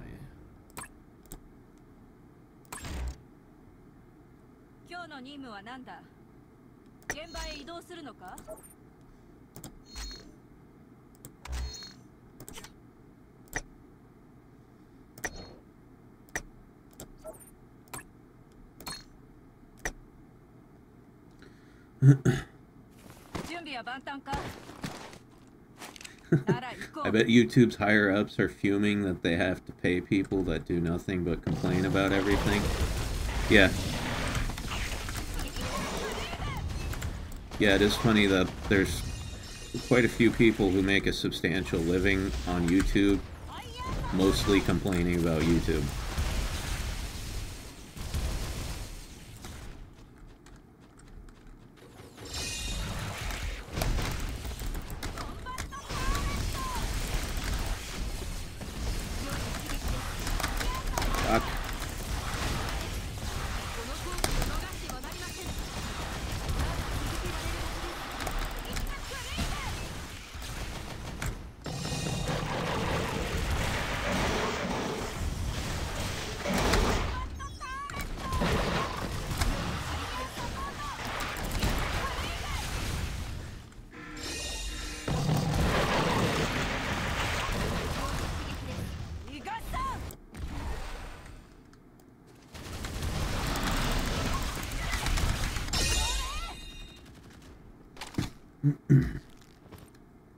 Hard to not complain about something as busted as YouTube.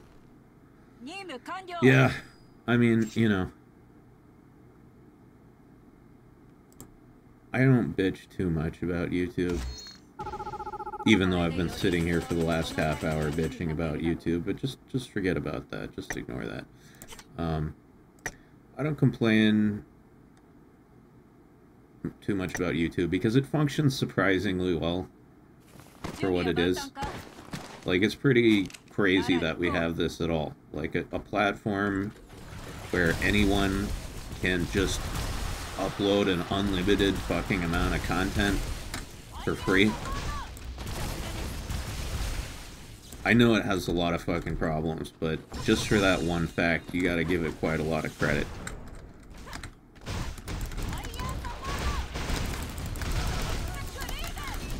Although, I've been having this problem lately, I don't know about you guys, where YouTube videos take fucking forever to load. Which is bizarre. I have not seen YouTube videos take any time to load since, like, the... like the, I don't know, late 2000s, early 2010s. Has anyone else been experiencing that? Same? Okay. Good, I'm glad it's not just me. Load's fine for you?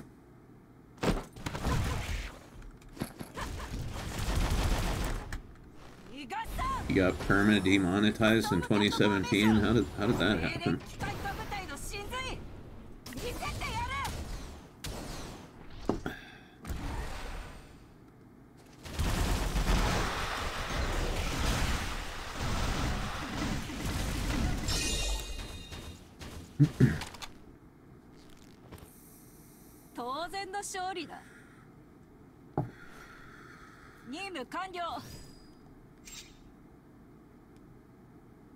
From time to time.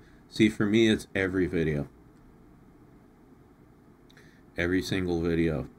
Doesn't matter. It's like it tries to bypass uBlock until it fails. That might be it. That might be it. Actually, that's a good point.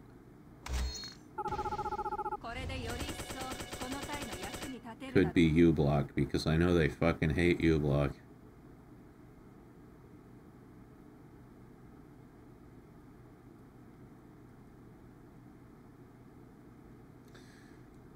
I was part of a YouTube agency, and the agency was like, hey, everyone like everyone else's videos, and it violated policy because it was farming. Oh, that's stupid. That's stupid. Telling your friends to like your videos is fine.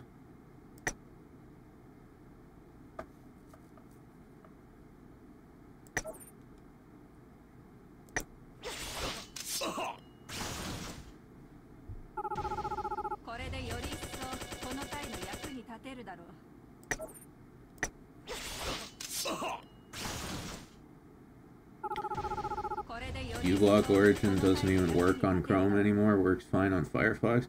I'm still using it on Chrome. It was like a month or two ago, you know, I got a message when I opened Chrome. It said, you know, we no longer support uBlock Origin. And I was like, oh no, uBlock's not going to work anymore. And then, like, I just turned uBlock back on, and now it still works. I don't know.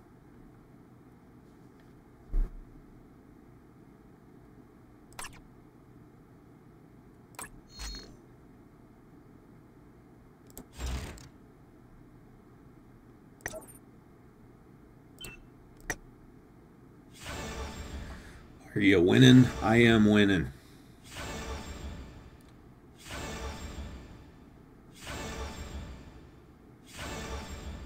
Yep, I haven't died once tonight in this game.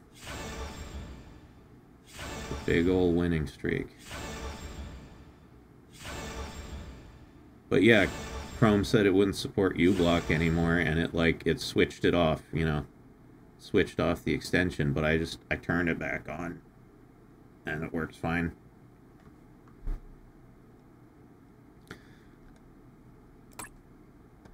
But now that I think about it, it might have something to do with why my YouTube videos are all taking so fucking long to load. I'll have to try turning it off and see.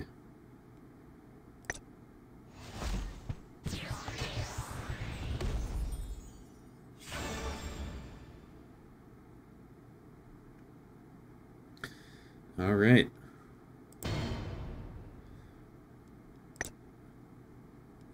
all the good stuff.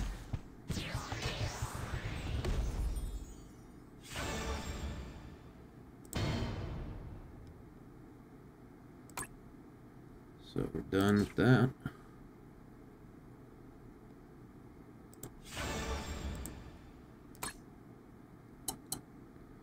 Let's see.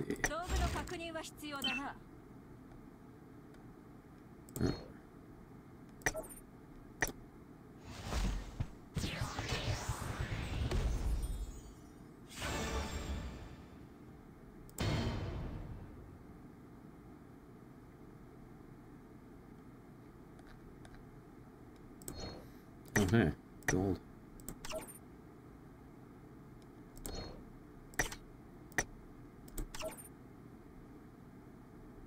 I definitely need to farm some gold tonight. I'm getting low.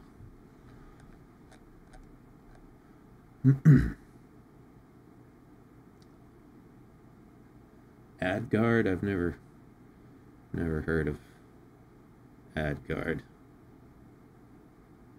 Sounds like a city in Lord of the Rings.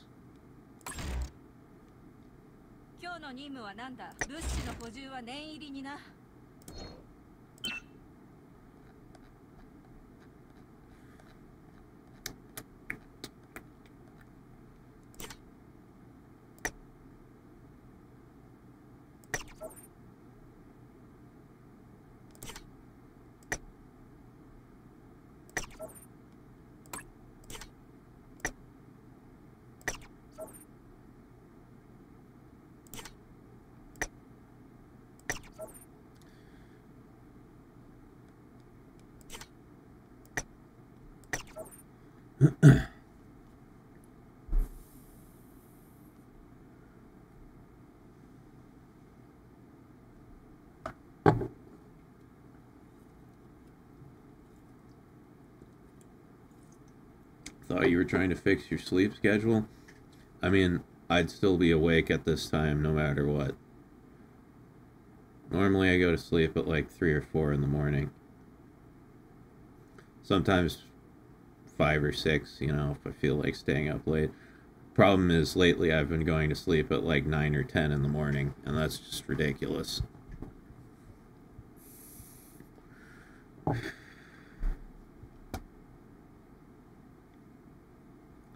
But whatever. I'm giving myself a lot of leeway just because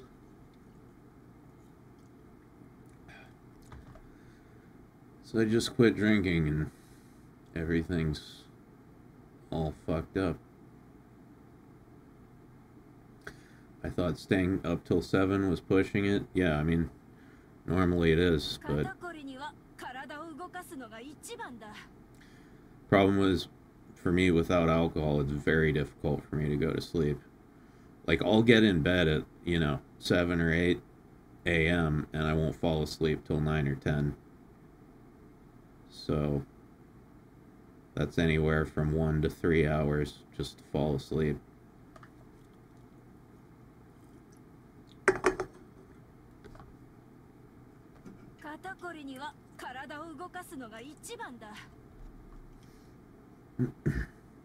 Can you use melatonin or magnesium? Dude, melatonin for me is like shooting a bullet at a freight train. It does nothing. I mean, I take it just, you know, because every little bit helps, but on its own, it does absolutely nothing. I take melatonin, I take trazodone, and I take Seroquel. Seroquel isn't even a sleep medication. It's like shit they give to mental patients to sedate them. But, yeah, even with all that shit, I still have a lot of trouble sleeping.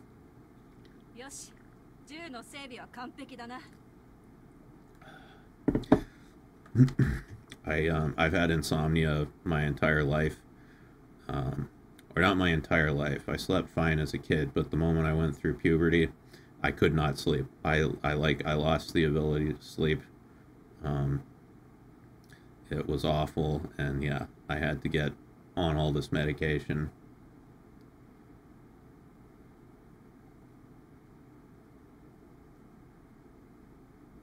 Yeah, no, I can eat like an entire bottle of melatonin tabs and it won't put me to sleep. I mean, I don't do that because that's crazy, but I'm just saying I could.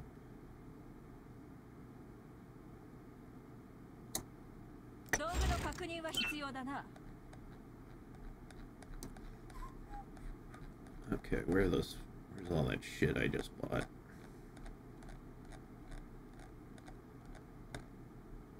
Here we go.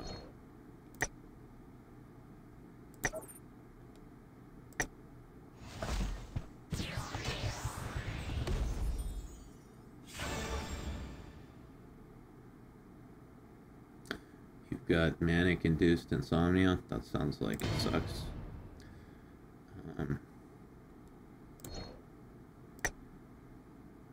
Yeah, I've had a little experience with that. You know, my entire, like,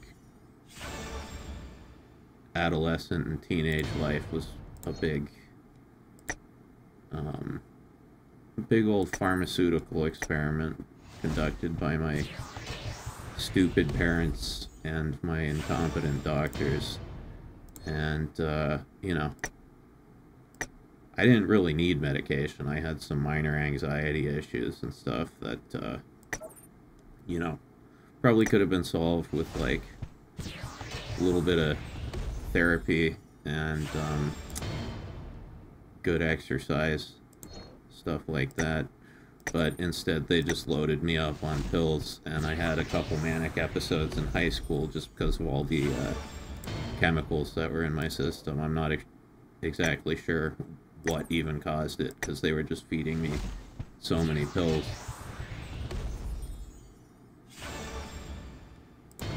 But yeah, don't put your kids on a bunch of unnecessary medications. It fucks them up for the rest of their life.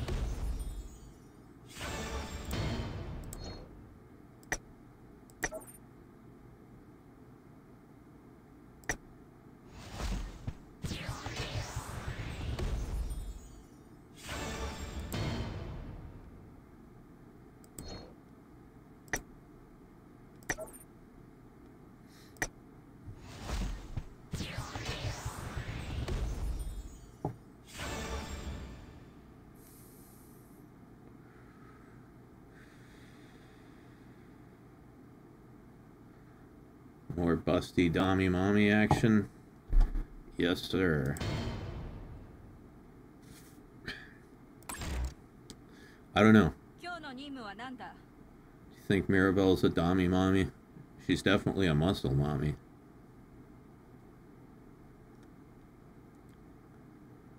Let's see. Alright. Making progress. We're making the numbers go up. Big number win.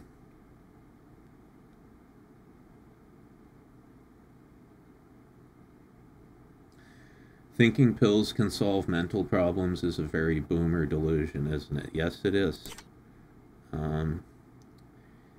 In reality, most of the medications that I was put on as a kid not only didn't solve the problems that they were intended to solve, but also did permanent damage to, you know, my brain in a lot of different ways and caused even more problems.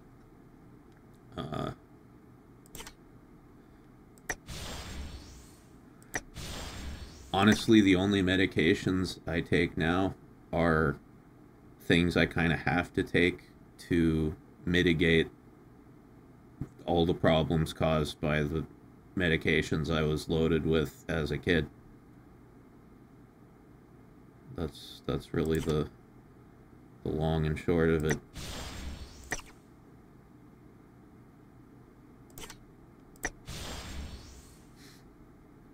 Spawn camped? It kind of feels like it, yeah.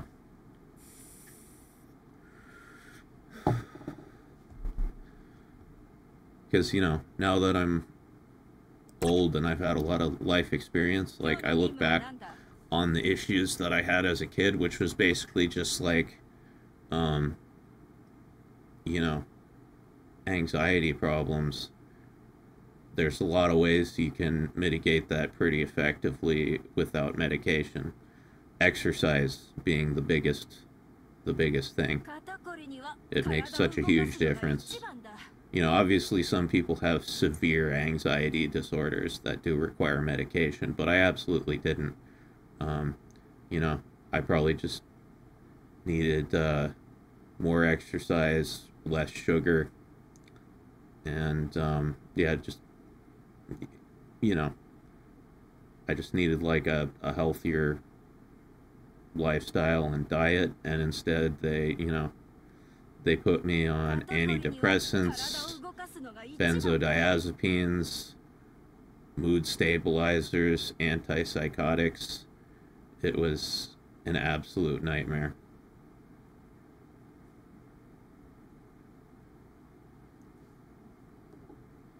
On a lighter subject, no Sakura. Where's best girl at? I can put Sakura on here.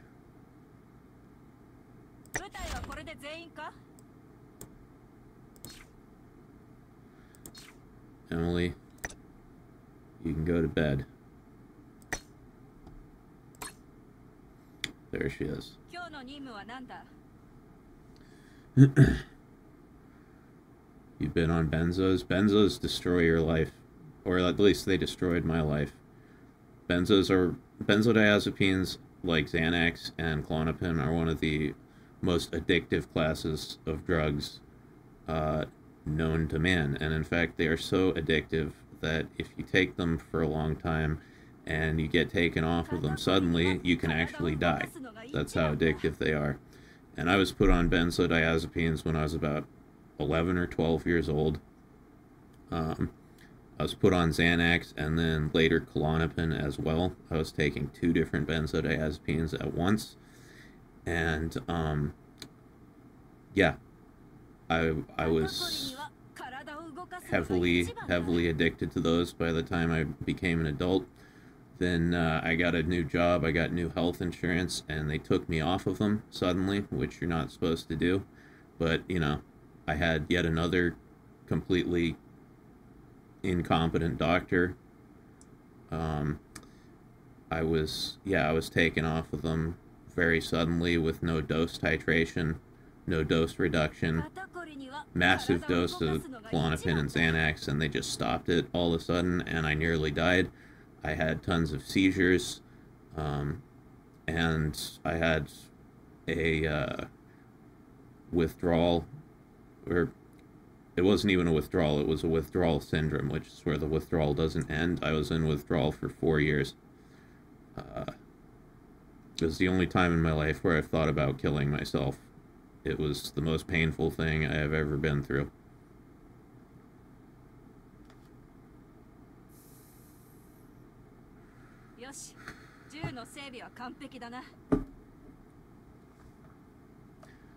Damn, bro, that's awful. Yep, it completely changed my life. It destroyed my body, destroyed my brain. I've got tons of nerve damage.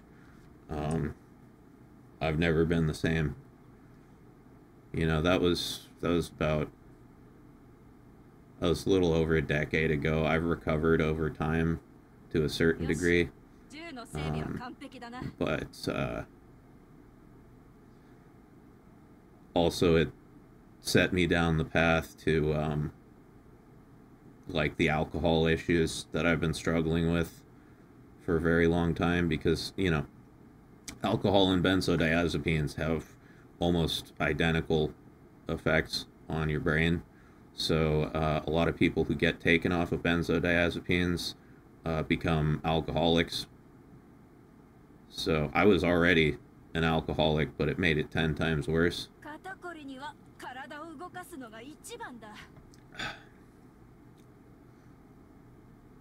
Graham says, I don't blame people for not knowing what to do with me, honestly. I don't blame my mother either. I pushed to try and fix myself when I thought it was the answer. I had no dad. That's the issue. Yeah. I mean, well, you're more gracious than I am, because I hate my parents for what they did to me.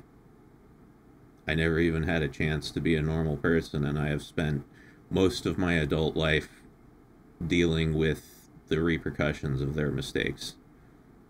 As you know, as far as medication goes, I've never really had a chance to make my own mistakes. My entire adult life has just been trying to fix what they did to me.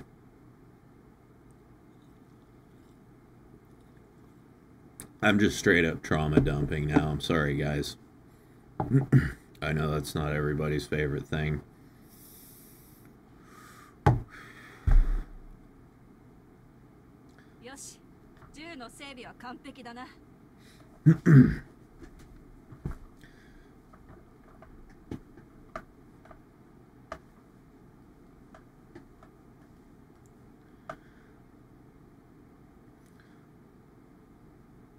But yeah, what Grustein said earlier is very true. The idea that, you know, medications can fix psychological problems is a very, very boomer notion. And my parents are about the most boomer people you can fucking get.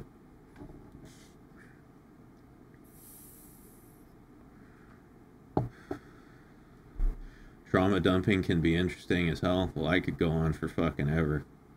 Let me tell you. But yeah, man.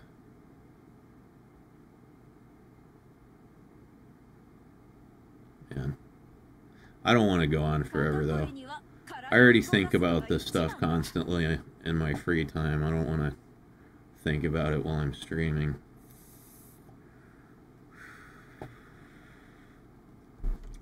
Let's talk about tits or something.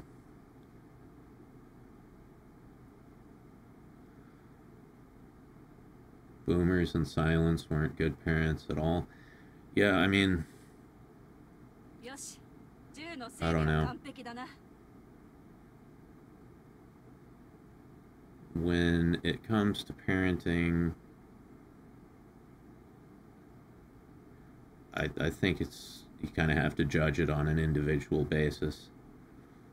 Because I had friends as a kid who had, you know, great parents who grew up, you know, very mentally and physically healthy. So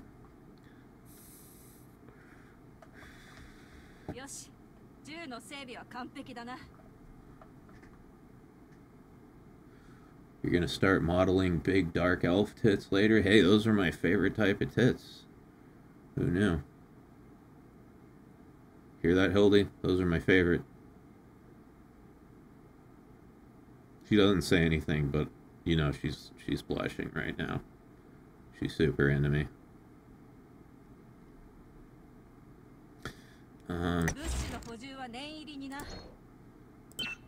Alright. We already got all of this shit, didn't we? Okay. There's one thing left. Doesn't really matter.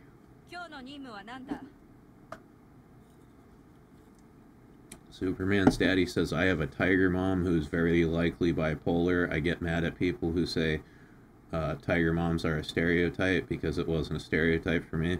I experienced something very similar. In my house, there were only, like, when I was in school, in my house, there were only 3 grades.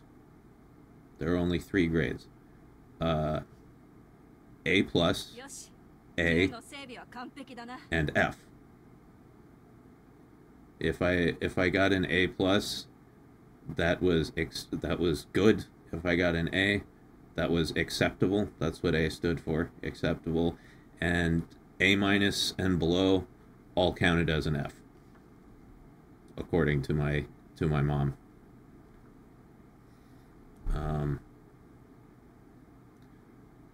Yeah, I was my entire childhood was literally just me trying to hide from my mom.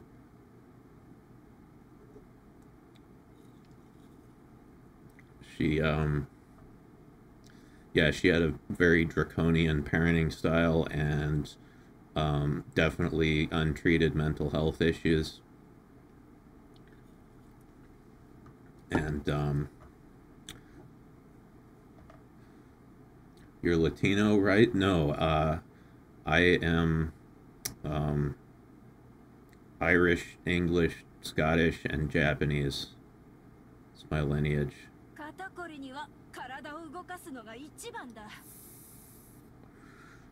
Scottish, Jewish, and Japanese, or Vietnamese, huh? Potato. That's an interesting combination.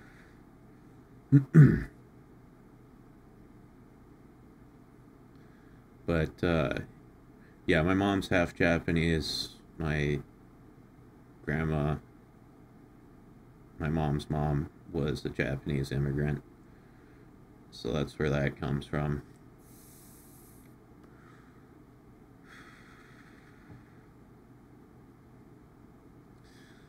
Oh, I thought Dashie was your sister, and she said she was Latino. Oh no, Dashie's just my half sister. See, we're mixing lore and real life now. It's all kind of jumbled up together.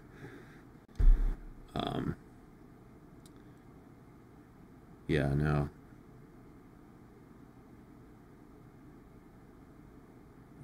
But yeah, like my mom's mom emotionally abused her, and then she emotionally abused me. And that's why I'm not having kids, is so I can just break that cycle.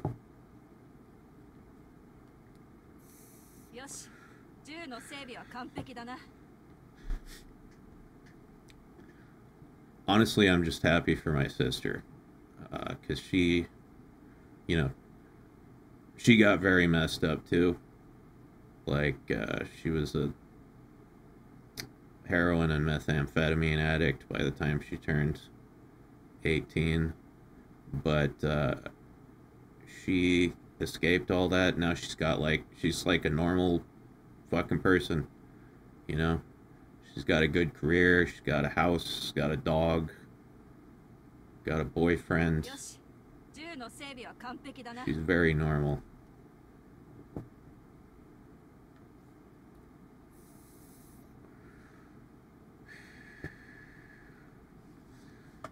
Captain Rufus says, my mom was all kinds of awful. I understand and know she went through a lot of terrible things, but it only explains her, not excuses it. Yeah. That's a very important point. There's a difference between reasons and excuses. An excuse absolves you of responsibility. A reason just explains why you are responsible.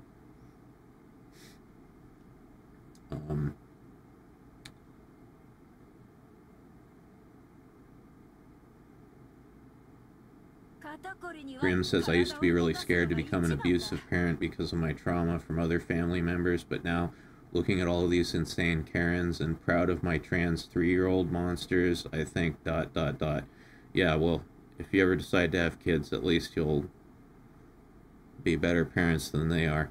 You know, I'm not completely closed to the idea of having children, but, you know, I'm hoping if I ever do, I will be able to learn from my parents' mistakes and not repeat them.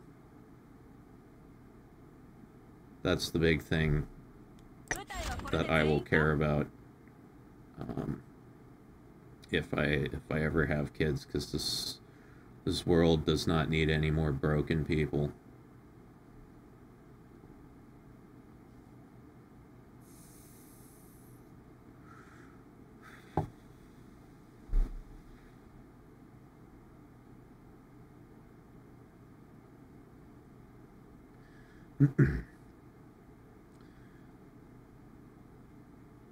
Superman's daddy says, I wish I was medicated earlier for ADHD. I'd probably have a degree and a far better career. Yeah, I mean, you know, like I was saying earlier, there are definitely some conditions which do require medication and do really benefit from medication. You know, it can really improve your life if you're dealing with certain conditions. But, you know, if your kid is just like, I'm anxious and unhappy, well, like all kids are, all adolescents and teenagers are anxious and unhappy. That's not a reason to start shoving handfuls of pills down their throat, which was, you know, I don't know what things are like now, but when I was a growing up, that was a very common practice, was to just, you know, medicate your kids into behaving.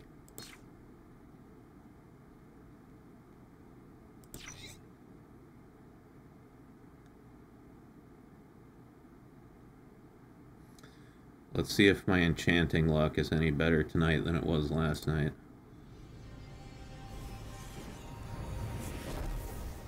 I'm not a father, but someone calls me daddy. Hey.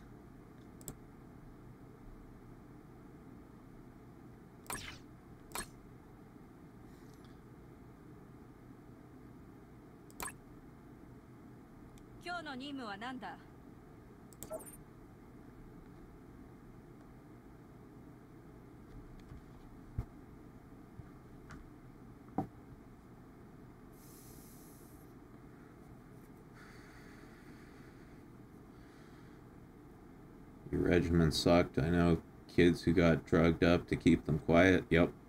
My mom and her fiance used to just say I needed beatings. Fortunately, I never got that. I never got beaten. I am happy about that.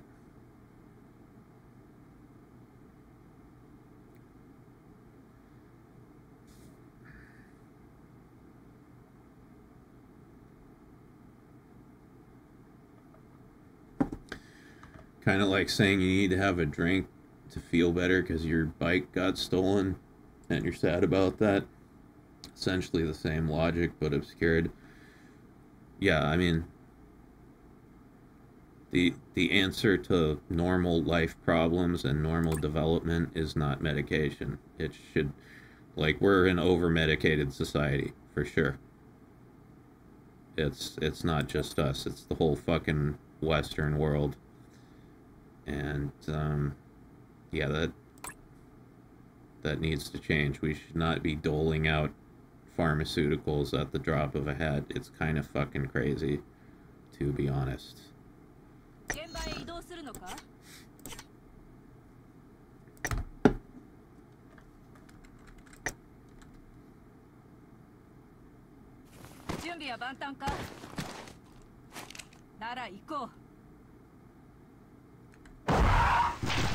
There are still doctors prescribing teen girls with birth control for acne treatment, and we have studies now that prove there's a permanent body chemistry change because of them. Monsters. Oh yeah, no, dude. When I was in high school, all the girls were on birth control.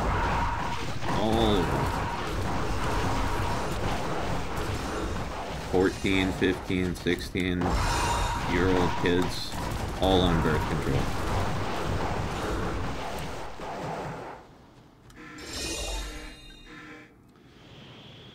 Oddly Honest Ads did a pretty good one yesterday on Ozempic. Yeah, so Ozempic, I don't know much about it. It's a weight loss drug, correct?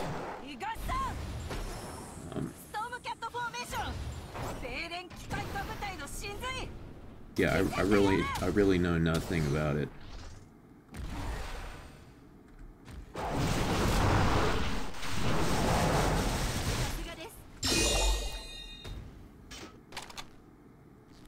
It's a diabetic medication. Okay. It works by fooling the brain into thinking it's full. Oh wow, that doesn't sound like it could do any permanent damage. That sounds like a great idea. No, I'm not buying this. What's in it, though? No.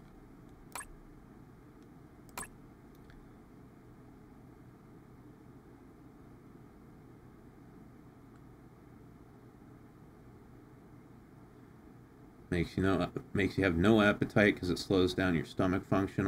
Also, it can cause gastroparesis. What is that? Gastroparesis, I'm not familiar.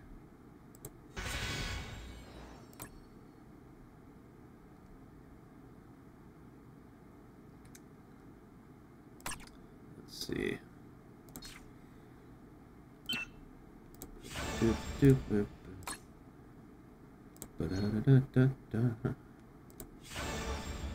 where you stop pooping because your stomach muscles don't work. Oh, Jesus Christ.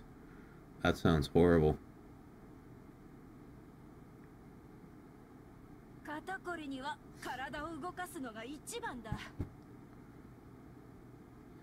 Antinatalists are borderline sociopaths that you should watch very cautiously. They are dangerous people. Antinatalists, so that means like what? Against birth? I know natal means birth. So what, people who are against having children?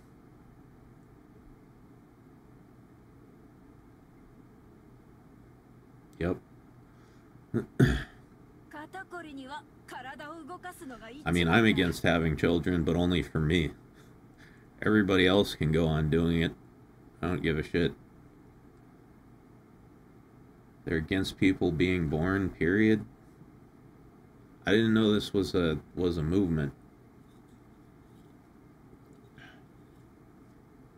I didn't know there was an anti-natal movement.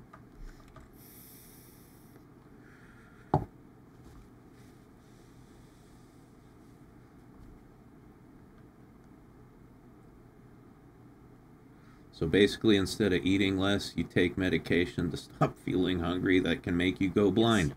Very logical, yeah. I mean, you know, I can understand doing it if you're like an intractable food addict. And, you know, I used to look down on food addicts, right? Like, I'd just be like, just eat less, you fucking fat ass. You know, stop being a bitch. But, you know, after what I've been through with alcohol and just, you know, trying for years and years and years to stay sober and failing hundreds and hundreds of times, you know, I know what it's like to have a terrible addiction. I know what it's like to have no control over it, and you know, I can see why those people might want to take it, like severe food addicts, but or people with diabetes, because apparently it's a diabetic medication. But yeah, if you just need to lose 20 pounds, just, you know, just fucking stop eating burgers. Eat some chicken and broccoli.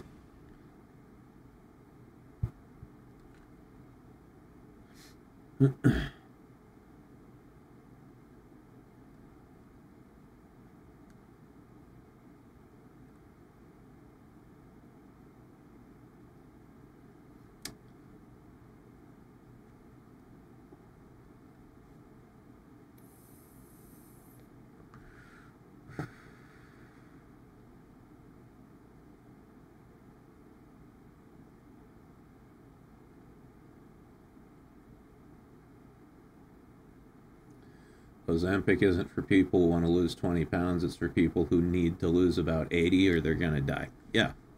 Yeah, no, that makes sense.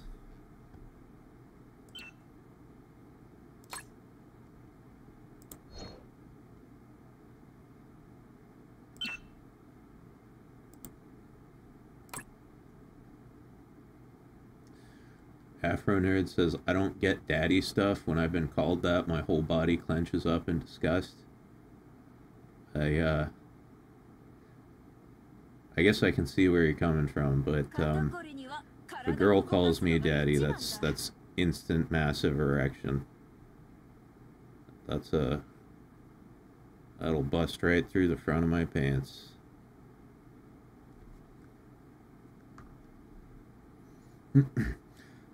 Speaking of chicken and broccoli, have you read that manga of the girl trying to achieve the ultimate erotic body while her fat classmate takes pics of her? No. What's that called?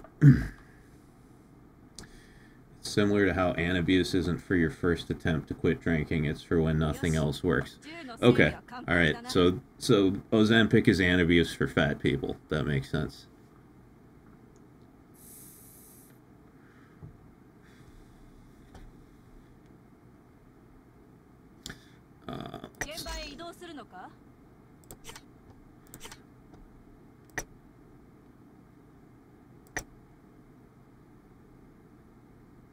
It's very possible to die of being too fat. Yeah, I mean, we've known that for a while.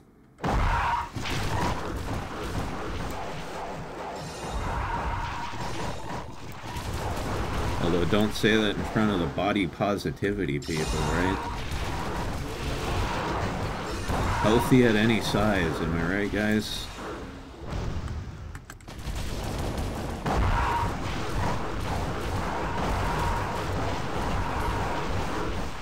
You tell someone who's 400 pounds that they might be unhealthy, you're a bigot.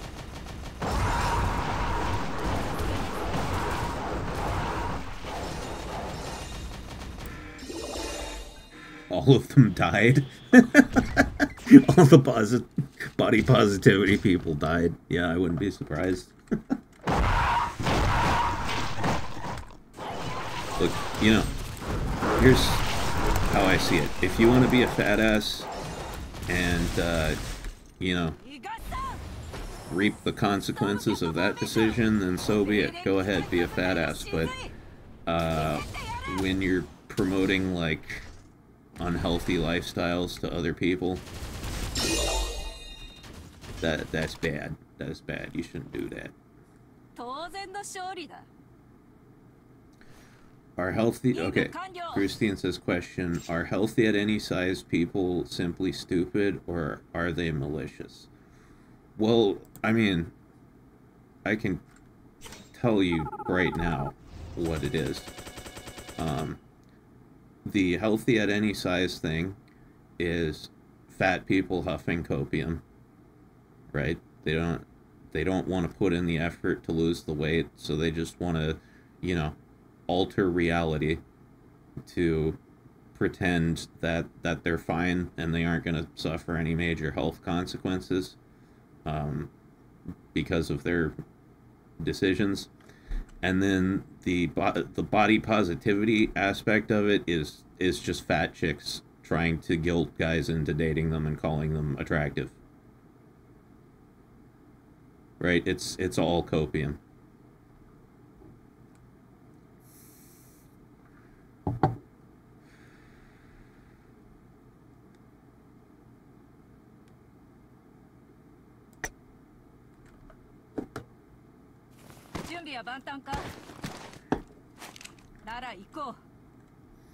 It was never about I'm healthy though, it was more like I'm not traditionally attractive but you should still want to fuck me. Yeah, like I said, fat chicks trying to guilt dudes into dating them.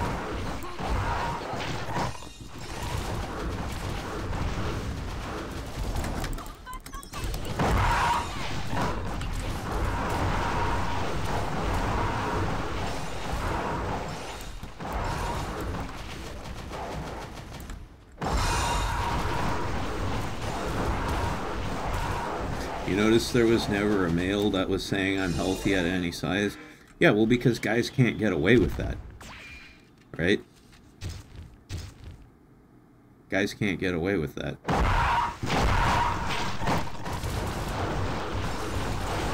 Like, if you're a dude and you get fat, all your friends say, dude, you're fucking fat. Go to the gym.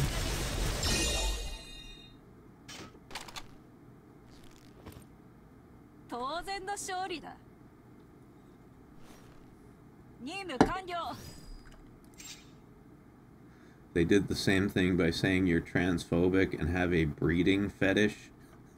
If you didn't date trans women as a straight man, a breeding fetish, you mean wanting children? You mean wanting your own biological children? Is that a fetish now?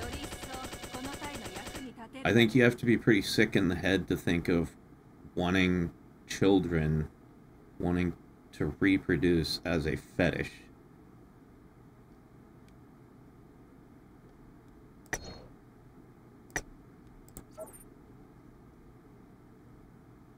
That's what they say? Well, I'm glad I don't know any of those people. Jesus Christ. Breeding fetish?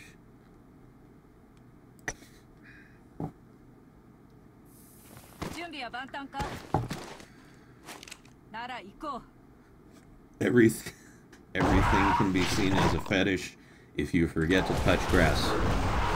Truer words were never spoken, Stalintor. Truer words were never spoken.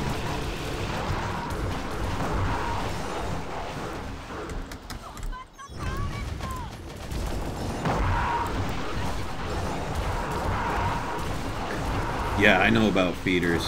Those people who like they want a partner that they can just make fatter and fatter by feeding them a bunch of food. That's gross.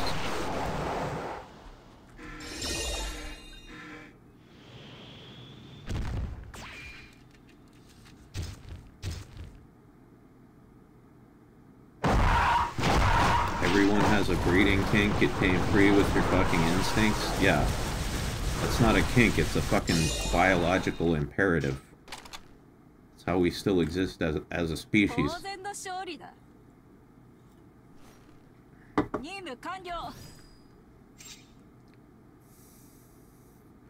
Oh yeah, Gideon just said that right above. I didn't even see that. Everyone has a breeding fetish. It's why animals, including humans, exist. Reproductive sex. There you go.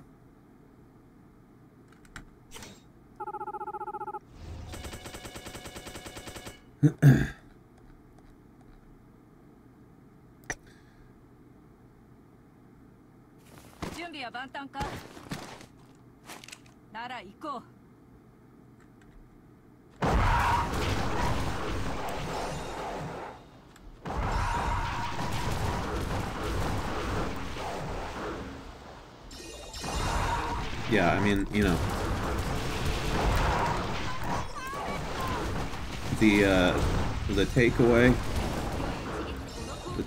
from both these discussions, the body positivity stuff and the quote-unquote breeding fetish thing is, you know, if somebody's trying to tell you that not having sex with you makes you a bad person or a fetishist or some kind of degenerate, there's something wrong with that person, and you shouldn't listen to anything they say.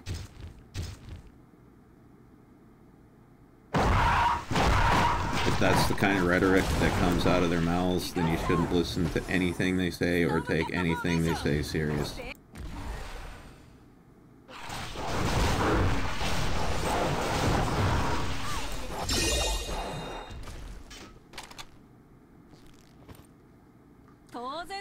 If you missed it, that manga I mentioned is called Erotic Times Anabolic. Okay. Yeah, the one about the girl trying to achieve the ultimate erotic body.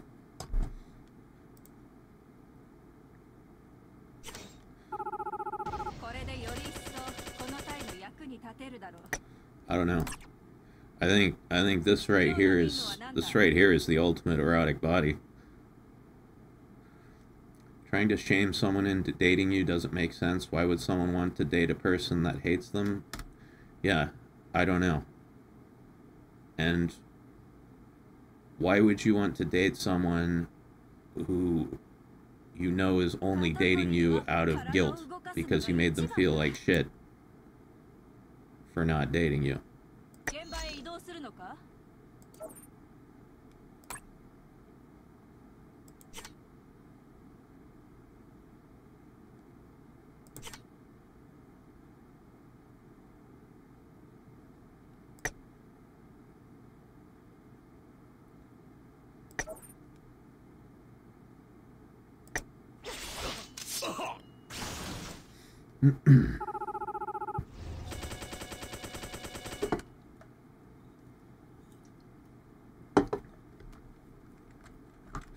Said person must have very poo self-esteem. I know you meant poor. Obviously he meant poor, and that's just a typo, but very poo self-esteem made me laugh.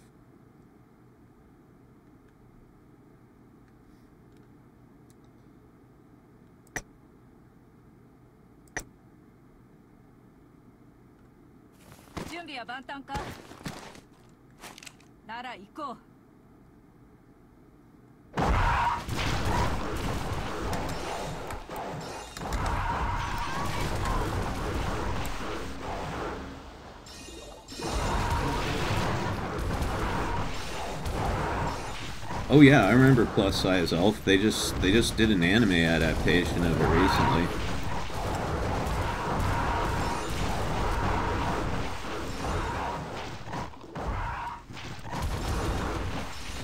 Sometimes typos are rightos.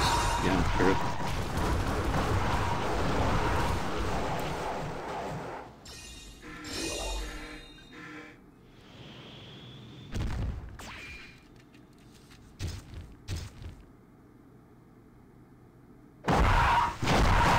Who the fuck is Yoroichi?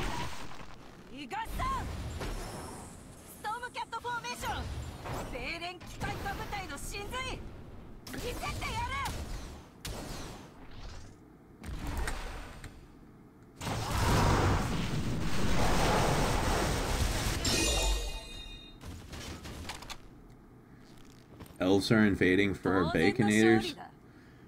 Yeah, well, the elf in Plus Size Elf was addicted to French fries in particular.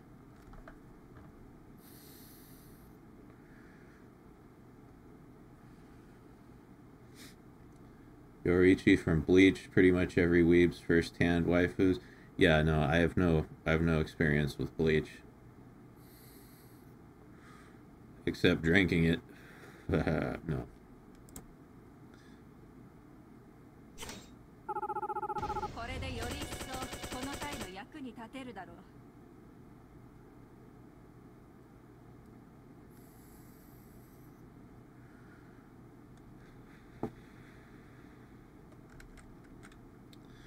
Okay.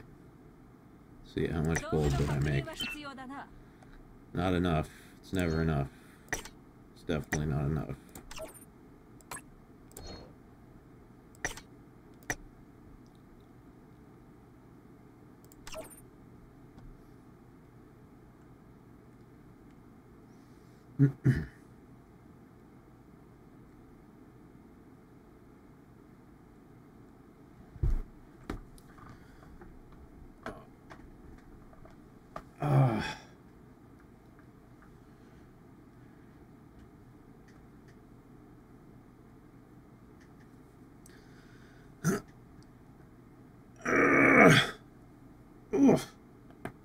Oh, damn. Did you hear my neck crack? That was nuts. That was a good one.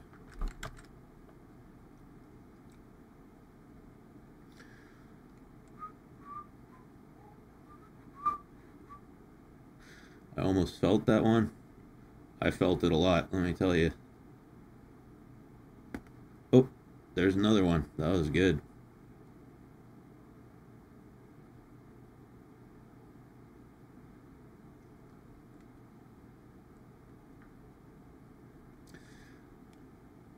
Yeah, no, I'm addicted to cracking my joints. Do you go to a chiropractor? No, I am my own chiropractor. I crack all my joints every day.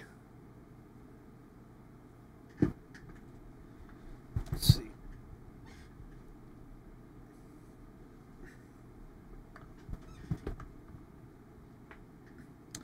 Out for a nap. All right, Potato. Thanks for hanging out, dude. Hope you have a restful nap. Catch you later, man. Chiros are woo-woo BS mostly. Yeah, I mean, that's what I've heard. Sometimes they can actually damage your joints, so they always pop and crack. Yeah, no, I've seen chiropractic like videos, and I'm like, that is not for me right there. Because like I crack all my own joints, right? And I know exactly how far I can push them before I risk hurting myself. But how the fuck does some random dude know? Like, they can't feel it.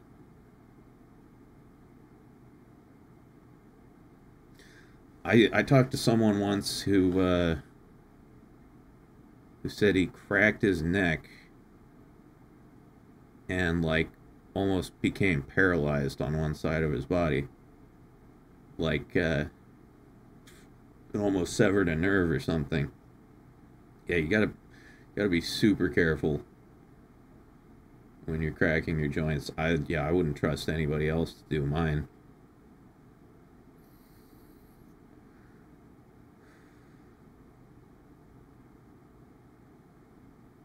Oh my god, dude, Gideon, I am 100% with you.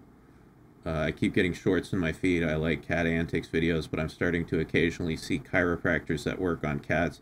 It's infuriating to me. I am so with you because I have been getting the exact same thing lately. I watch a ton of cat videos, right? Like, my brain is still stuck in 2004. You know, when lolcats were a thing. I love cat videos. I watch them all the fucking time.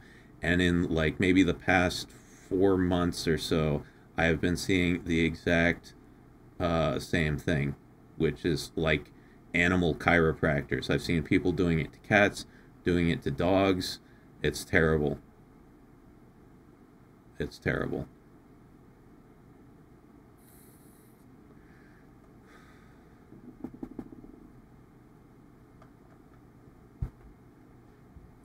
Yeah, in my opinion, that is animal abuse.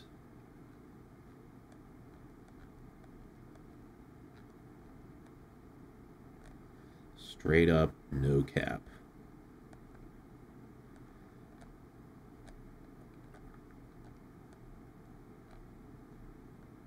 Where are you?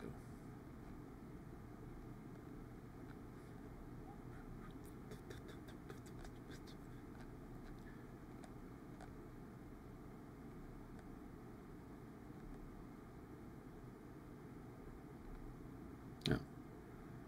There she is.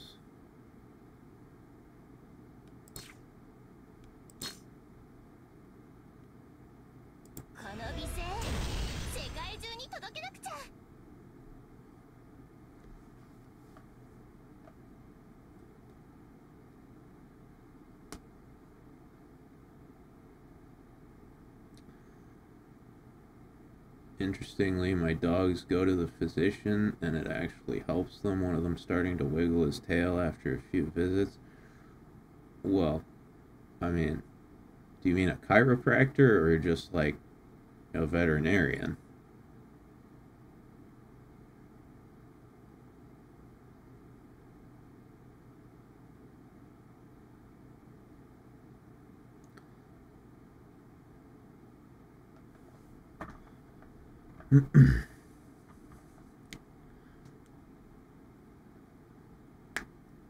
I will say cracking my own joints feels great.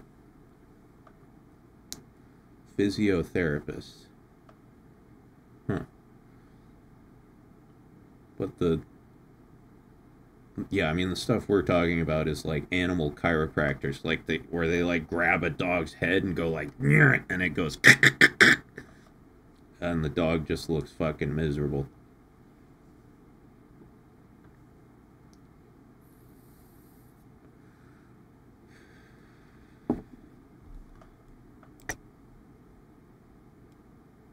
Don't crack your animals, guys.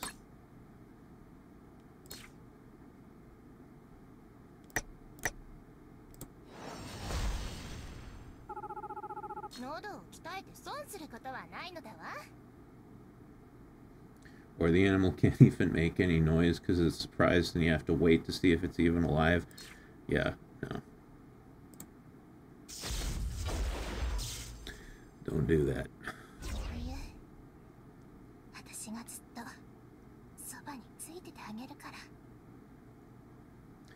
Yeah, I mean, cats have been around for however many millions of years. They've never needed chiropractors before. I don't think they need them now.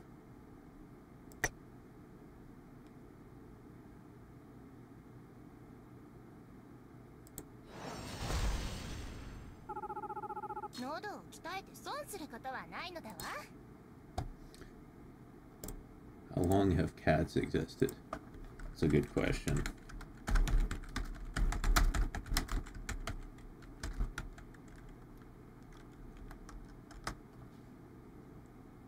Let's see. Cats have been on Earth for a long time. The Felidae family, which includes all living feline species, is thought to have originated around 12 to 13 million years ago. Damn. That's a minute. That's a while.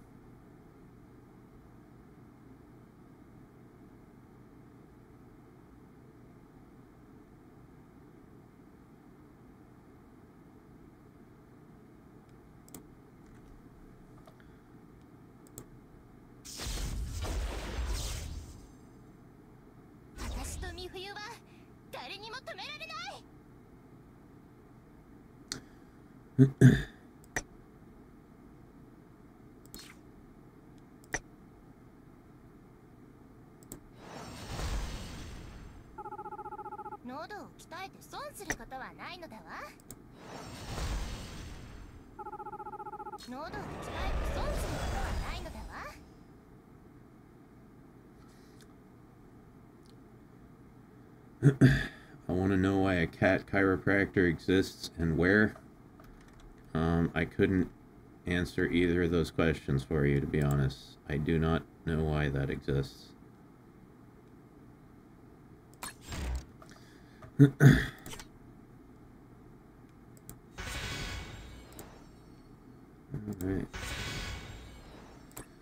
Got some gems. Very nice. Seems like some California bullshit. Yeah, it does. Seems like hippie shit.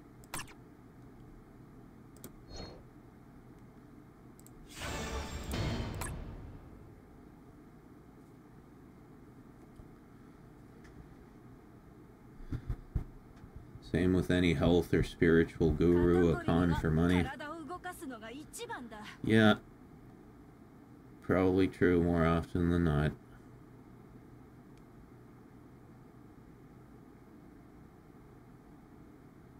People buy streamers bathwater, so why not cat chiropractor? Very true. We're not acknowledging just how low the bar is set.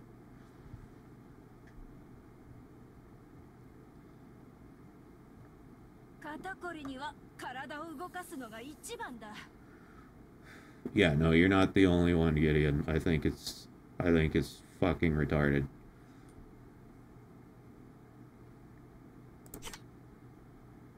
Let's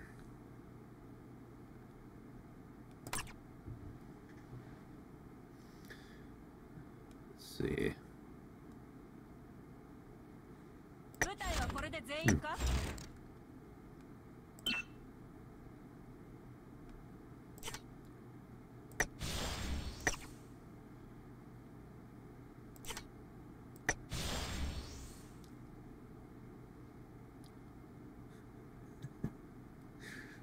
Producing bathwater doesn't potentially paralyze the streamer, and they also know what they're doing and why. And yeah. Man, who started the bathwater thing? Was Belle Delphine the first one who did that?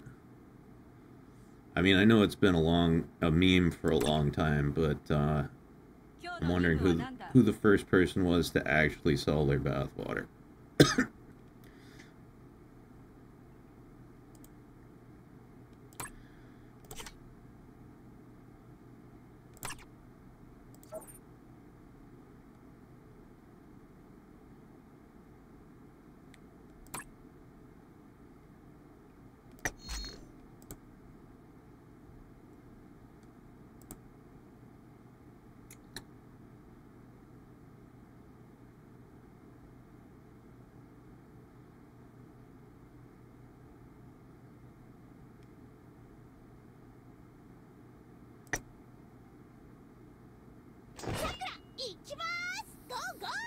It was Belle Delphine? Okay.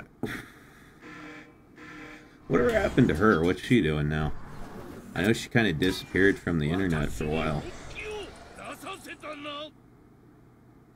Hey, it's Super Dracula.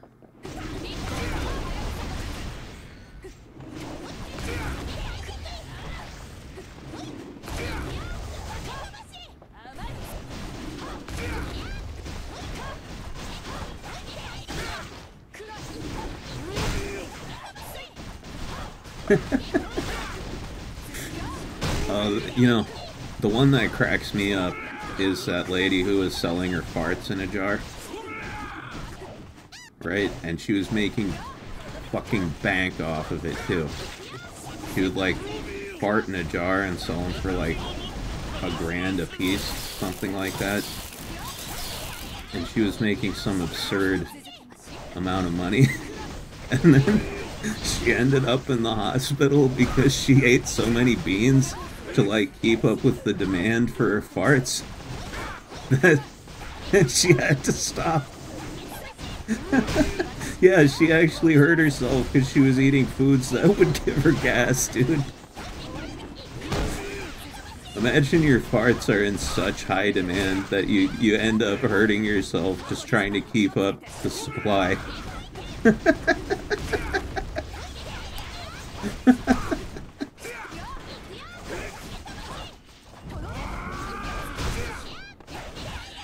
Oh boy.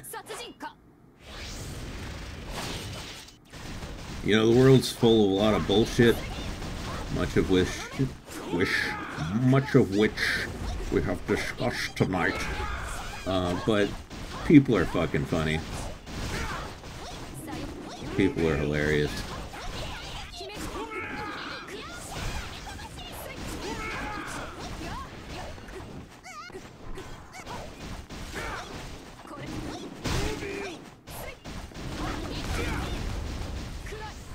She was gonna...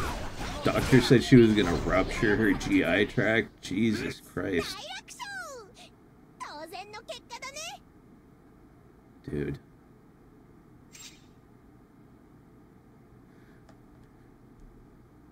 She was probably set for life, though, with all the money she made off of those farts.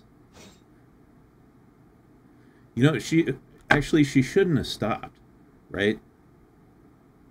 I don't understand why she stopped. You don't have to stop selling your farts. Just don't, like, eat a bunch of, you know, beans and fucking, I don't know, Brussels sprouts or whatever and blow up your intestines. Just like, when you have a fart, just put it in a jar and sell it.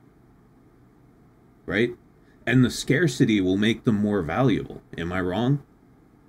Right? If you're just handing farts out to any Tom, Dick, and Harry, then everybody's got them, and it's like who cares?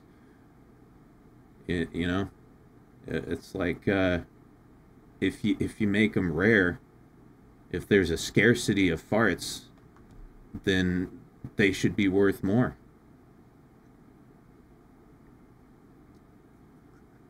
Fart mass production, assembly line style. What could go wrong? Oh boy. Oh boy.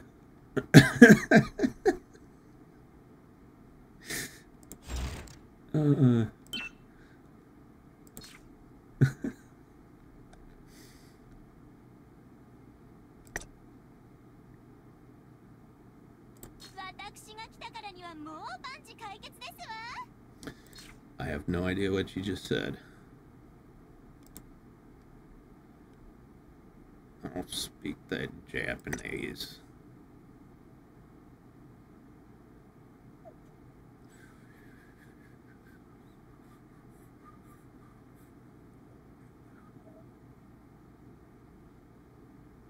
Let's try this. Oh, I wish I could actually speak Japanese. It sucks being part Japanese and not knowing anything about the fucking language. It's like, why? Yeah, I wish my grandma had taught me.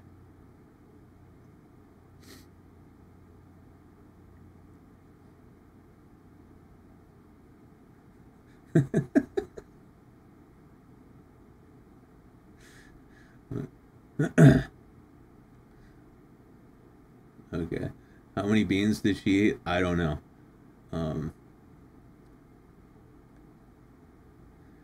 Yeah, I imagine rupturing your intestines is fatal. That's dumping a ton of bacteria into your body. Not a good idea. It's bad. Don't do that.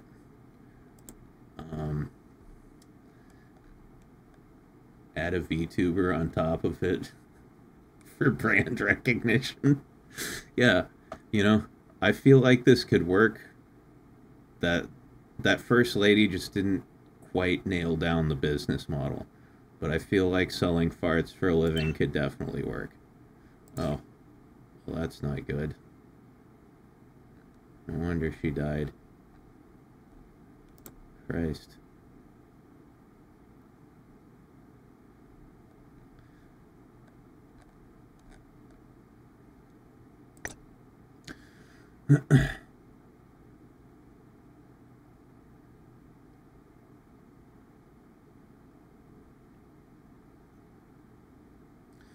Dude, saying my grandma is Japanese and let her kids that grew up in Japan forget the language, that sucks. Yeah, see, my grandma, or Obachan, as we called her, she wouldn't let us call her grandma, was a Japanese immigrant, and she lived through World War II. And so she did not want her children to be Japanese. You know, they were half white, and she was like, I'm not teaching you Japanese, you just need to act white. So my mom doesn't know Japanese, and neither do I.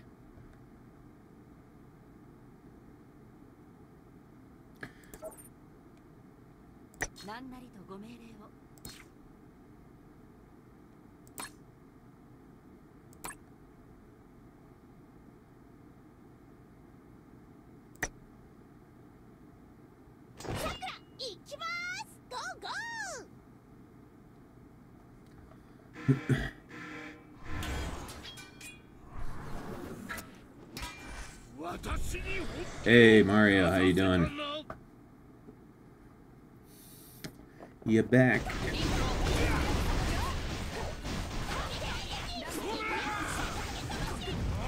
I think you can get it fixed if it's the intestines and you immediately go to the ER for some reason.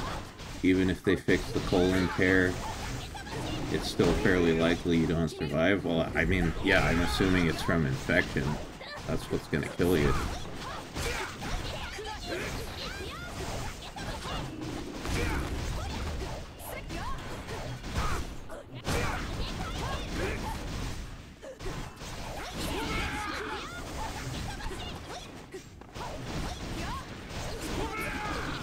Dad, how my mom died? Yeah, sorry, son. Your mom died because she was selling farts and she ruptured her colon.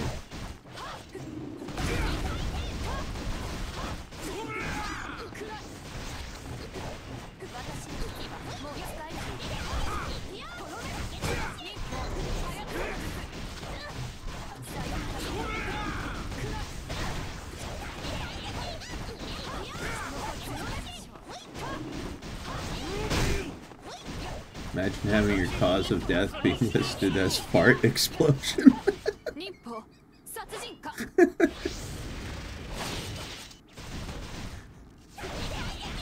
I hate that stuff like that makes me laugh so hard.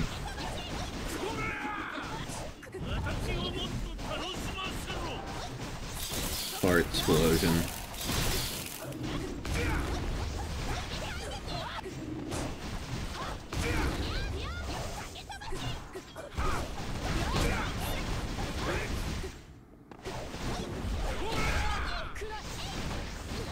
My Opa was the same as my mom. Gramps was in the Air Force, and there was tension for a while. Yeah. Yeah, no, my grandparents were similar. You know, Grandma was Japanese, and Grandpa was American military.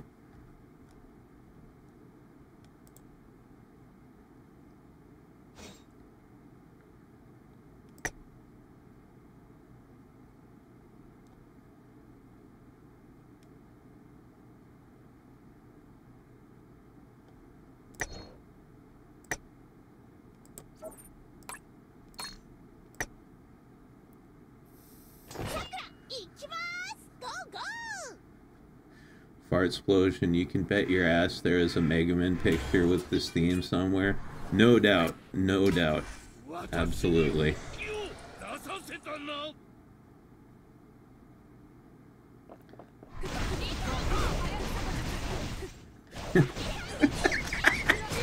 Now I can picture it in my head too. I can like produce a whole Konosuba scene in my head where she does a fart explosion.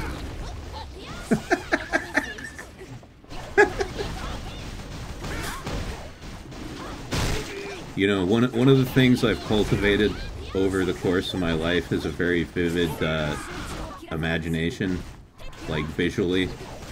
since I was a little kid, I've practiced like visualizing things in my head, and it's an endless source of amusement.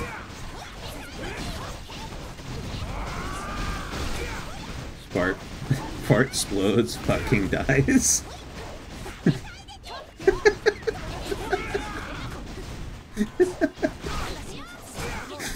Oh my god. I'm such a child.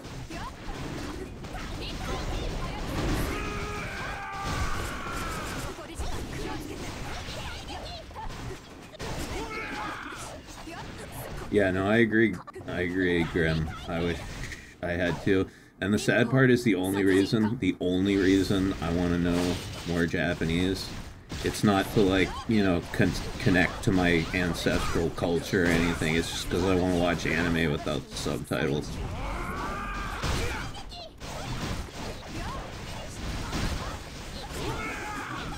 Be a child, being an adult sucks. I disagree. For me, being a child was way worse.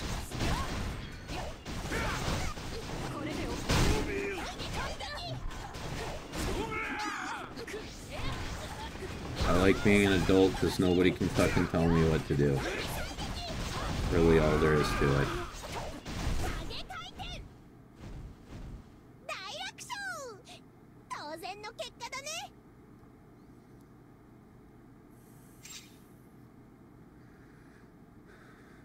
Now you get to play games and talk to chat and get money. Yeah, cheers to that. There are also sad things like taxes. Oof, too close to home. April was only 2 months ago. Too soon. The worst part is, after I, like, already sent my taxes off, I realized, like, another $1,000+ worth of expenses I could have written off. And it was too late.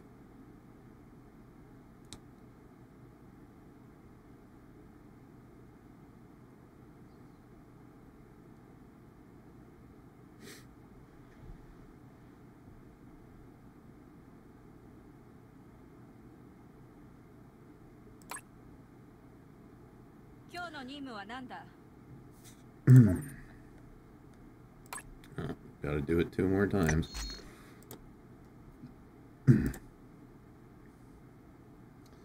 So, MC, serious question. Is there an upper limit to cup size that you're no longer attracted to?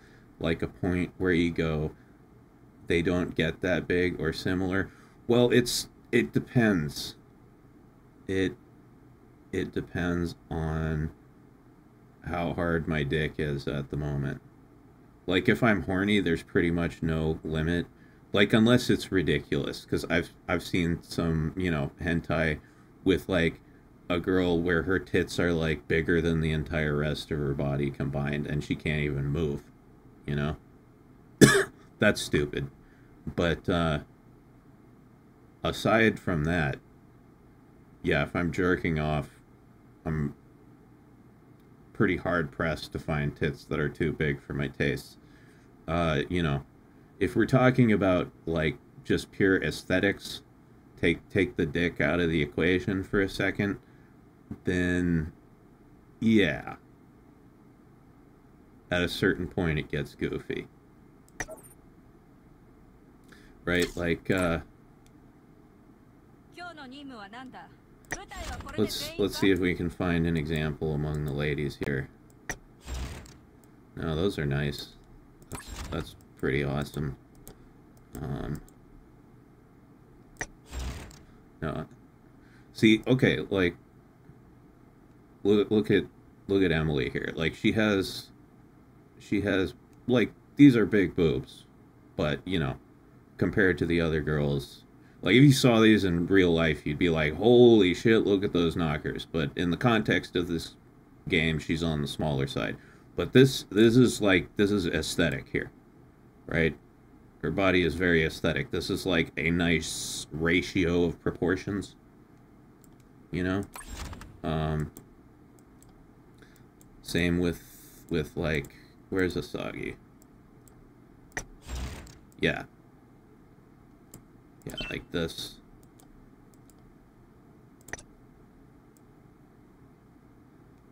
That is an aesthetic female figure right there.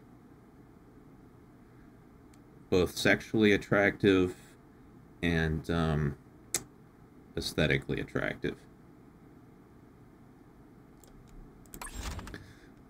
Now, like, now this here is like, I mean, you know,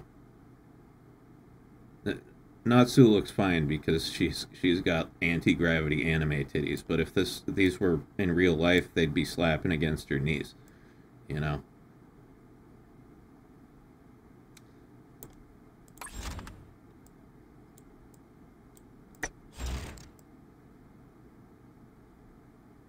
Yeah, those are nice too.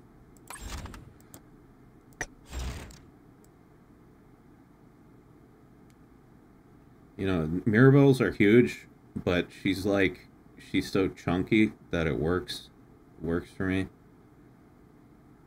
But still, they are a little ridiculous. They're a little ridiculous. Those ain't pointing straight out in reality. Yeah, exactly. Exactly. That is something that exists only in weebdom.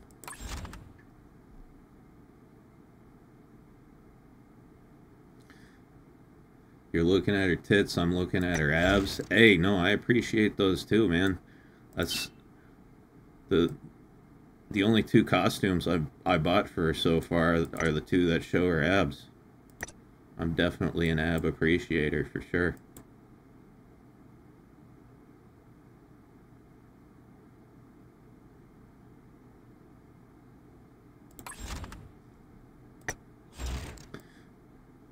Those are some giant knockers too. Damn.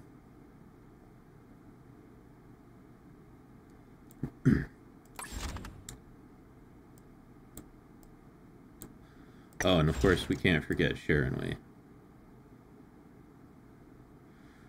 Shiranui has like the best jiggle physics in the game, in my opinion.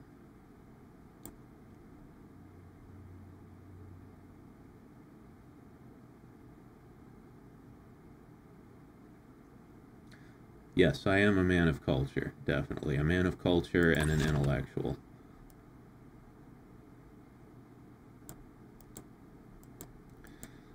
Let's look at some of the characters I don't have. Holy crap, yeah. Lapis. No, hers aren't as big as the thumbnail made them out to be. Look at that cake in the back, too.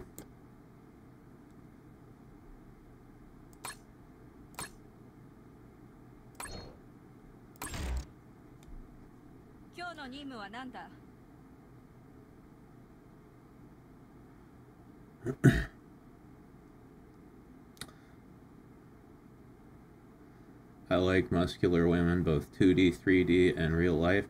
Hey, you know, if you like muscle girls, there is this Twitch channel I'm subscribed to that streams a lot, and it's a muscle girl bar in Tokyo, I believe.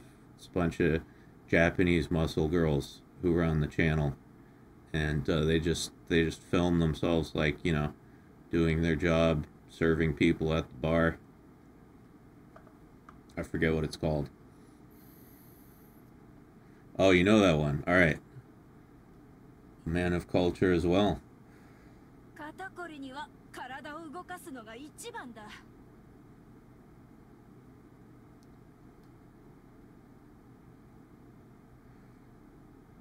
Grim says, I can appreciate medium premium boobs. There's not enough of them in anime. It's usually petite A cup, then D cup, almost no in between. Yeah, you're kind of right. Have you been to Japan? No, I have not.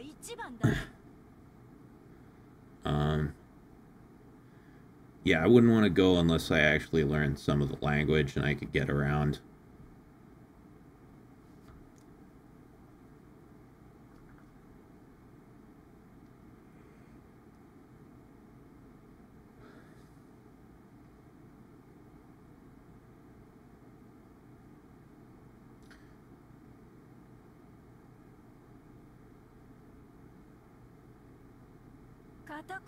You guys are talking about Rammstein now.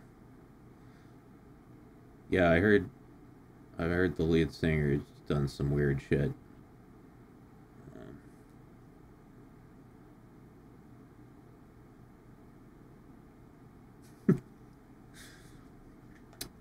Seriously, one dude in all of humanity that actually responded to a Craigslist ad that was not fucking around, that the dude wanted to eat another guy.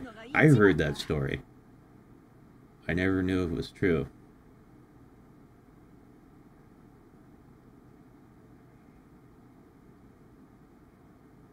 Ooh.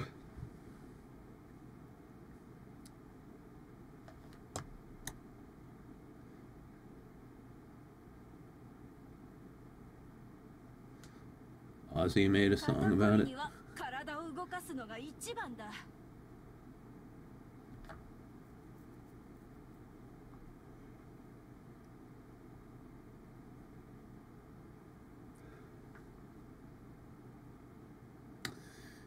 Japan is great to go visit. I will say that in speaking Japanese, you're either fluent or just don't speak it. I got snickered at for trying to speak Japanese. Yeah, no, I can imagine. I got funny looks for trying to speak French in France, so...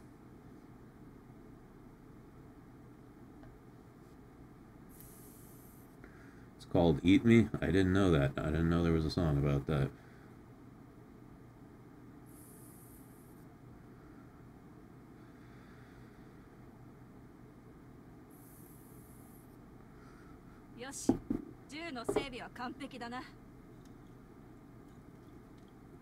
Oh. Alright. What else can we do? Oh yeah, I was working on the fucking Total War thing. Alright.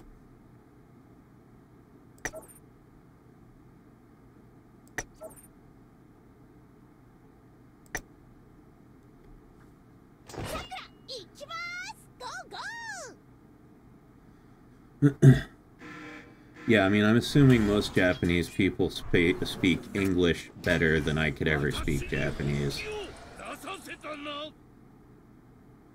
Because they all learn English in school. I think it's like a requirement.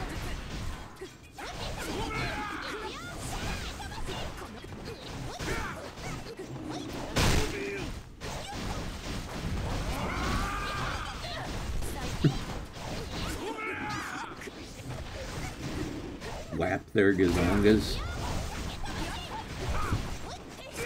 I can't say I've ever walked up to a random woman and asked if I could whap her gazongas.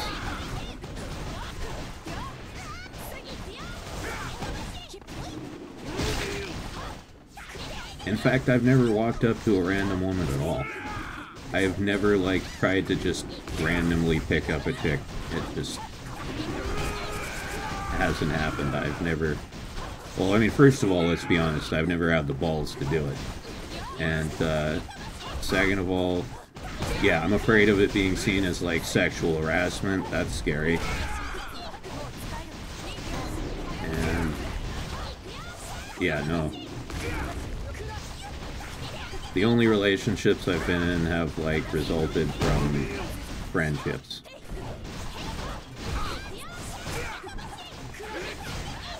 I think it's the best way to do it if you're looking for, like, you know, something that's gonna last.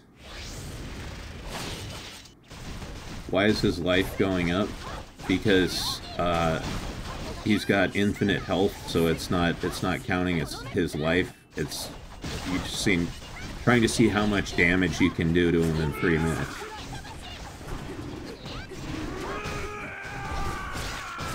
It's a weird game mode. Not my favorite, but I want the rewards.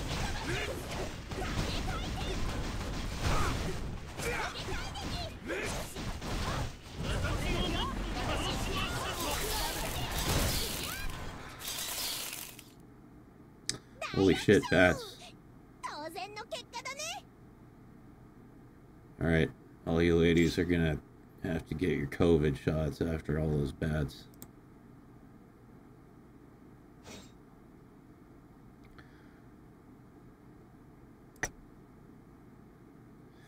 I never got a single COVID shot. I don't know about you guys.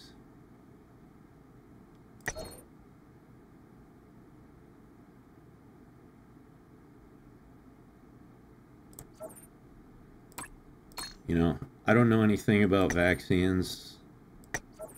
I have absolutely zero authority to speak on the subject of vaccines, but I will say this, all right?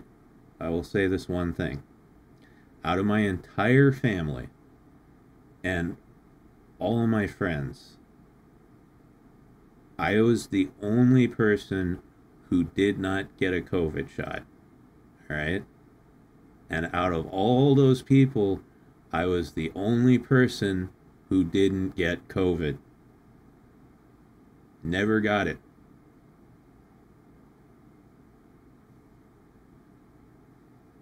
Just saying.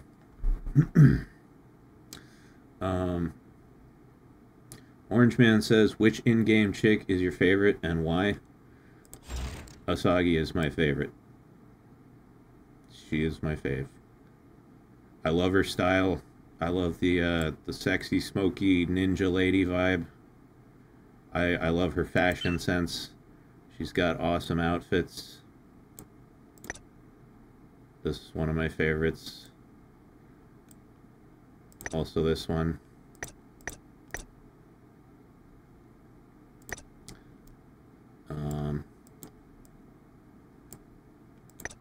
Yeah, she's got a lot of cool digs. This is very cool. Something a little less racy, a little more casual. Oh yeah, I forgot. Sexy secretary outfit. It's my jam. Soggy has a nice leotard one. Which one? Like this one? Or this one? The only one that I really want that I don't have is this one. This is fucking cool. Yeah, in black. Black and gold.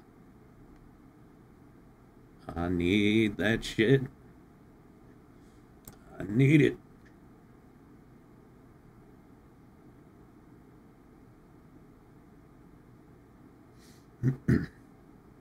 They have a new flu vaccine each year. Weird how anti-vaxxers are okay with that. I mean, I'm not an anti-vaxxer, right? I got a lot of vaccines when I was younger, you know, for like the normal shit, like polio or smallpox or whatever. I'm not against that. But I don't get flu shots because I never get the flu. I got it once when I was a kid, never had it again.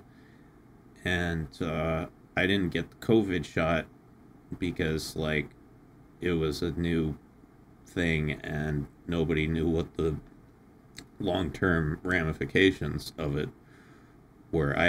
It has nothing to do with the fact that it is a vaccine. It has to do with the fact that I don't take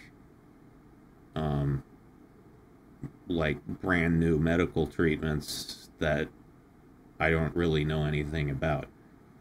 Those vaccines have been perfected through decades of testing. Yeah, exactly. That's what I'm trying to say. You know, there's a lot of vaccines that have been used for a long time that we know are safe, but I'm not going to take a brand new fucking vaccine that I don't know what it does, that may have side effects down the road that we don't even know about.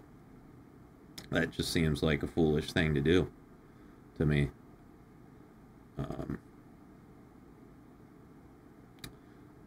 You know, like my mom got my mom got the COVID shot and she's gotten a bunch of boosters and everything. And like just in the past couple years, she started getting like all kinds of like little cancers and stuff that they've been having to remove. I'm not saying it's connected. I'm just saying she never had that before. Maybe she's just getting old, but who knows?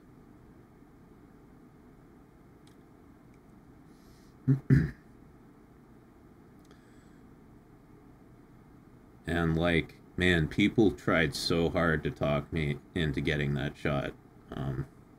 They're like, you're gonna die, you know, you're gonna get sick and end up on a respirator, all this shit. I was just like, I'd rather just take my chances with the virus.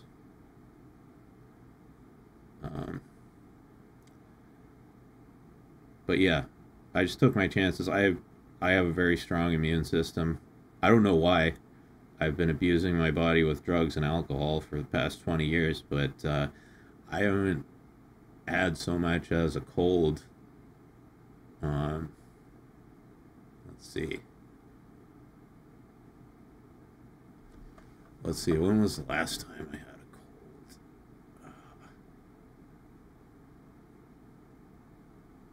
cold? 15. It was either 2011 or 2012. Was the last time I was sick.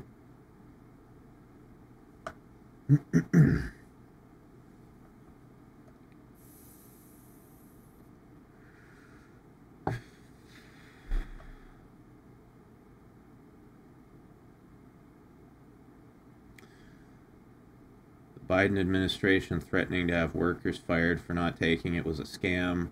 All the flip-flopping for Fauci was a scam. Nope, not going to trust that, and I don't have to be an anti-vaxxer for it. Yeah, no, I agree. Like I said, it has nothing to do with vaccines for me. It just has to do with I don't take brand new medical treatments that haven't had, like, a long history of testing. I mean, it would be one thing if I had, like, terminal cancer and someone was like, we've got this new cutting-edge treatment for cancer that might save your life. Then I'd be like, all right, fucking give it to me. But, you know, for something like COVID, I was like, nah.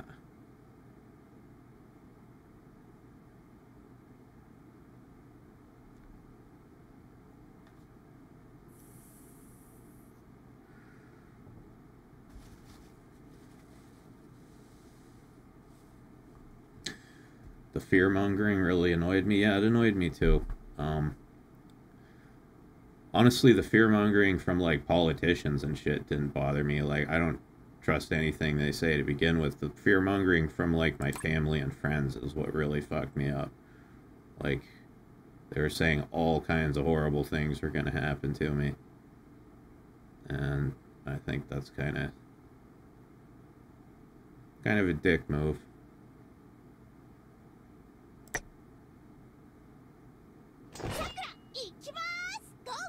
It's fine trying new treatments when you have no other real options. Yeah, exactly. That's what I was trying to say.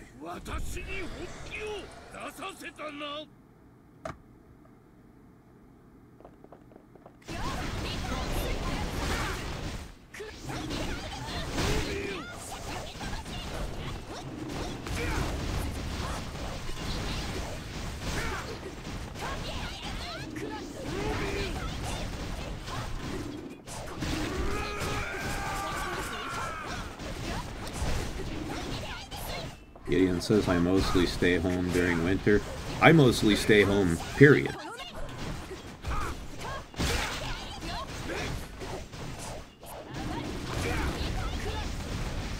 Back at it again with the muscle mommy.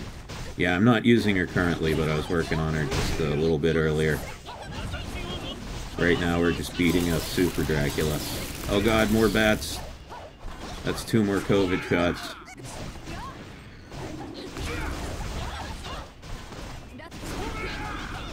Your work is at home? That's cool, man. That's awesome. I'm very happy for people who have careers where they can work from home.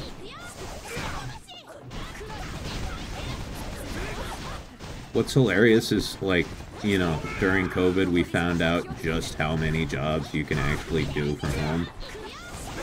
Right? Like, you know, my sister, you know, before COVID, she worked at an office, right? She'd go in every day. During COVID, she worked from home the whole time, didn't affect her job at all. Did not affect it at all. And after, you know, lockdowns and everything, after the scare kind of faded and everybody was going back to work, she was like, you know, I don't need to come into the office. I can just do my job from home. I just proved it for like 2 years.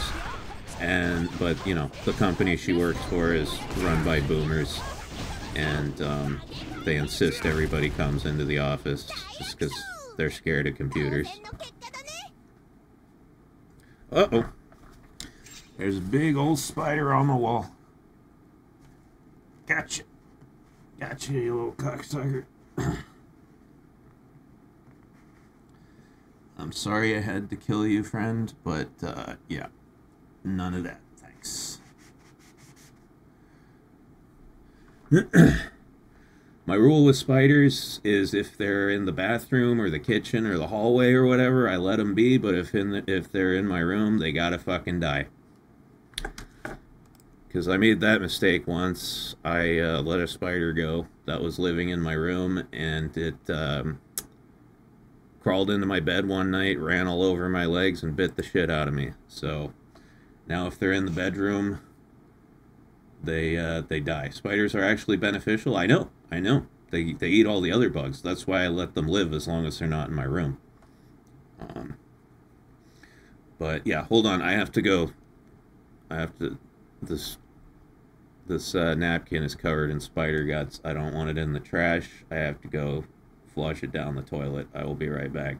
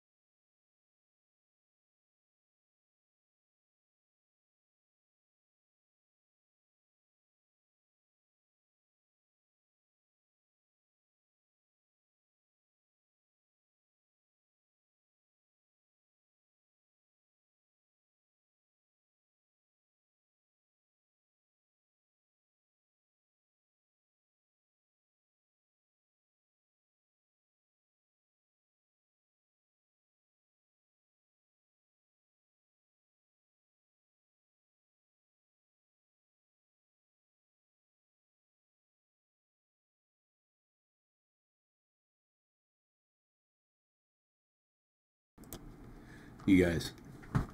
Oh my god. Hold on. Let me turn my face back on. Okay, there we go. Alright. Sorry that took so long, but the craziest thing just happened to me. I gotta tell you about this. Alright, so while I was in the bathroom, I had to take a piss, so I peed. And the pee came out in like 2 separate streams. 2 separate streams. Like perfectly, 2 perfectly separate streams. Equal in size and intensity and everything. I have never seen that before. Okay, so it's not just me that happens to. Good. That was nuts. I was like looking at the tip of my dick, like, is there something lodged in there or something? What's going on? Yeah, maybe there was a hair stuck on the end. I didn't see anything, though. Get that checked. A split stream can mean an issue. What issue? It's not like it burned. It's because of lint in your pee hole. I don't have any lint in my pee hole. What on earth are you talking about?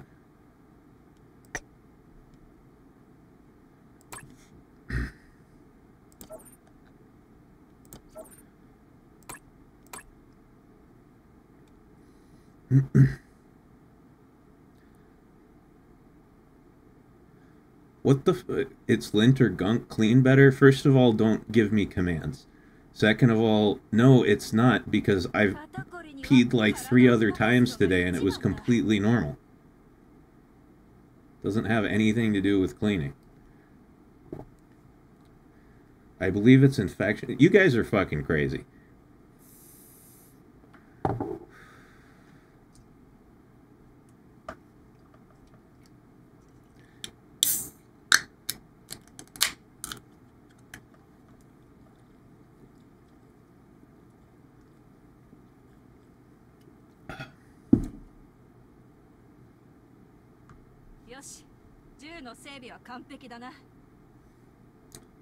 Beer? No, no. It's just a Coke Zero. Dude be like, yo, I had perfect 2 streams pee in the chat. You're gonna die of cancer. I know. That was a massive overreaction. I was not expecting that.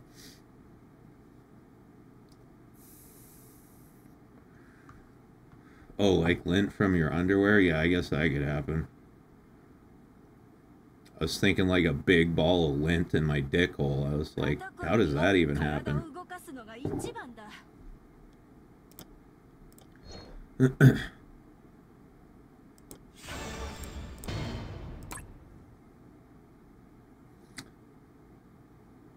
way you're sitting might be making it settle weird. Maybe. I don't know. I think I'm sitting pretty normally.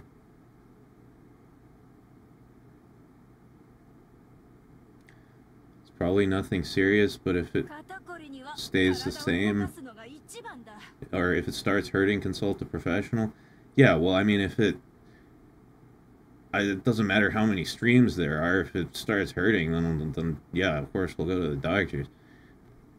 It happened once. Everybody calm down. Everybody calm down. There's nothing wrong with my dick. You'd be surprised how much can end up in a belly button. Oh no, I know. I know.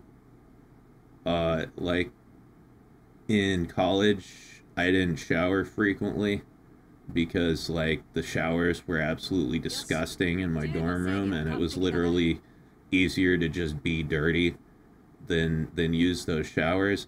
So yeah, I'd only shower a couple times a week, and I would pull out some massive balls of belly button lint.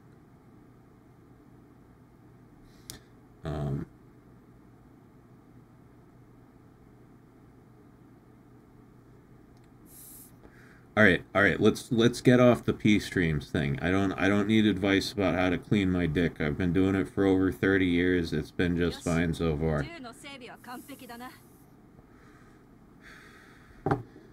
Maybe a fleshy cancerous growth has sprouted in the head. Yep. Yeah, that's it, guys. That's the end. I've got dick cancer.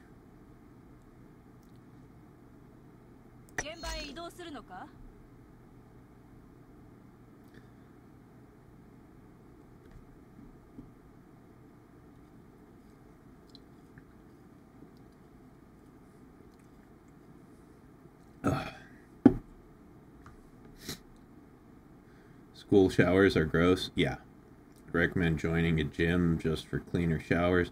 Well, you know, if I could go back and tell my my college self to do that, I would. Honestly, my college self needed to go to the gym anyway.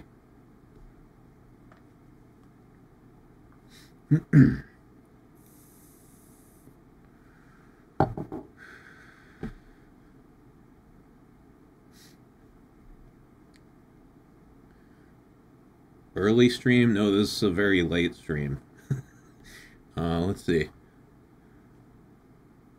Yeah, we've been on here for like 6 hours now.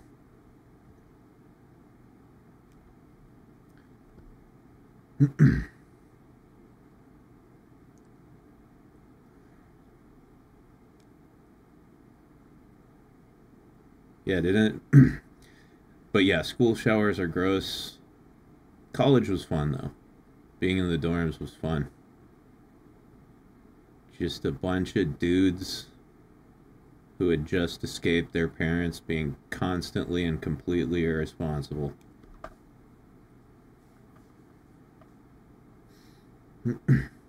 I got the dorm on the end of the row too, which is a single person dorm, so I didn't have to have a roommate. It was awesome.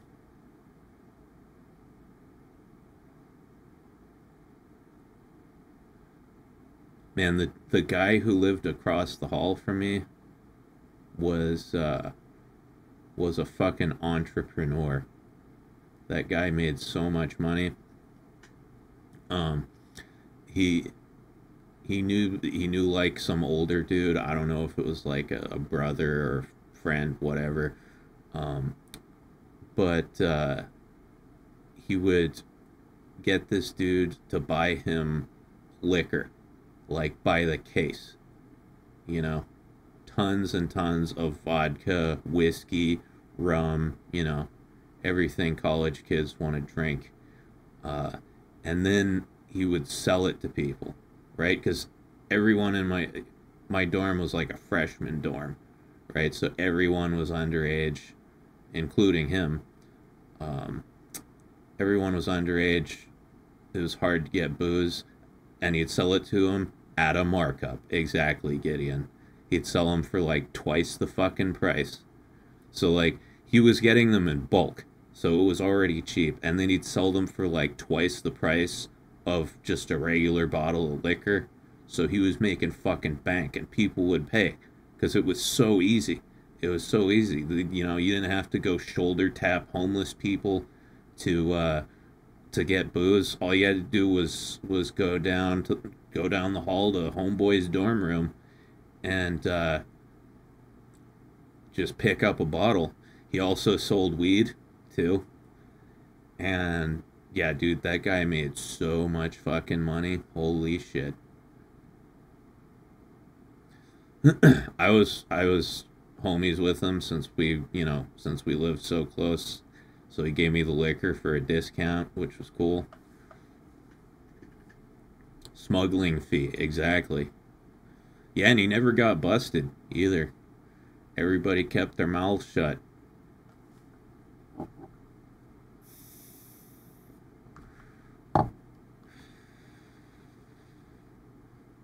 Six hours of double P, drugs, and boob size stream worth every Patreon cent. No, I don't put these streams on Patreon. The way my Patreon's not a monthly thing. It only charges you when I actually make a real video. It's a per video thing rather than a per month thing. And I don't charge for the streams. Maybe I should. Maybe I should start doing that.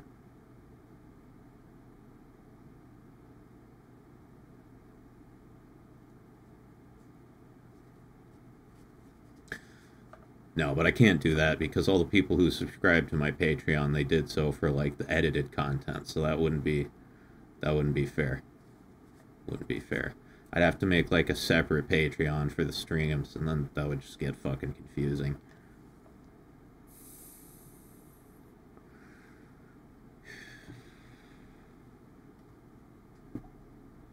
No regrets.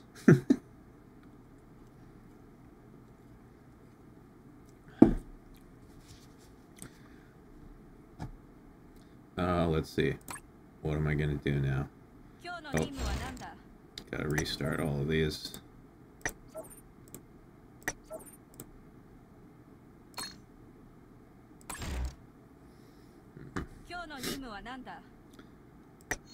Oh yeah. I gotta get my VR points for the day.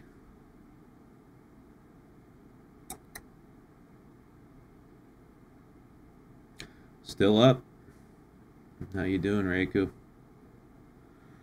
Still up, still here, still boys' night.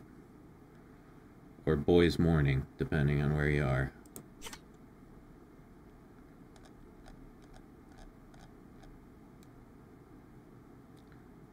Are you vaping or drinking sparkling water? I am vaping and drinking a Coke Zero. I was drinking a sparkling water earlier. So yes, you're basically correct.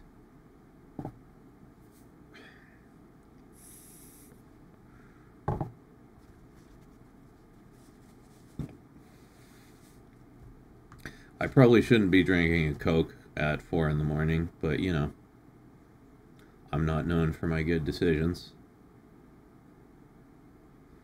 Posted something in the memes channel for me. Alright, let's take a look.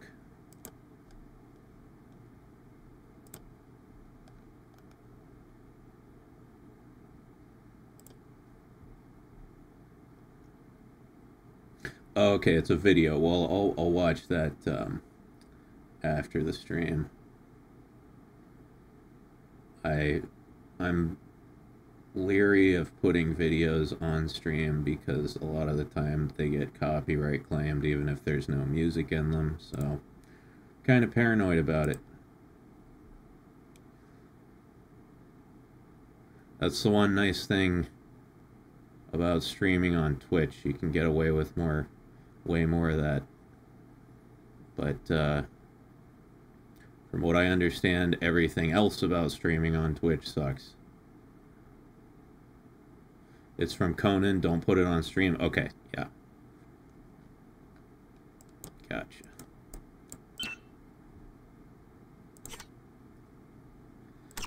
Okay.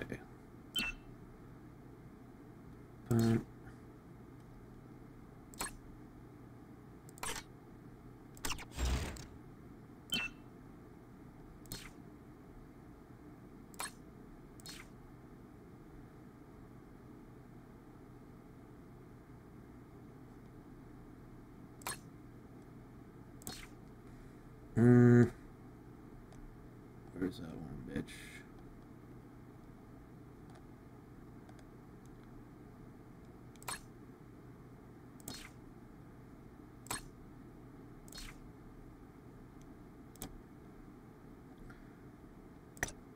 You.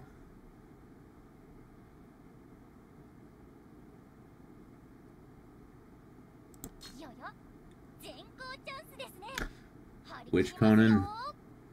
The TV show host, Conan O'Brien. I like Conan O'Brien.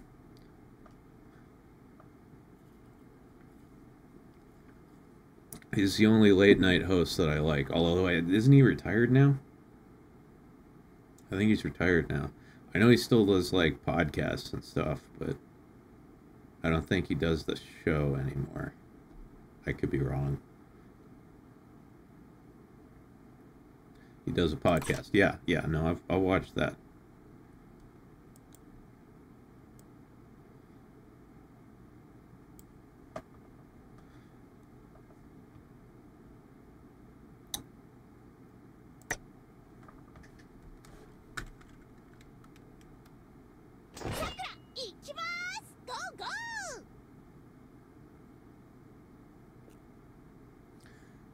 I took 22 robo tabs last night and went for a 2+ hour walk.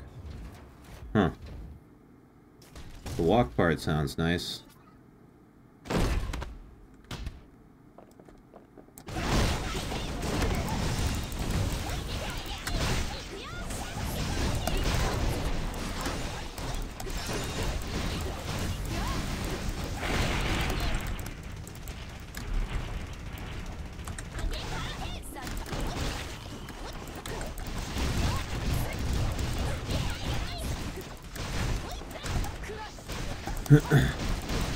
Man, one time I went on a walk at night. I went for a good old night walk, and I walked for a long ass time.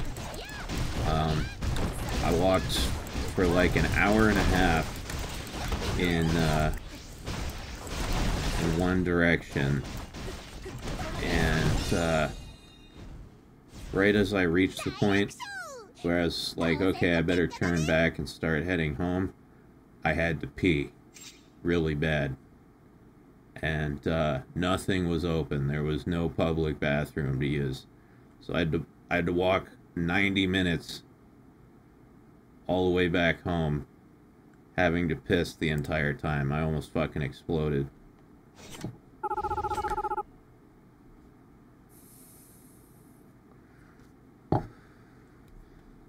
Is that an elf head I see on the right side of the screen? Yes, yes, that is Hildy. She's our resident elf. She's hiding right now, so she's not in the way of the screen, but you know.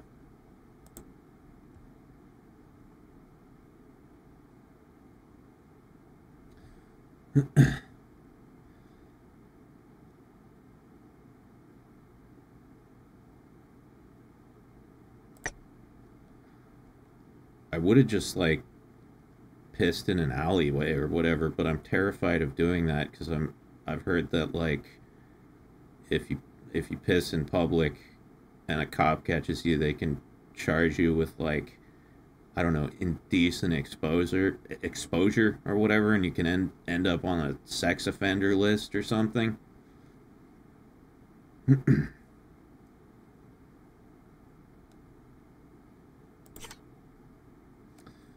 Let's see.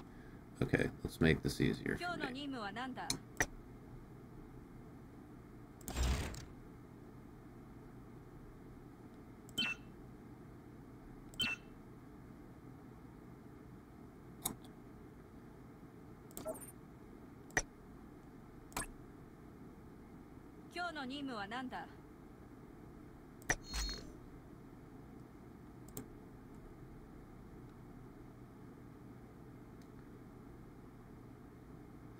Indecent exposure and you're labeled as an SO?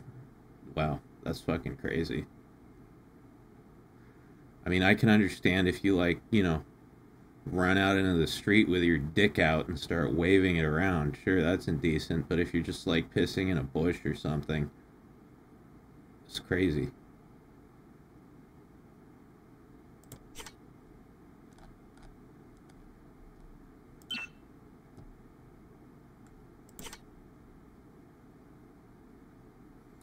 Whole life fucking ruined because you had to pee.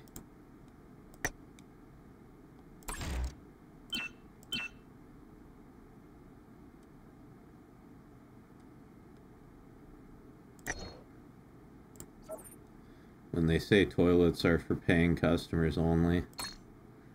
Oh, Christine. You're green texting on YouTube, my friend.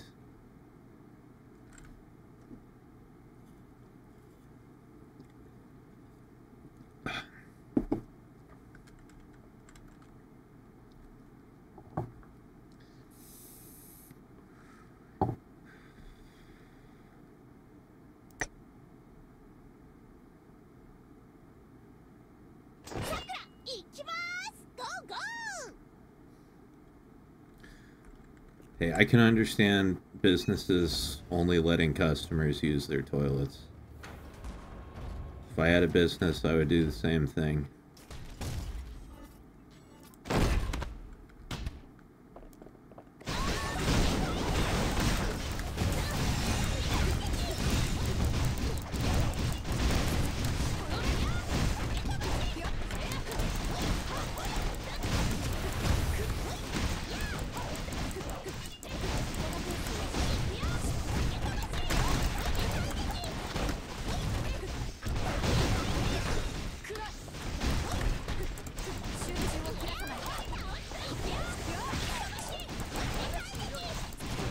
Where do the tit missiles fire from? We were just talking about that earlier. I was saying there needs to be a character in this game that shoots missiles or bullets or something out of her titties. Unfortunately, they haven't implemented that feature yet. Will be on a later patch, I'm sure.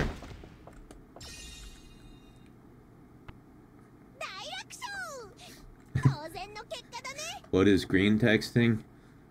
It's the thing that severely autistic people do.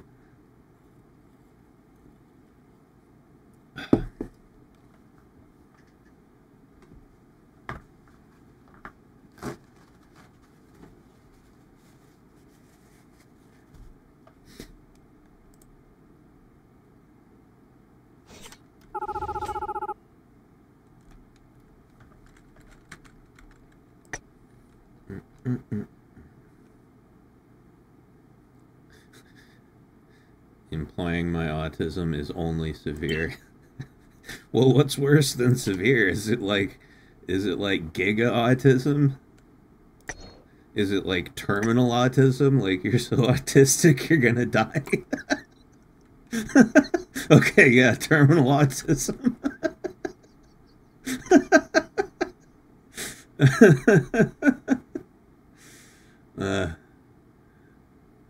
I knew it was from 4chan, which quite frankly I always avoided.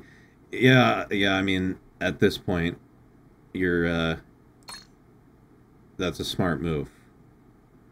You know, like, even like 5 or 6 years ago, 4chan was still fun, but it's just gotten worse and worse.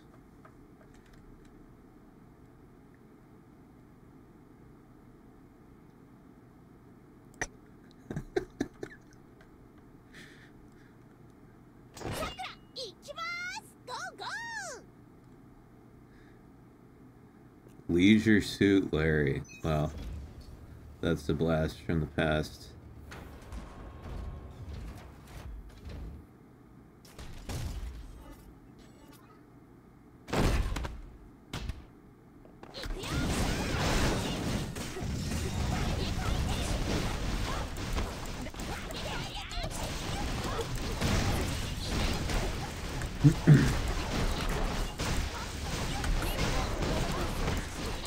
Chan got worse in tandem with the adoption of internet by normies and teenagers.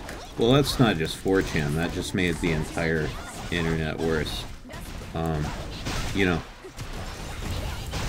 it's smartphones that really started the decline of everything, right? Because before smartphones, you could only get on the internet if you were smart enough to figure out how to use a computer, right? Which just, you know, immediately filtered a whole lot of people. You know, now you get a smartphone and it's got YouTube and Twitter and everything pre-installed on it, so all the completely retarded people can just get on the internet. And then I think, you know, in my opinion, the other reason 4chan got shitty was because Poll failed, right? The containment board did not contain.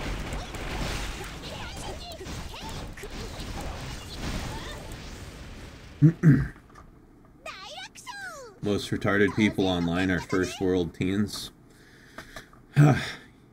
Yeah, I don't know.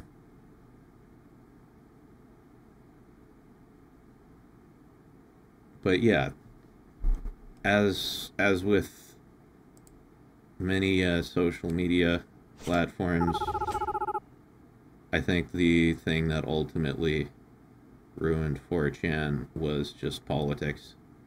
They couldn't keep it contained. And, you know, that consigns... What the fuck? Not even in the same ballpark as the word I wanted. That coincides with, you know, you have smartphones, normies get on the internet, and then they shit everything up with politics. That's kind of, in my mind, that's how it went.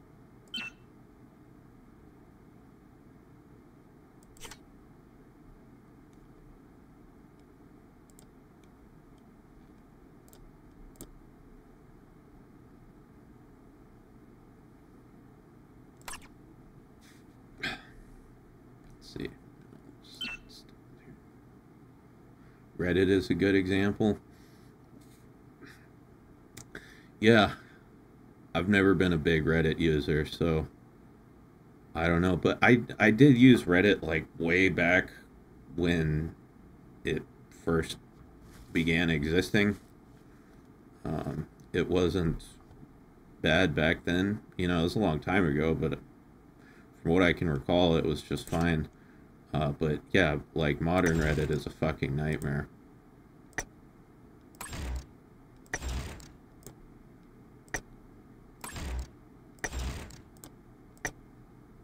Reddit is never a good example.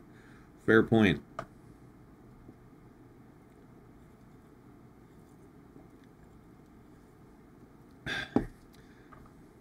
I think the best thing about social media is that it contributed to the downfall of celebrity worship. Right, I think it contributed to the downfall of, like, mainstream celebrity worship, but that's just been replaced with, you know, internet celebrity worship, influencer worship. Right, it's basically just a new iteration of the same thing. It didn't go away, it just changed forms.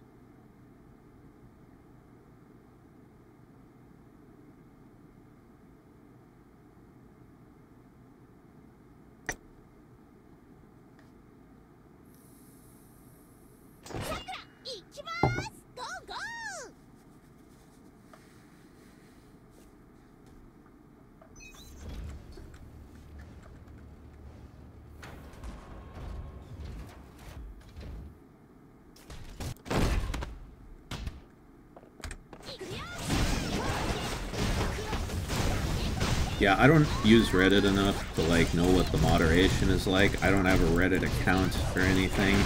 I just occasionally use it to look shit up, but from what I understand, the moderation is terrible.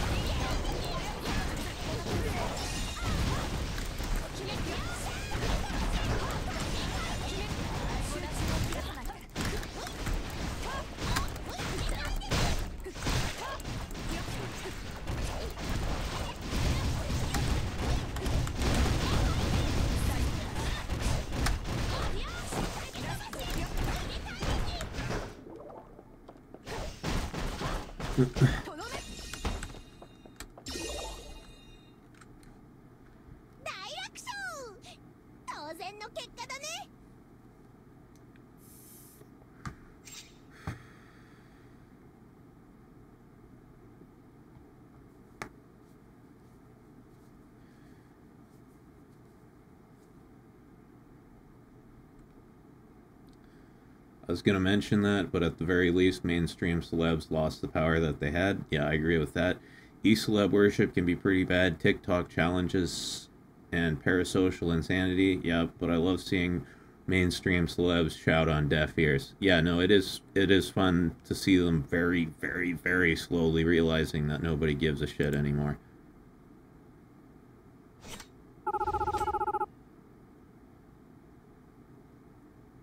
It's taken a while, though.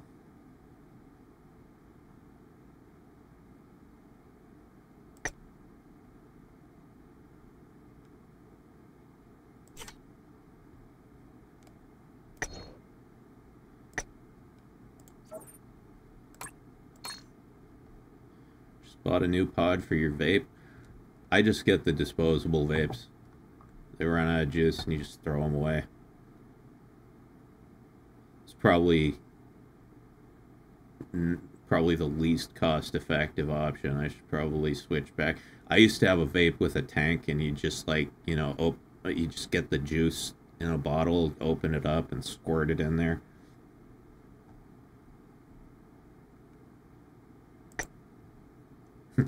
Squirt it in there. Like semen.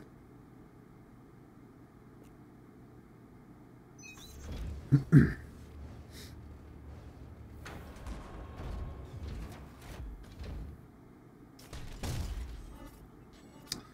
pod holds the juice, the vape is the battery. Okay, I got you.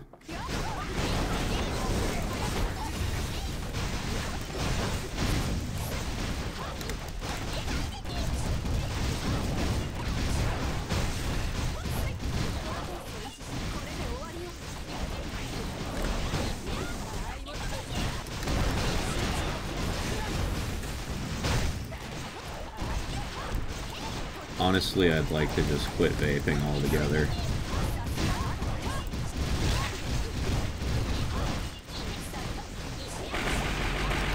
Jesus, fuck.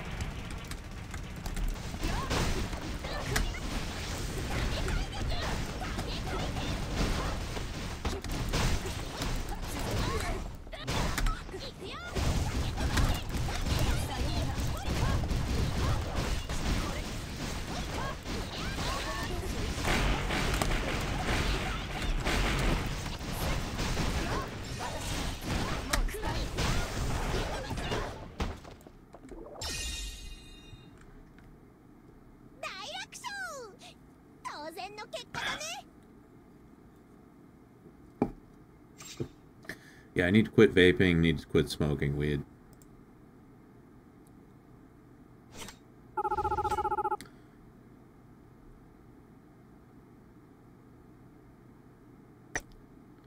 Got a bunch of these, like, nicotine lozenges that my doctor prescribed me. Try to quit vaping. That was, like, 2 years ago, and I still haven't used them.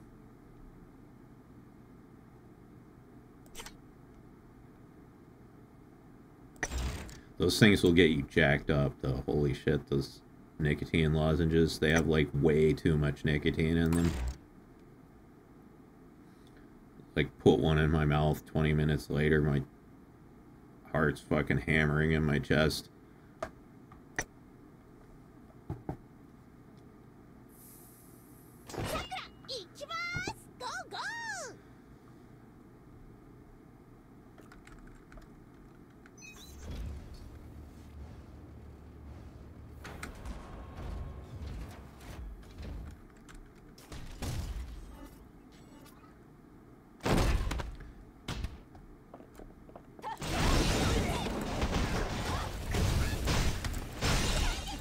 It's fucking stupid in this game that you can, like, each week there's only one VR boss.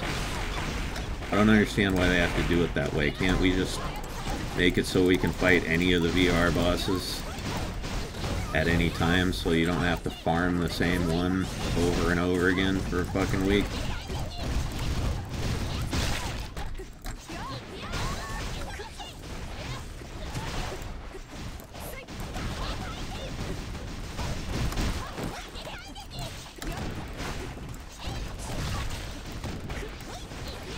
Oh yeah, the inhaler scene in House, that was funny.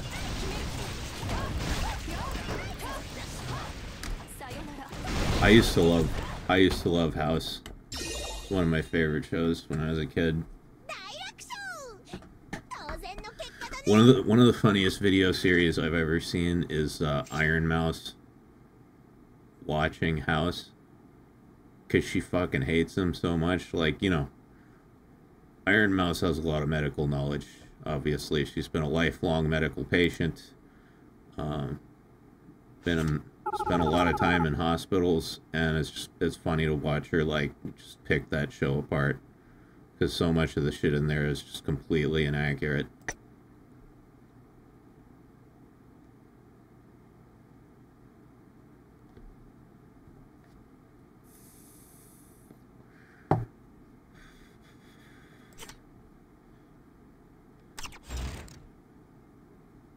Man, Sakura is not doing a lot of damage here.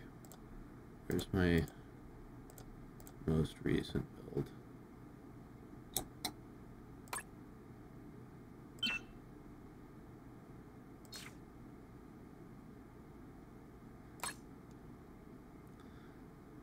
What's the deal here?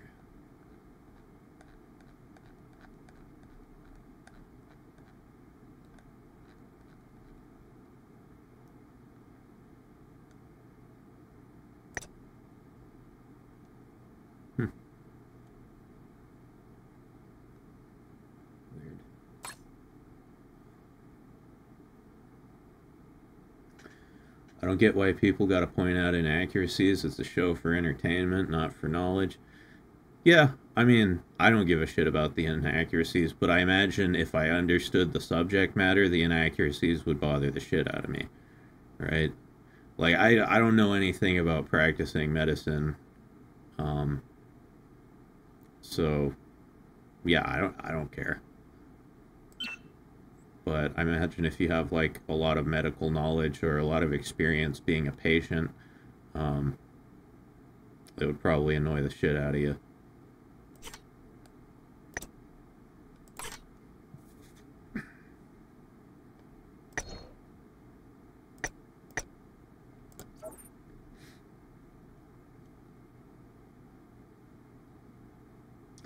Yeah, watch mouse, watch house. Do it.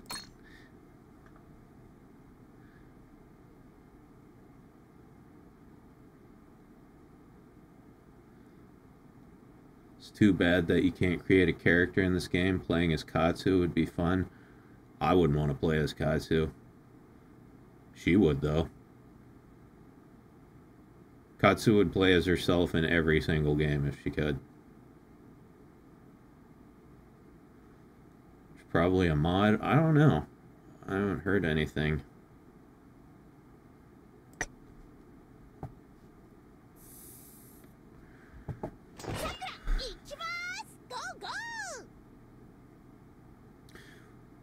What would be really cool is if I could rip the models from this game and make them into VTuber rigs. That would be fucking cool.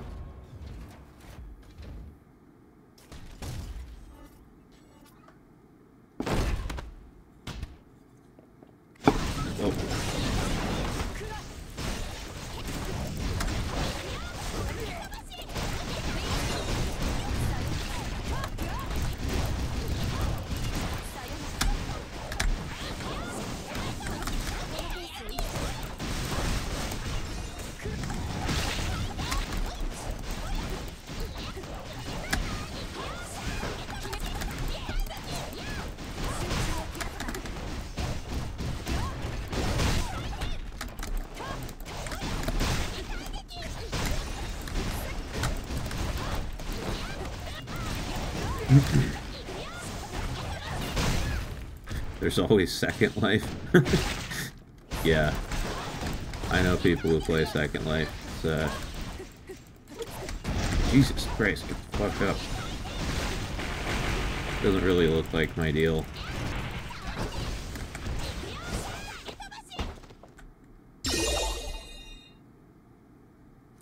You play Second Life?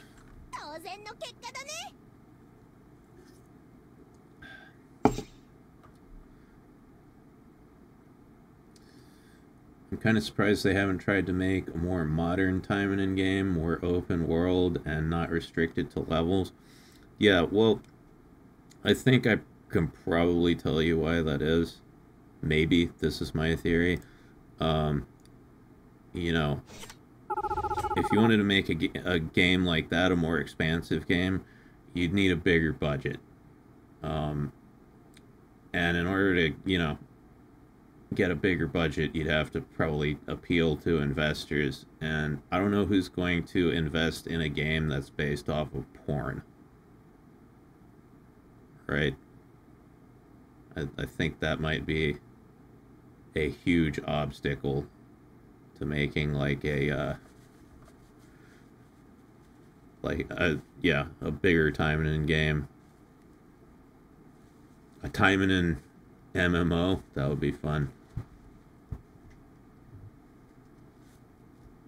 But yeah, I mean, basically, other than this game, this one game, the entire Taimanin franchise is porn. And not like softcore porn, like super hardcore, very grape-heavy pornography. It's always going to be a pretty niche thing. Oh, you're aware? Okay, all right. Fair enough. Ah.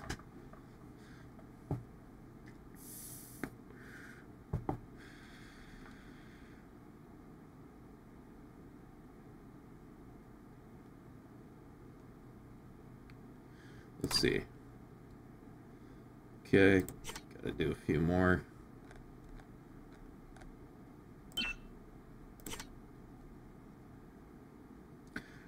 $30 seems to be my optimum farming level here.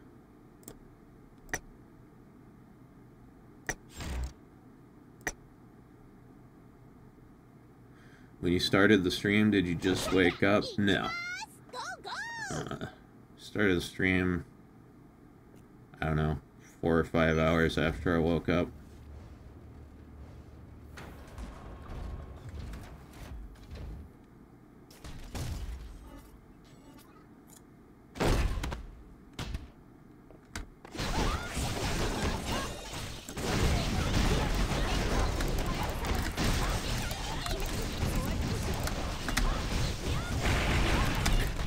Out of the way, out of the way.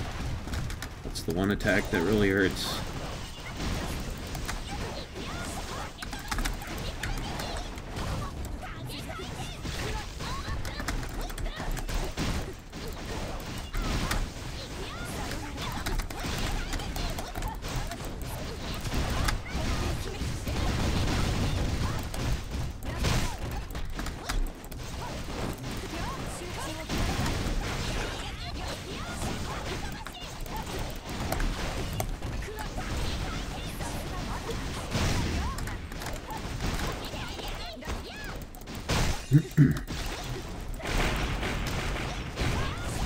Speaking of farming, what about it?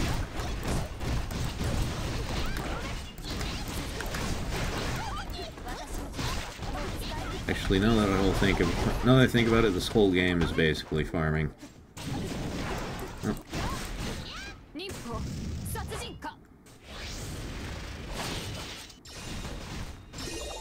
You gonna go feed orphan lambs? Jesus. What a good Samaritan. When that's finished, I'll probably go to sleep, so I'm probably headed out. Alright, Gideon. Well, thanks for showing up. Thanks for hanging out. Good luck with the lambs. I hope they're not silent. Get it? Because Silence of the Lambs. It's a reference to a movie title.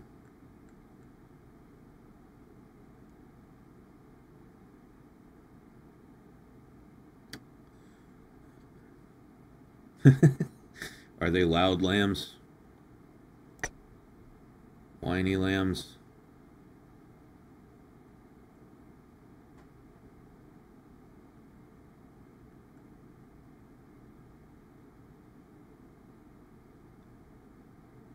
Hello, Clarice.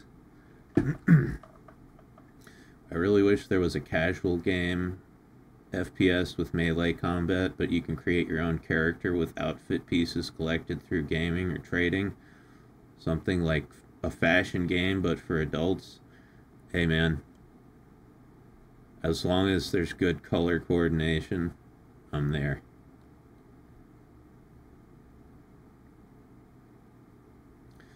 Still never seen it because the movie terrified my mother. Silence of the Lambs is good. It's fucking cool, definitely.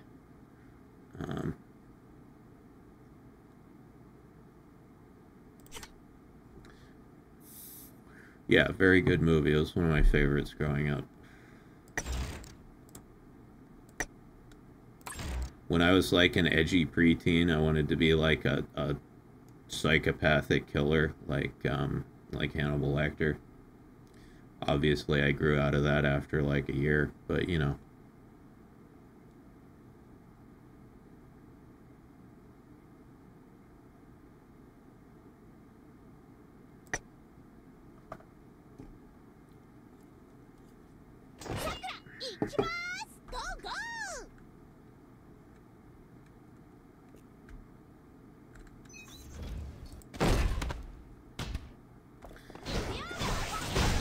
I hate fucking robots.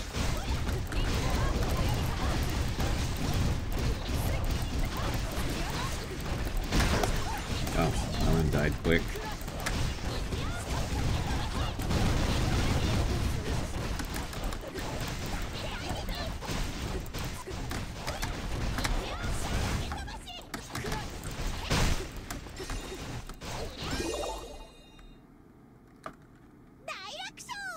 Damn.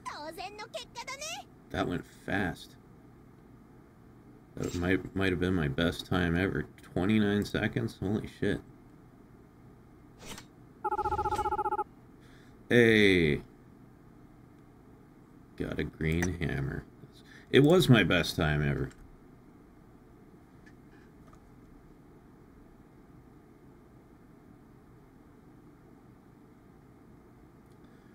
Audition. Oh, have I seen that?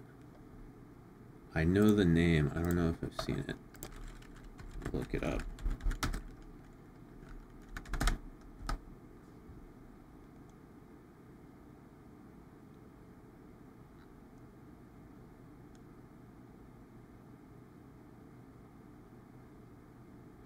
Oh, no, I haven't seen this. Okay, yeah, no, I know this movie. I have intentionally not seen this movie. I don't want to see that shit.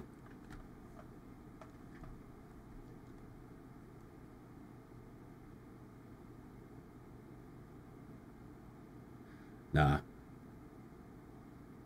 No, I'm scared to watch it.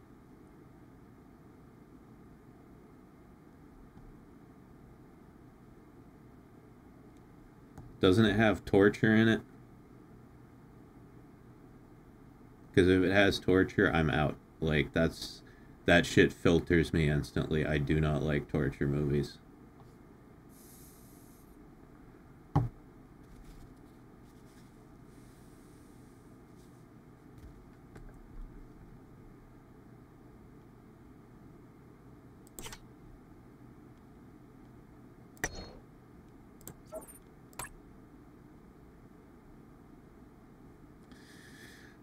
It's well-earned torture.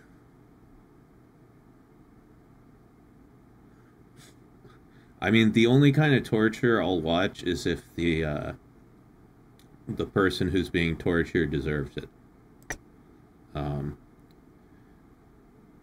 Like, there's this movie I really like called American Mary, starring Catherine Isabel, and she plays this, like, college student who gets drugged and raped, or she's a med student. She gets drugged and raped by one of her teachers, and so she, like, kidnaps him, puts him in a storage unit, and then does, like, experimental plastic surgery procedures on him, like amputates all his limbs and shit. That I'm fine with, because the guy fucking deserved it. He fucking raped her. But if it's just innocent people, like normal-ass people, getting tortured, then I am not there for that at all. Karma torture. Yeah, exactly. I'm okay with karma torture.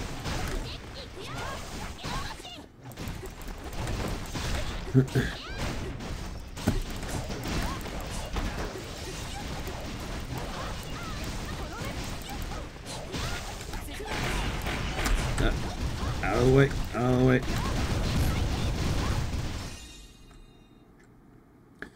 What about Tusk? What's Tusk? I don't know what Tusk is.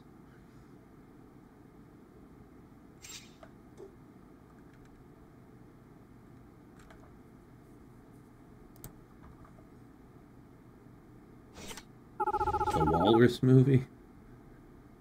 What? What Walrus movie? 2014. Tusk. What?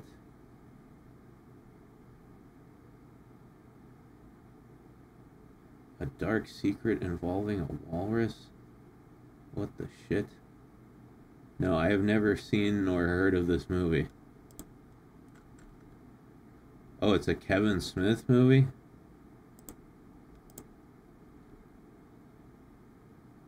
Oh, okay, yeah, his daughter's in it.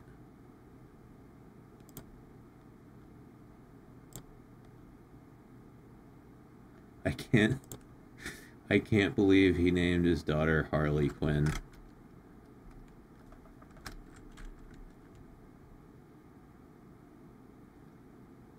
I mean, you know, although to be fair, when she was born, probably, like, nobody knew who the fuck Harley Quinn was, so it didn't really matter.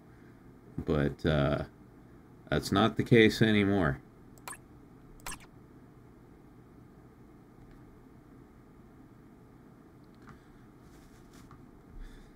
Alright, that's my VR points for the day. Yeah, it hasn't aged well.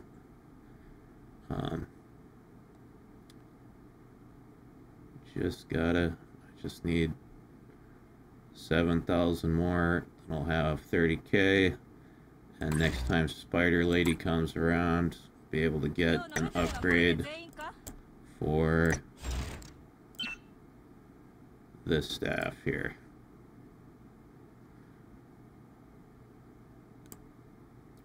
Jim Cornette named his dog Harley Quinn. Well, that's fine. It's a dog. Dog doesn't give a fuck.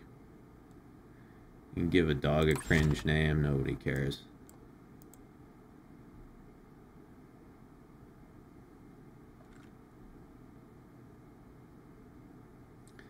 Jason Lee named his son Pilot Inspector. Why, dude? Why? Just give your kid a normal ass name. When you give your kid a weird name, you're just signing them up to be bullied. That's all that is. You're just signing your child up for an unhappy school life.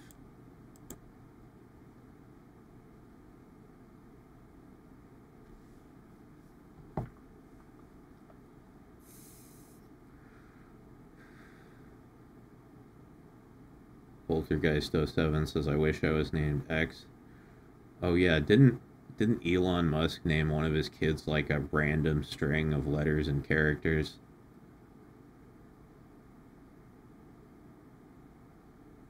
Yeah, he...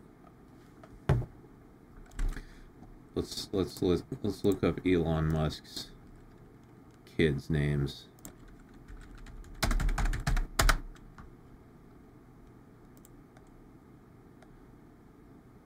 Children. Holy shit, he has 14 children? Oh no, it says at least 14 children. Holy fuck. Dude's prolific.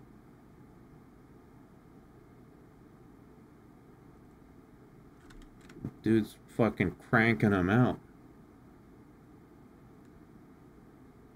Moon Unit Zappa sounds kind of cool. Yeah, Moon Unit is kind of cool. We can forgive Frank Zappa for that one. That's pretty tight.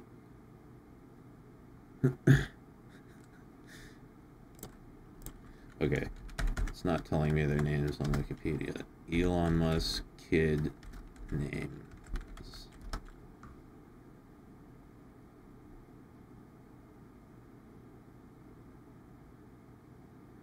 Okay. Let's see these.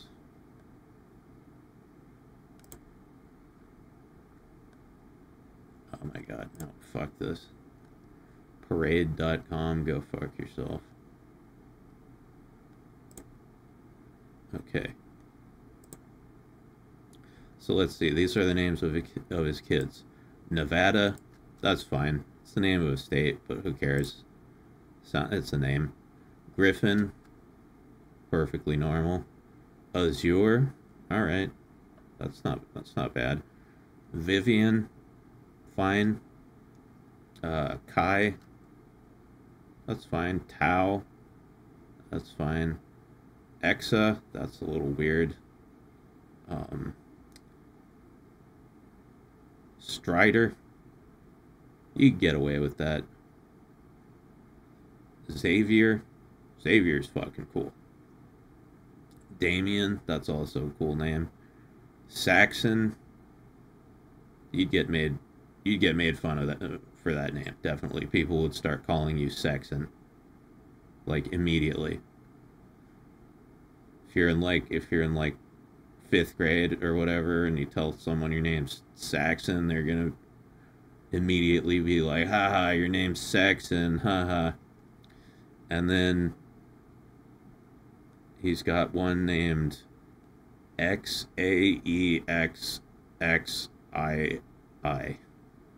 Yeah, that's bad. That one's bad.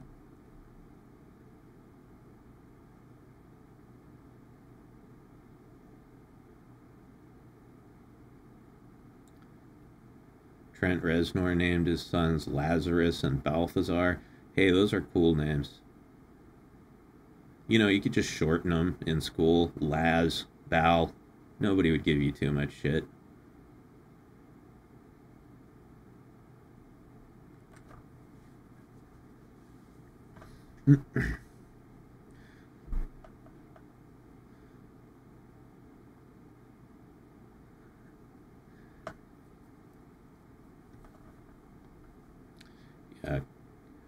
Kids are brutal, though.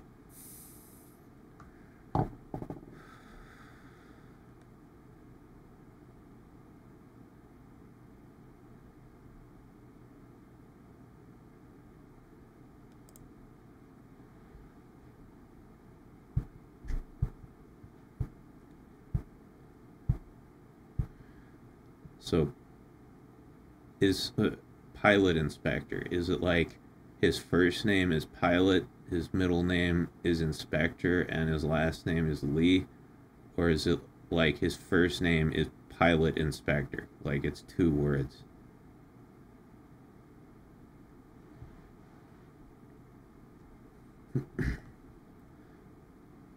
I just saw your pizza short. Oh yeah, that one. That was a long time ago.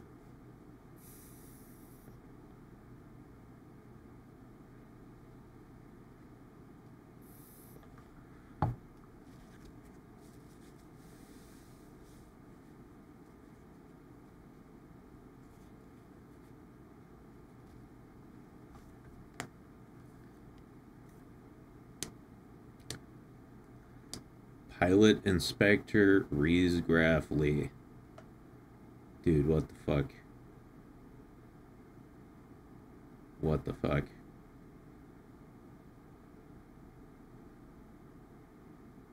That poor kid, when he's like 21 and he gets his ID and he goes to buy alcohol and they're like, let me see your ID, they're gonna take one look at that name and be like, get the fuck out of here.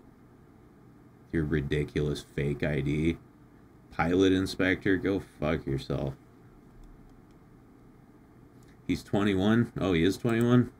Well, I feel sorry for him when he tries to buy booze.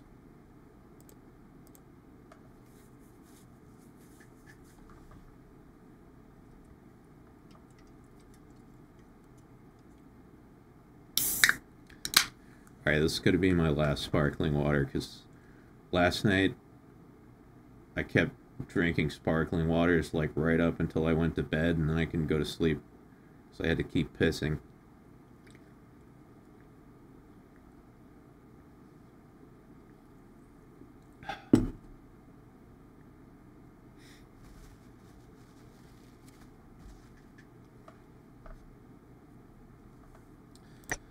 Let's see, we're at level 73, huh?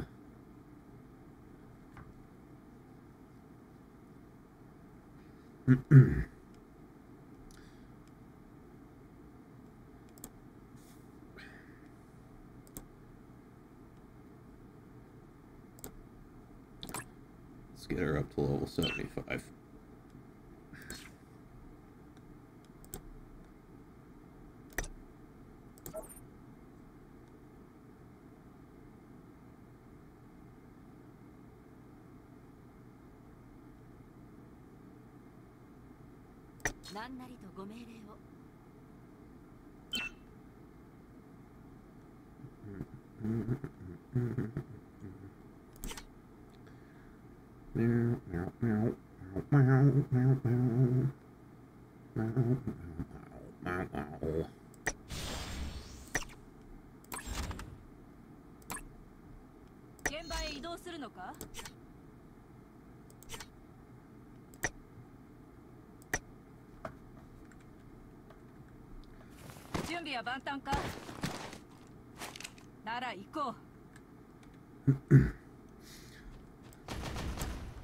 The big problem with fake ID nowadays is there's RFID scanning in about 40 states. Oh, it's very difficult to get anything that scans the same as something issued by the actual state entity. I didn't know that.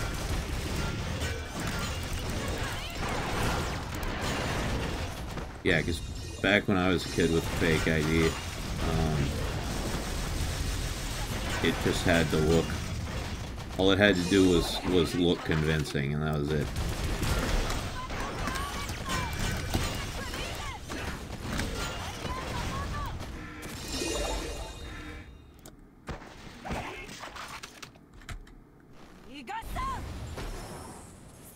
Practically can't get fake IDs now. Oh well. It's for the best. You shouldn't start drinking as a teenager anyway. There's a reason why we have a law for that.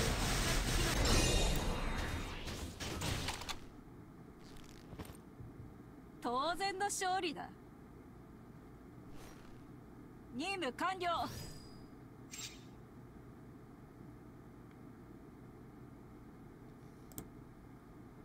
Ooh.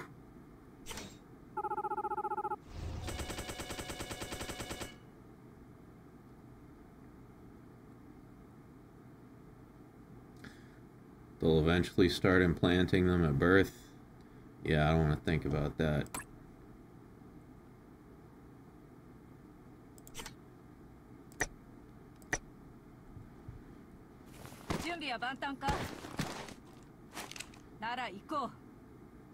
Shannon Sosaman and Dallas Clayton's son, Audio Science Clayton.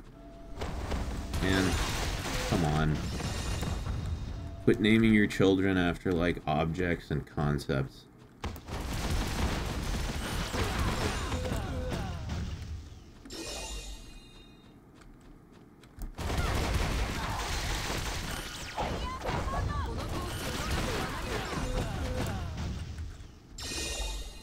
If my parents named me something that stupid, I would absolutely get my name changed.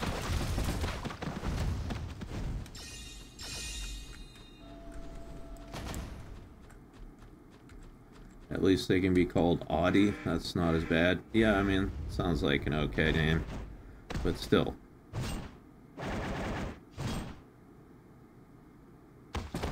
Like, if you name your kid Audio Science, there's nothing about that that makes their life easier. It can only make your life harder.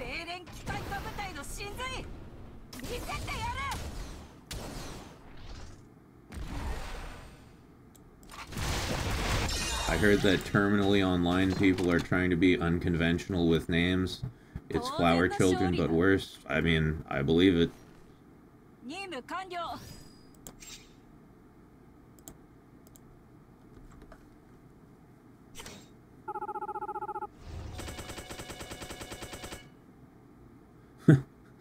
When I was underage, my mother would use my money to buy me 2% beer to take to parties. If I asked, that's legit hard to get drunk on.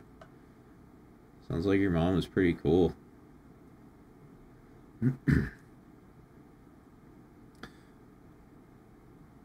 I would have to steal my parents' money to get liquor. Or just steal the liquor directly from them, depending.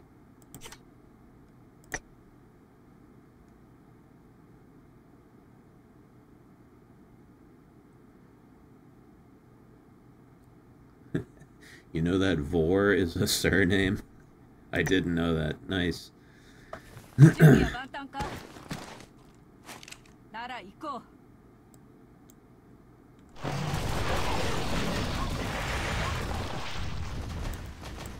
one of the Vors. I come from a long line of Vors. My father was a Vor and his father before him.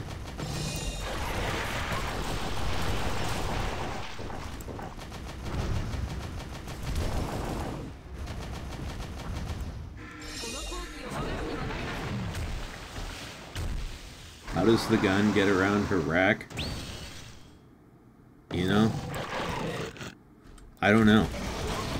But I'm sure those titties do wonders for, like, shock absorption, you know?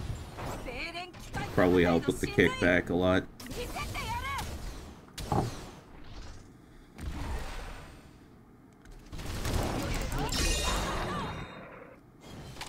Yeeted.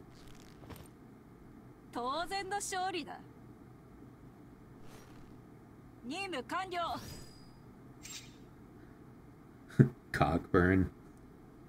Not pronounced how it's spelled, isn't an uncommon surname. Yeah, isn't it pronounced like Coburn or something?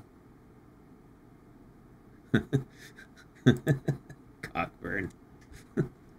Ouch.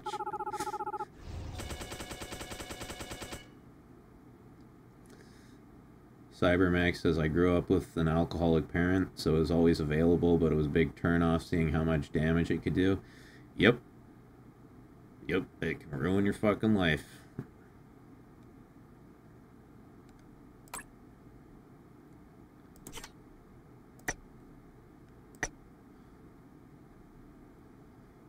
Yeah, Coburn. Okay. なら行こう。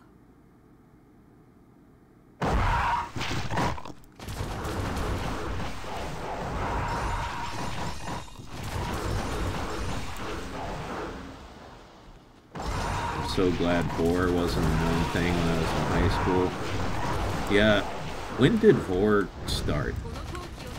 Right? Like, when did someone first come up with that idea?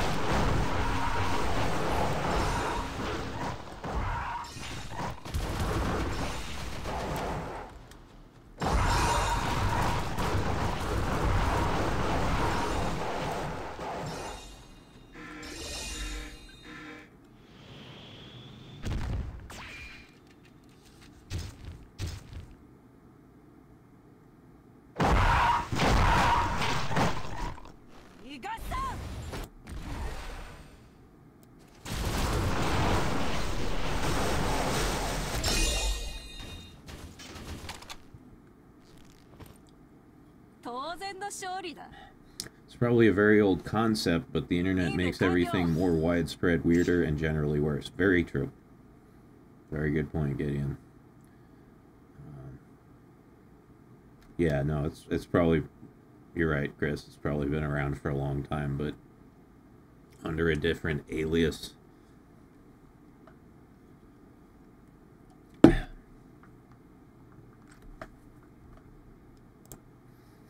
Yeah, that's, the Vor thing is one, it's one of those fetishes that I just don't get at all.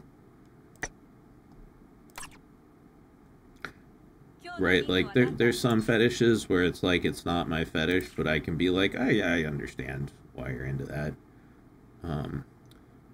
But Vor is one of the ones where I'm just kind of scratching my head, like, I don't get it. I cannot see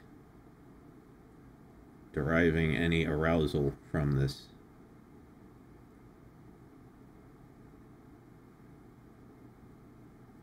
Just remember, Brazier is a surname. That was the name of the man who invented it. Well, fucking hats off to that guy.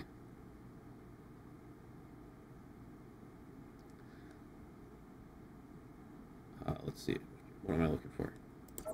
This.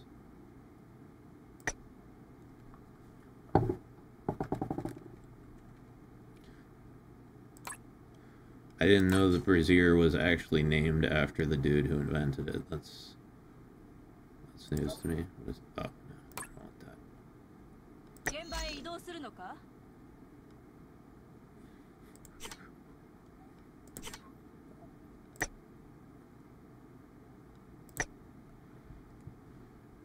Holding back the boulders.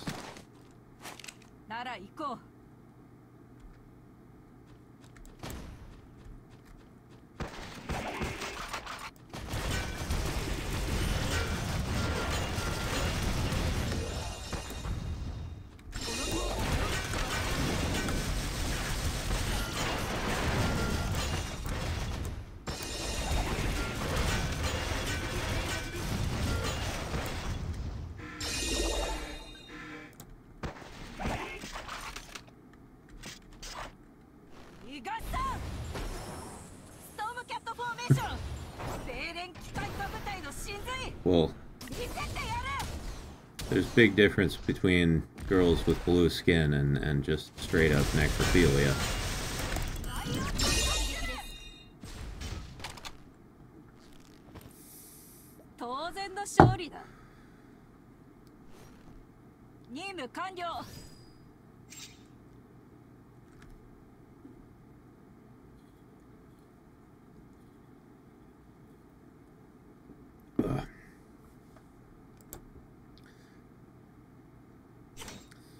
Alright, Chris, thanks for stopping by. Catch you later.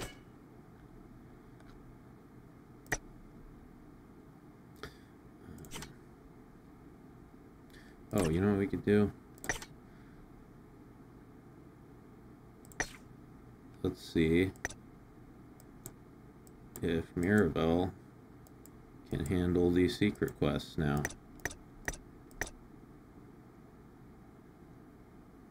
couldn't get through one of those yesterday.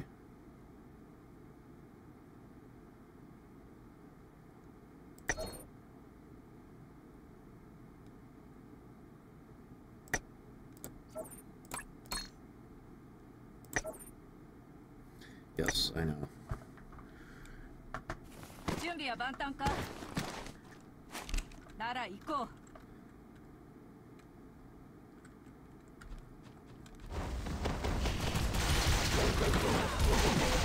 God damn it, whenever I do these long fucking streams, I start slouching down in my seat, and I end up putting, like, too much pressure on my tailbone. My ass literally hurts right now. I'm butt hurt.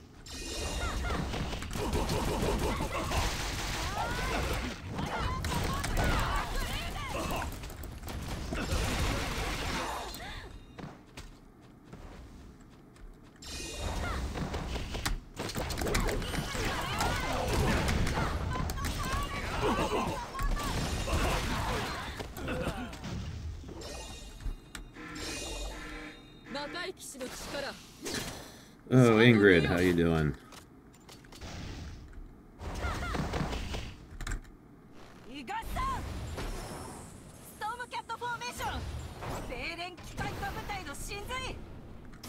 It's weird, but appreciate how much random knowledge this fan base has.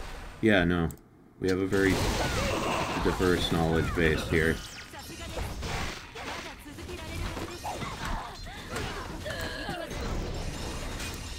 Oh, wow. That was fucking easy. Yesterday, couldn't even do it.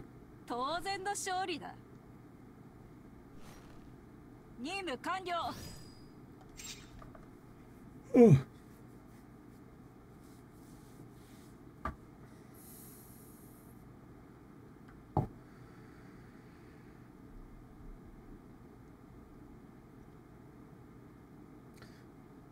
I don't think Vor is a rabbit hole I would ever peeked into if a friend of mine didn't tell me to look up my last name on Google Images.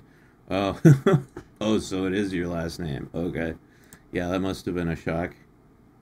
So what happened? Did you get into it? Or were you like, no thanks?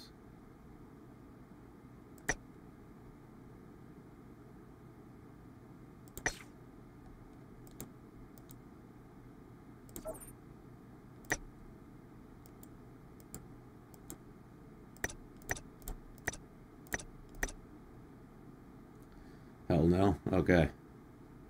Fair enough. Yeah, let's see, Vor, what are the fetishes you guys just can't, like, where you just can't?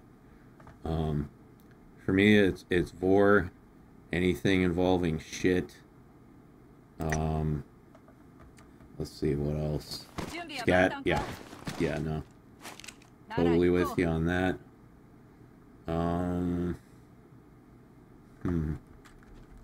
Oh. NTR and cuckolding. Can't stand that shit.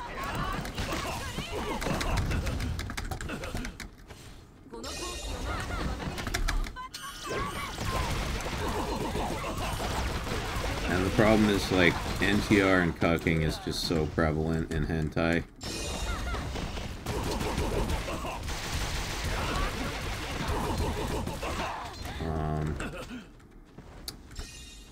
Brats immediately turn you off? What, like the dolls?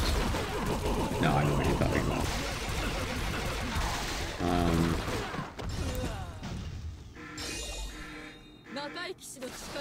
Trying to think of other ones. Age play is kind of weird too. I don't even really know what that is. Like age differences? Or is age play like the thing where one person like pretends to be a kid even though they're a grown fucking adult? Because yeah, I think that's retarded too.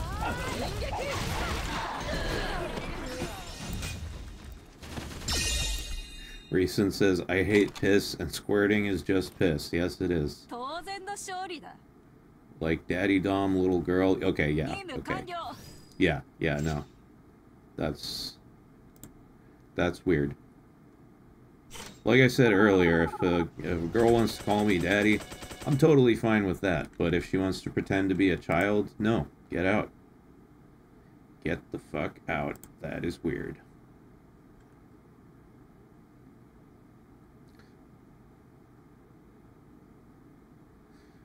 Loli? Yeah. Yeah, definitely. Definitely not my jam.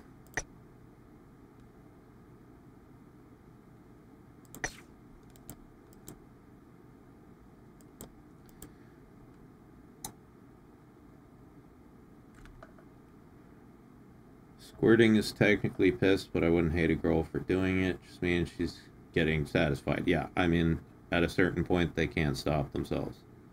It's like involuntary.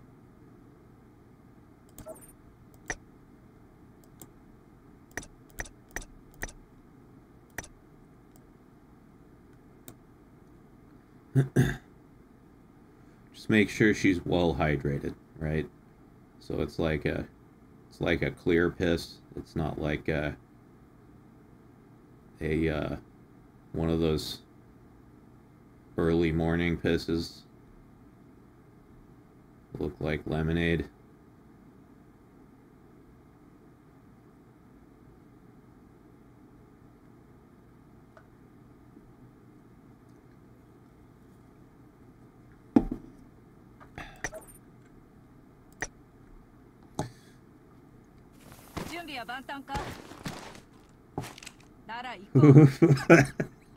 I heard a story about a girl not warning a hookup and he had nowhere to sleep after she pissed all over his bed. Yeah. Yeah, no. You gotta put some towels down or something. That's not cool.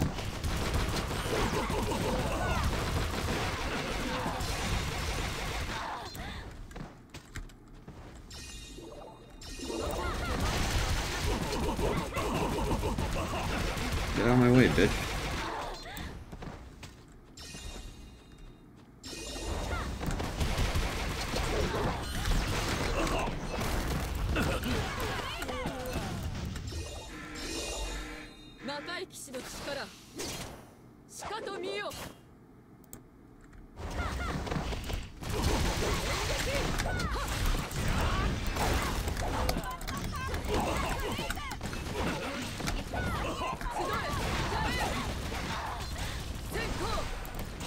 Ow. Fuck you.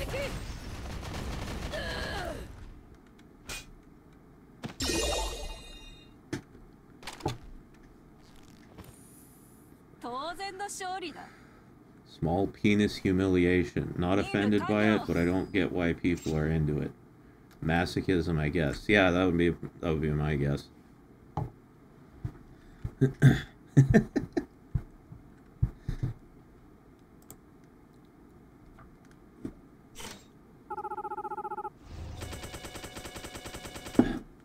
I mean, obviously that fetish couldn't apply to me at all because I've got a massive hog, but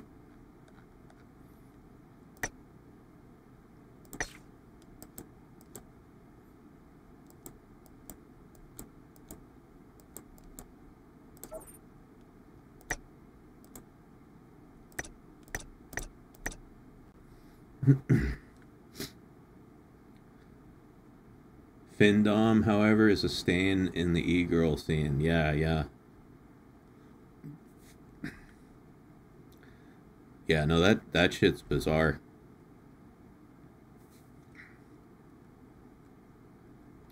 I would consider wasting money on a gacha game like this to be a better use of your finances than Findom.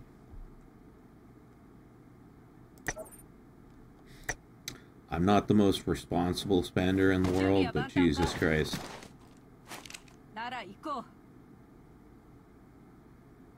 You don't even get any content. The content is getting ripped off. Yeah, that's crazy. That is crazy. I keep telling Dashie she's got to get into that shit. She can make a fortune. She's got the attitude for it.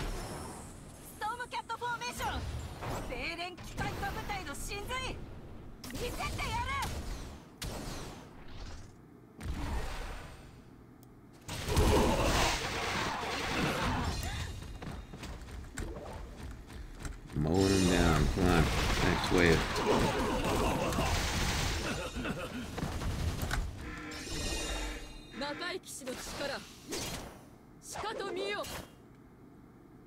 I want to see a psychologist explain how guys get into being used like that. Yeah, no, I'm no psychologist. Couldn't tell you.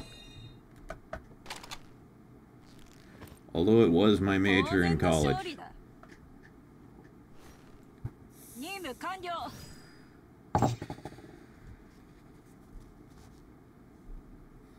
I majored in psych, I got good grades, and I know nothing about psychology. That's how useful college education is. Hey, nice.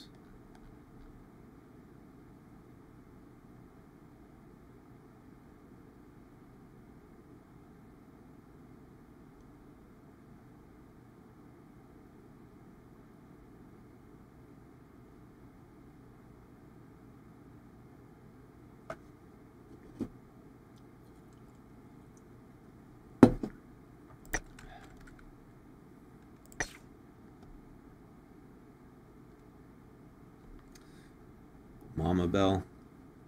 Yeah.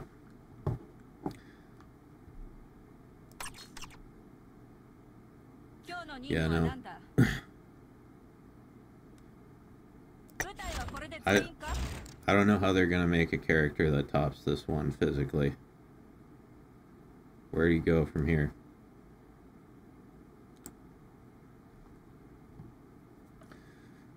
Poltergeist says, I study neurology and fetishes are basically just survival mechanisms. Masochism usually comes from your brain trying to get you to yield to a threat you've shown you can't beat. That's interesting.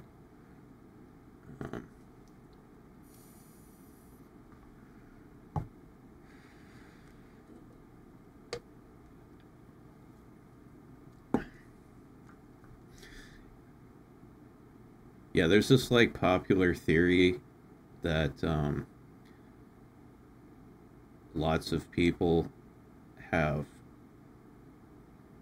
a foot fetish because like the area of the somatosensory cortex that is responsible for sensation in your genitals and the one for your feet are like really close together. And I always thought that was true, and then I like actually read into it, and that was just like a random hypothesis by some dude, and then the media took it and ran with it, and everybody says it's true now.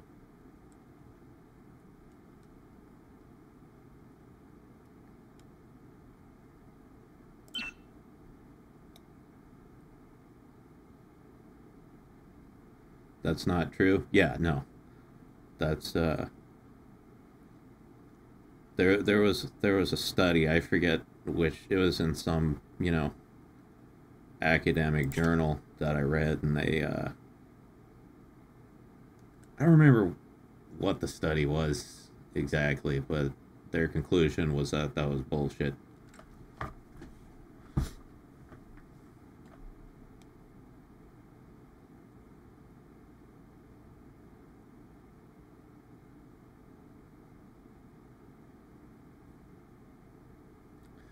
People become doms because they're weak in real life. I don't think you've ever met Dashie Li.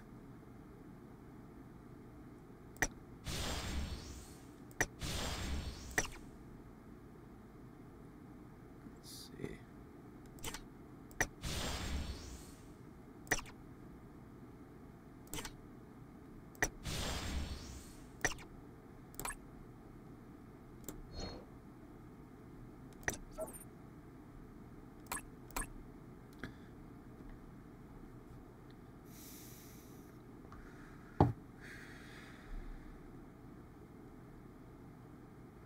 So, Poltergeist, you said you study neurology. Like, what kind of profession are you trying to go into with that knowledge?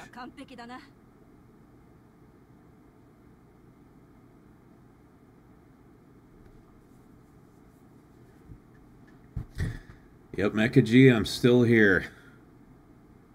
7 hours and still going strong.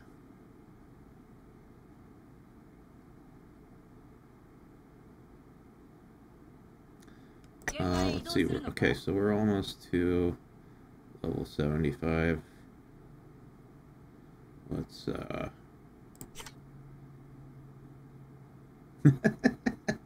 Dom sub is an agreement, not reality, like being a multi-time champion in pro wrestling. That's an interesting way of putting it.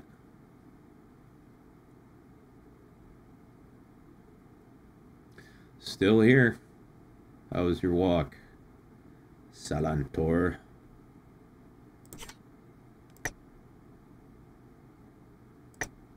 Salantor. It's informal, picked it up to understand myself since I have CPTSD and just never stopped. Well, that's cool. A self-taught man. I like that. Honestly, I'll say this, like, other than, you know, basic math skills, reading and writing, that type of stuff, just basic skills. Other than that, all the useful knowledge I have that I actually apply in my everyday life is stuff I've taught myself.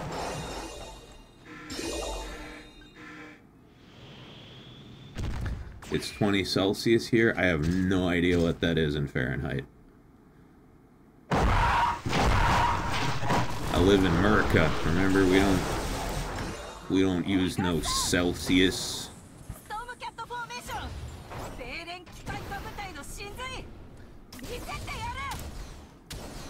Let's see. 20. Hold on. Oh shit. I forgot I was playing the game. Okay. 20 degrees Celsius to Fahrenheit. That's 68 degrees Fahrenheit. Oh, that's alright. It's not too bad. I mean, I have my air conditioner set to 69.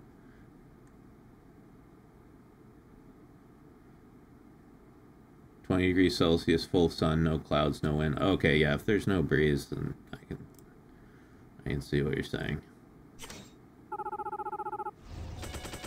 I think we only have to do one more.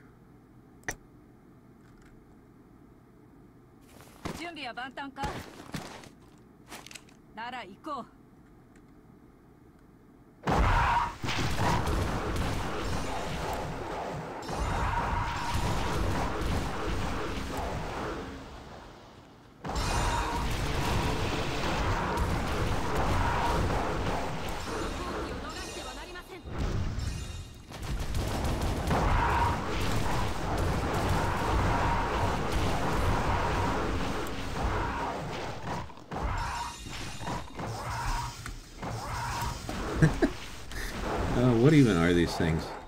Fish demons?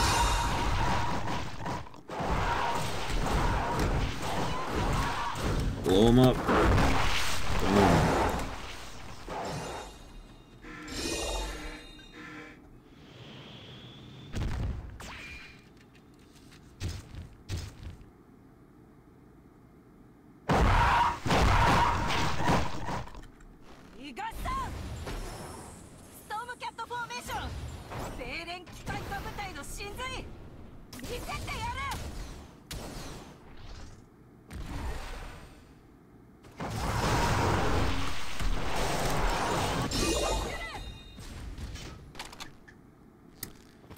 Grim says, I developed strong problem-solving and critical thinking skills growing up.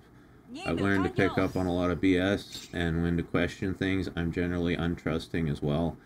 I like to poke nests. I had to develop, like, I had to develop critical thinking skills and bullshit detection as an adult, because I did not when I was a kid. Because as a child, like a small child, you know, my mom was my primary caregiver, and she taught me, you know, the big lessons that she instilled in me were never question authority. If somebody disagrees with you, it means you're wrong. And, you know, yeah, basically those two things. Those are the two that apply to the situation. It was, you're always wrong, I'm always right, and if you question me, you're a bad person. So, I did not... And then, you know, as a teenager, I was able to escape my mom, but I didn't learn any critical thinking skills because I was just smoking pot. So, I didn't really develop that kind of shit until I was in my 20s.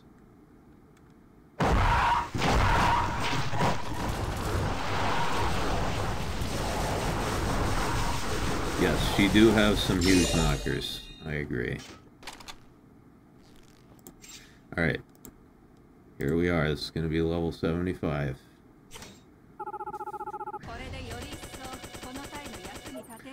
Religious parents? Thank God I didn't have to deal with that. Yeah, but I know for a lot of people growing up with religious parents sucks dick.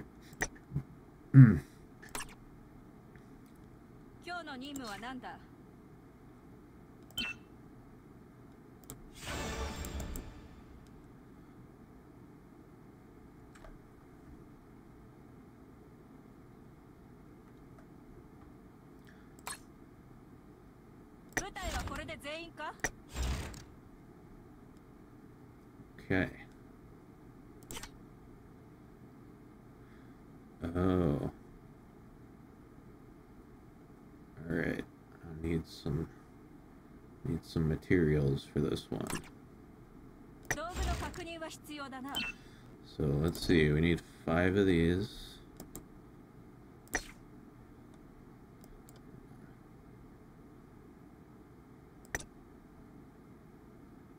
Oh.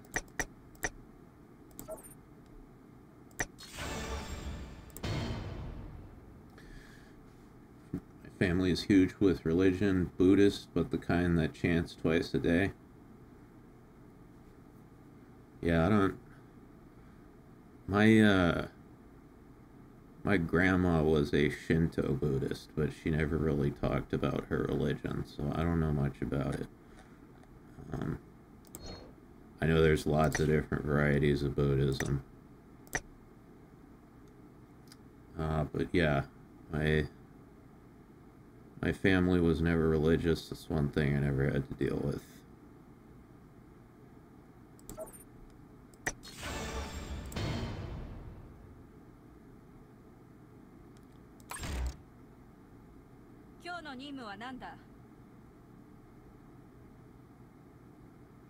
The Nam-myoho Renge-kyo one? I don't know what that means.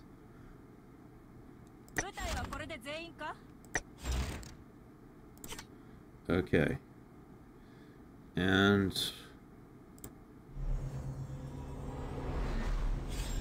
boom. Congratulations. Congratulations, Mirabell. It's your first awakening. Good job.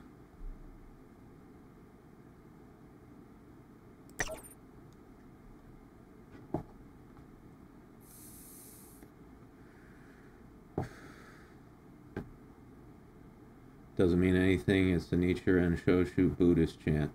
Yeah, I wouldn't know. Whew.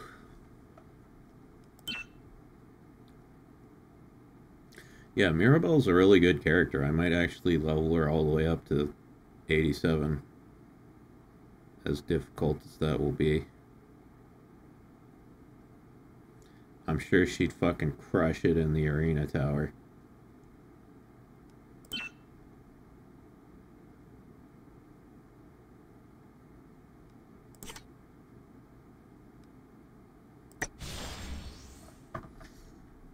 Ow.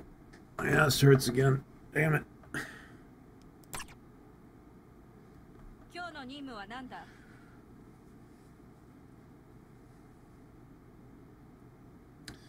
My uncle chants for hours, thinking he'll walk again as a nearly 30-year paraplegic.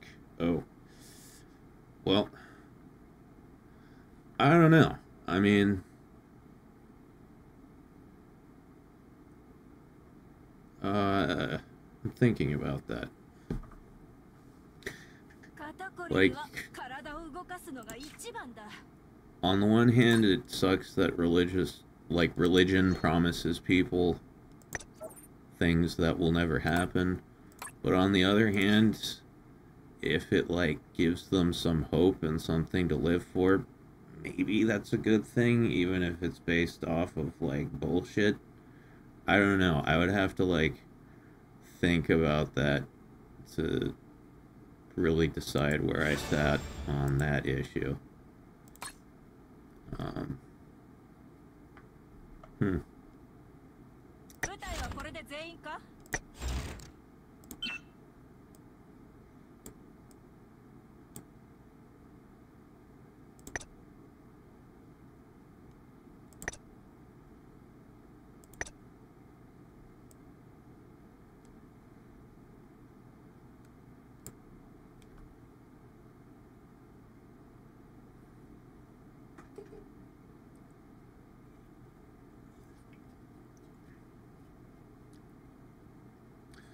I don't hate religion. I also think most of humanity is ready to not be religious. Yeah, I agree. They just trade it for modern cults. Absolutely. I mean, let's see. I just don't like how people try to save everyone else. Yeah, that's annoying, like the proselytizing. But the part about modern cults is spot on. You know, like, even compared to when I was a kid, you know, America is so much more secular now. There's so much less emphasis on religion, and you're right. People just trade it for, like, politics and ideologies. That's why the fucking, you know, I think that's one of the reasons the whole woke thing just got so out of control over the past decade, is because people don't have religion. But they treat it like a religion, so it's basically the same thing. The nice thing about most religions, though, is they've been around for a very long time. They've been refined. They've gone through enlightenments. You know, Christianity, for example. Like, people do a lot of bad things in the name of Christianity. But, you know, if you look at, like, the doctrine and, like, what you're supposed to take out of it and the teachings of Jesus or whatever, it's just like, hey, you know, be nice to everybody and that kind of shit. Yeah, modern ideologies have not gone through that refinement. They don't have any kind of moral code to them. It's just like, we're right, you're wrong, and if you disagree with us, you're a bad person.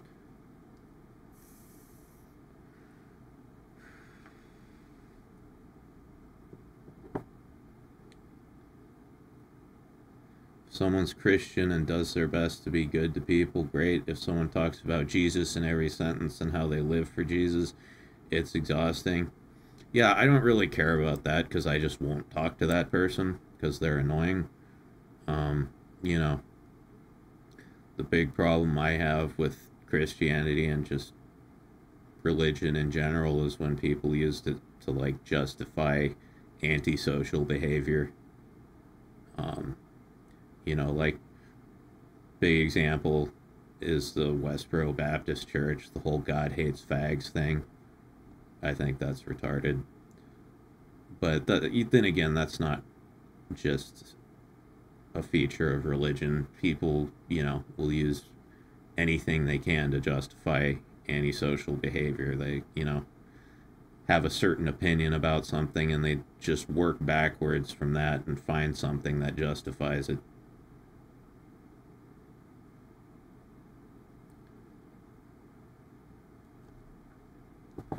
Too many people focus on the mental part of fundamentalism.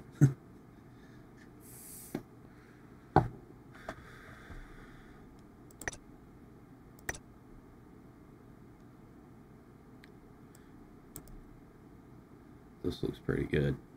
Not gonna lie. I like the band-aids. That's hilarious.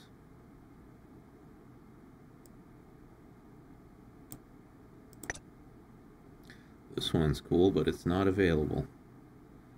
It was available 2 months ago when I wasn't playing this game. What mental part? You know, mental, like as in crazy. Like you're mental, dude.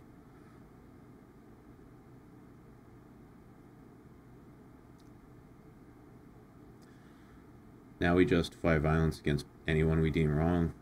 Well, certain groups do. Yeah, I mean, like I was saying, people will use anything to justify antisocial behavior. It's like, I don't like what you're saying, or I don't like how you're living, and I will find any reason to, you know, to give myself permission to transgress against you.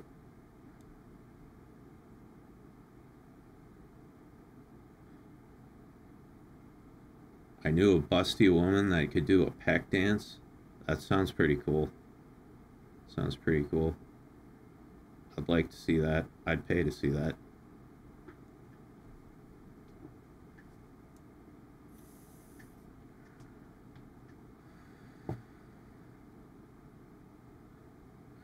I go back to what Johnny Cash said when they told him that their Christian fans wouldn't like him singing out of prison, and he said, then they ain't Christian. Yeah, see, that's the right attitude right there. I've known some people who were Christian and, you know, really looked at it from the angle of, like, just trying to be a good person, you know. Not evangelizing, not proselytizing, but just personally for themselves, you know, following the good parts of Christianity, like the morals. And I think that's great. Anything that makes you a better person is good. Doesn't matter where it comes from.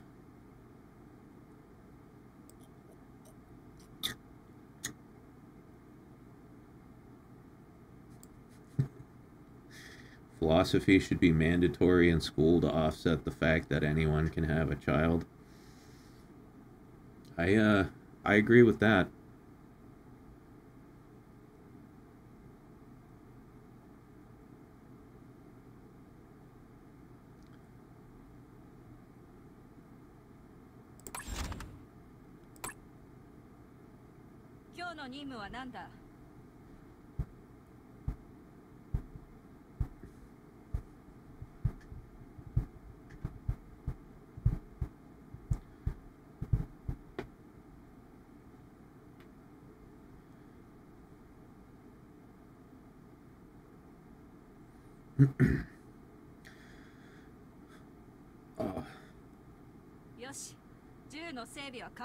Well, guys, I think that's enough for tonight, or this morning, or whatever the fuck you want to call it. I'm trying to get to sleep a little bit earlier, so I don't want to stay up till 7 a.m. or whatever the fuck it was last time, yesterday, whatever you call it. I can't even talk anymore. I'm fucking exhausted. Fun stream. Thank you. I hope you guys enjoyed it. I feel like I was a little more energetic today.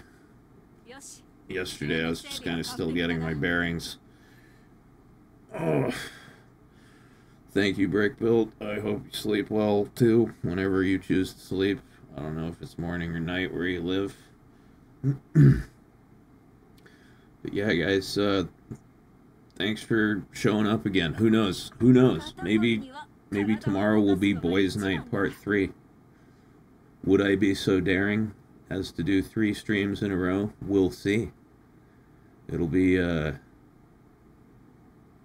Boys Night Part 3, Return of the King.